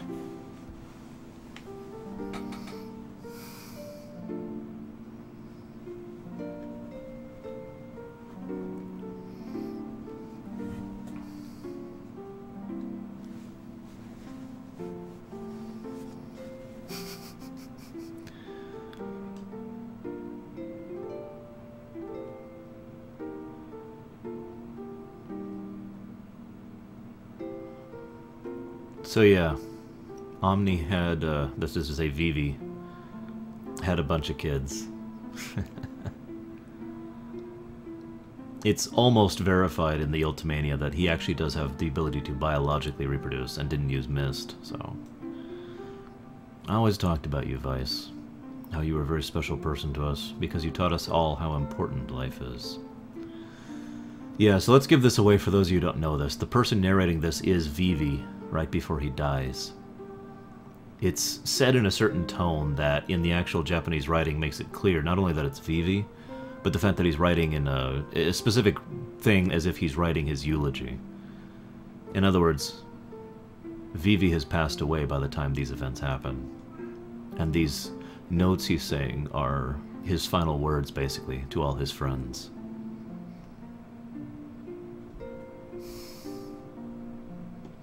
I like the fact that Fratley and Freya fell in love again, by the way. Despite everything, despite his loss of memory, despite the years apart, they still grow fond of each other.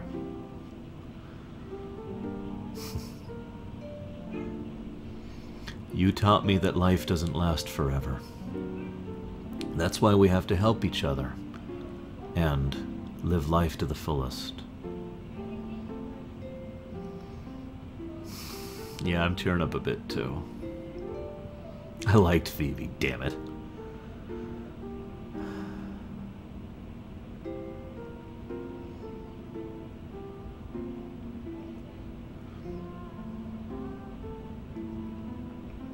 So this is Beatrix, who has decided that after everything that has happened, she is no longer worthy of serving, nor of staying in her home.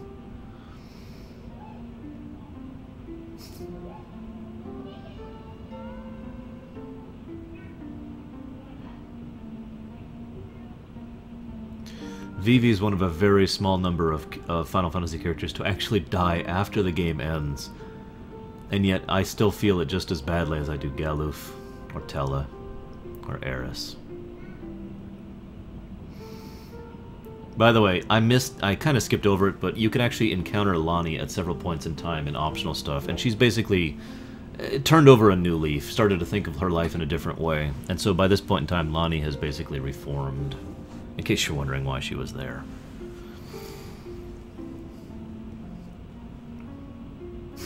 Why I was born, how I wanted to live. Thanks for giving me time to think.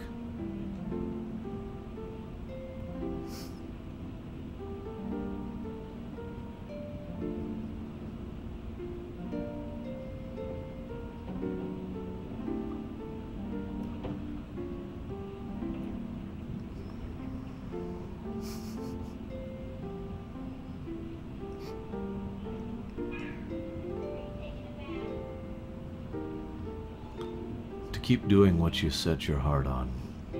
It's a very hard thing to do. We were all so courageous.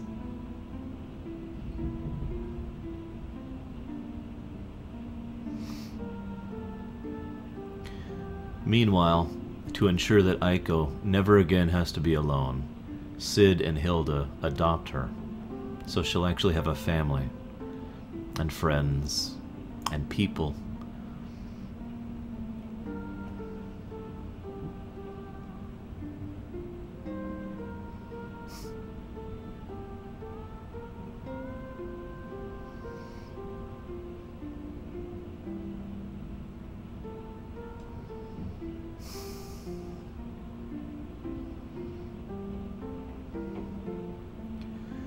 There's a hidden subplot about the fact that Hilda and Sid have actually failed at having a child for a long time, by the way, which is one of the reasons that's so significant to them, in case you were wondering.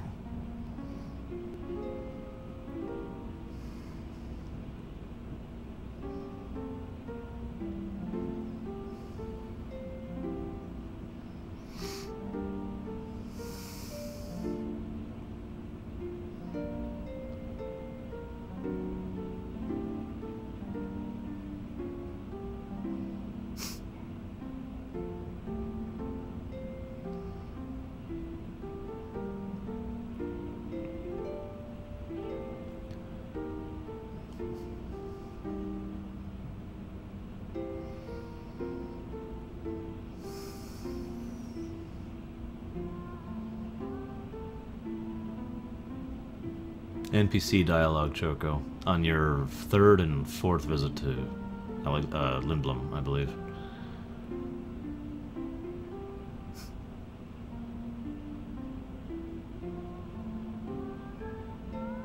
But I guess we all have to say goodbye someday.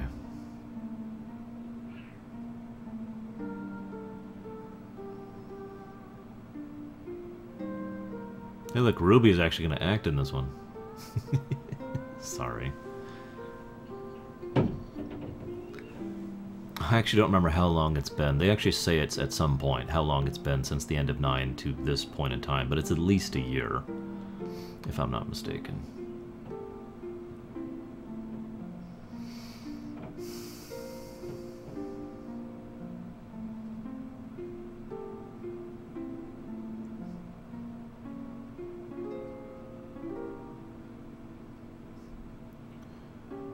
And thus Vivi's dying words are, "My memories will be part of the sky."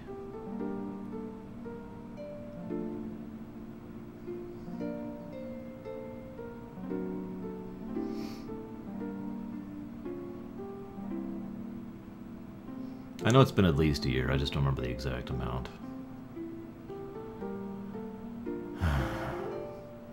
Goodbye, Vivi. You will be missed.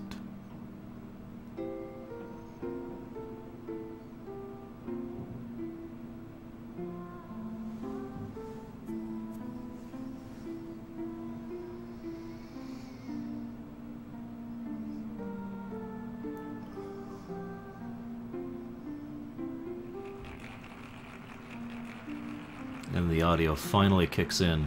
It's been silent this whole time, other than the song.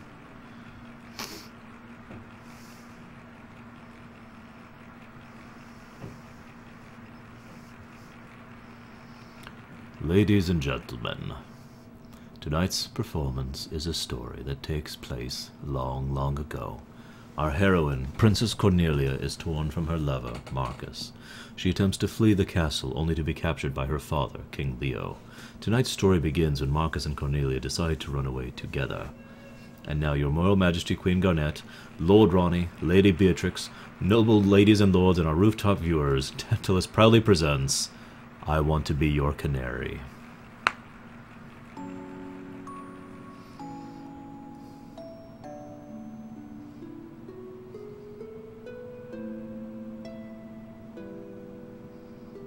Sweet Marcus, I fear I love thee more than I should. Princess, wilt thou be happy married to a lowly peasant such as I? Prithee, call me princess no more. Marcus, wilt thou truly cherish me, the king's only daughter? Or is such a desire too dear to wish for? After our nuptials, shall I become no more than a puppet? A mindless puppet, never to laugh, never to cry. I wish to live my life under the sky. At times I shall laugh, and at others I shall cry.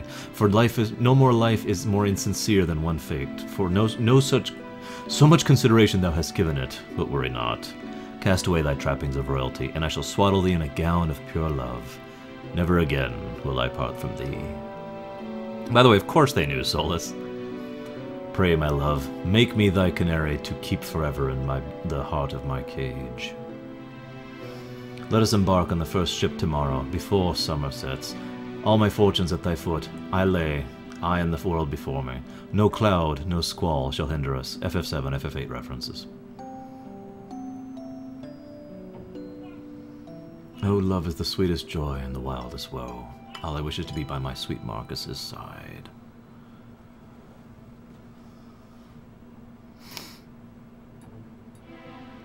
Fine, it shall be war again unless this marriage is stopped. Ne'er shall I let their plan come to fruition. Good day to ye, Highness. Good day. Wist thee of Marcus? Marcus? What news dost thou bring? This!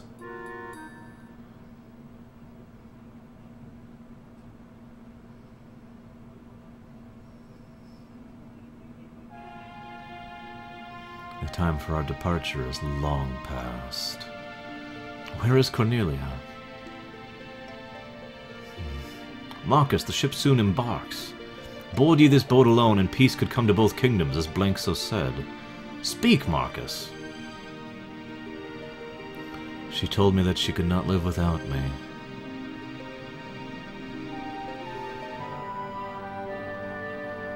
So, the sun is our enemy too. The eastern sky grows bright. Will ye not spread your wings as yonder birds do in joyous flight? Hark, Marcus, they cannot wait any longer. The ship departs.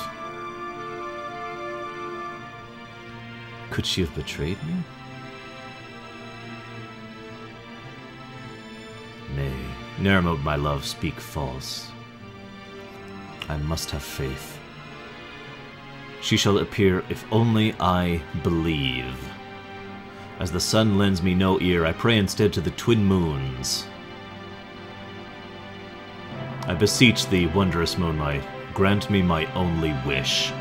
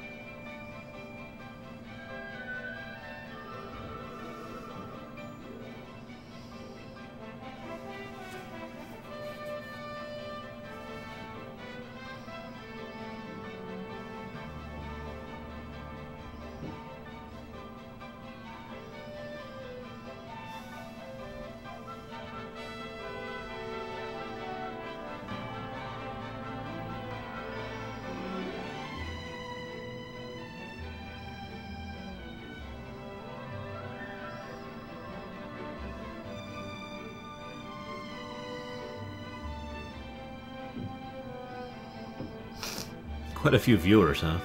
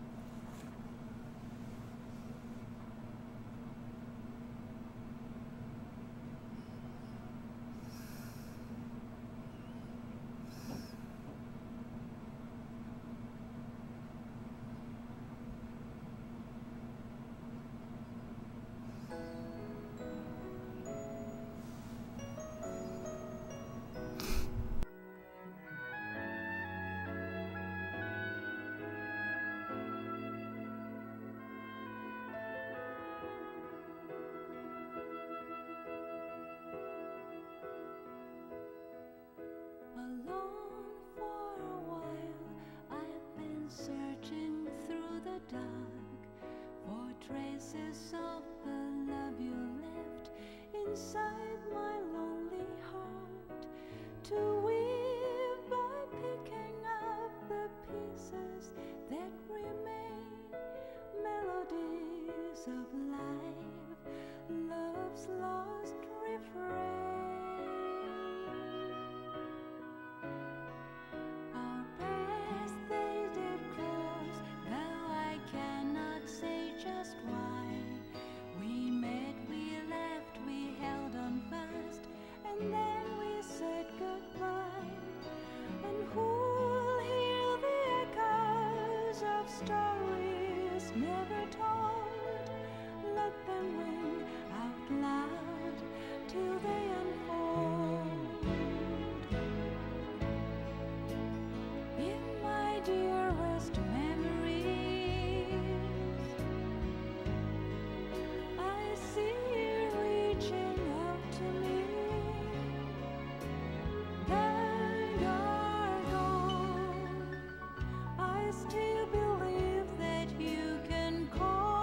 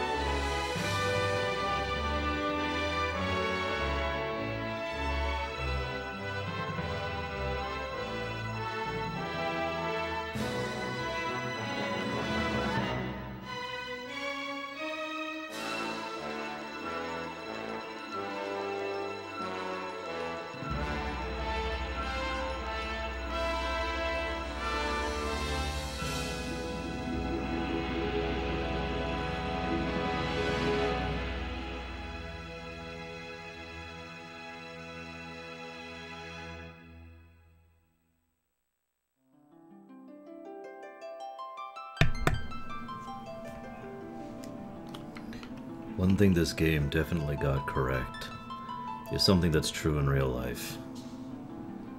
Within our lifetimes, within our eras, no matter what we do, the one things we always keep with us are our memories of those we've lost, of those we've gained. Here's to our memories, guys.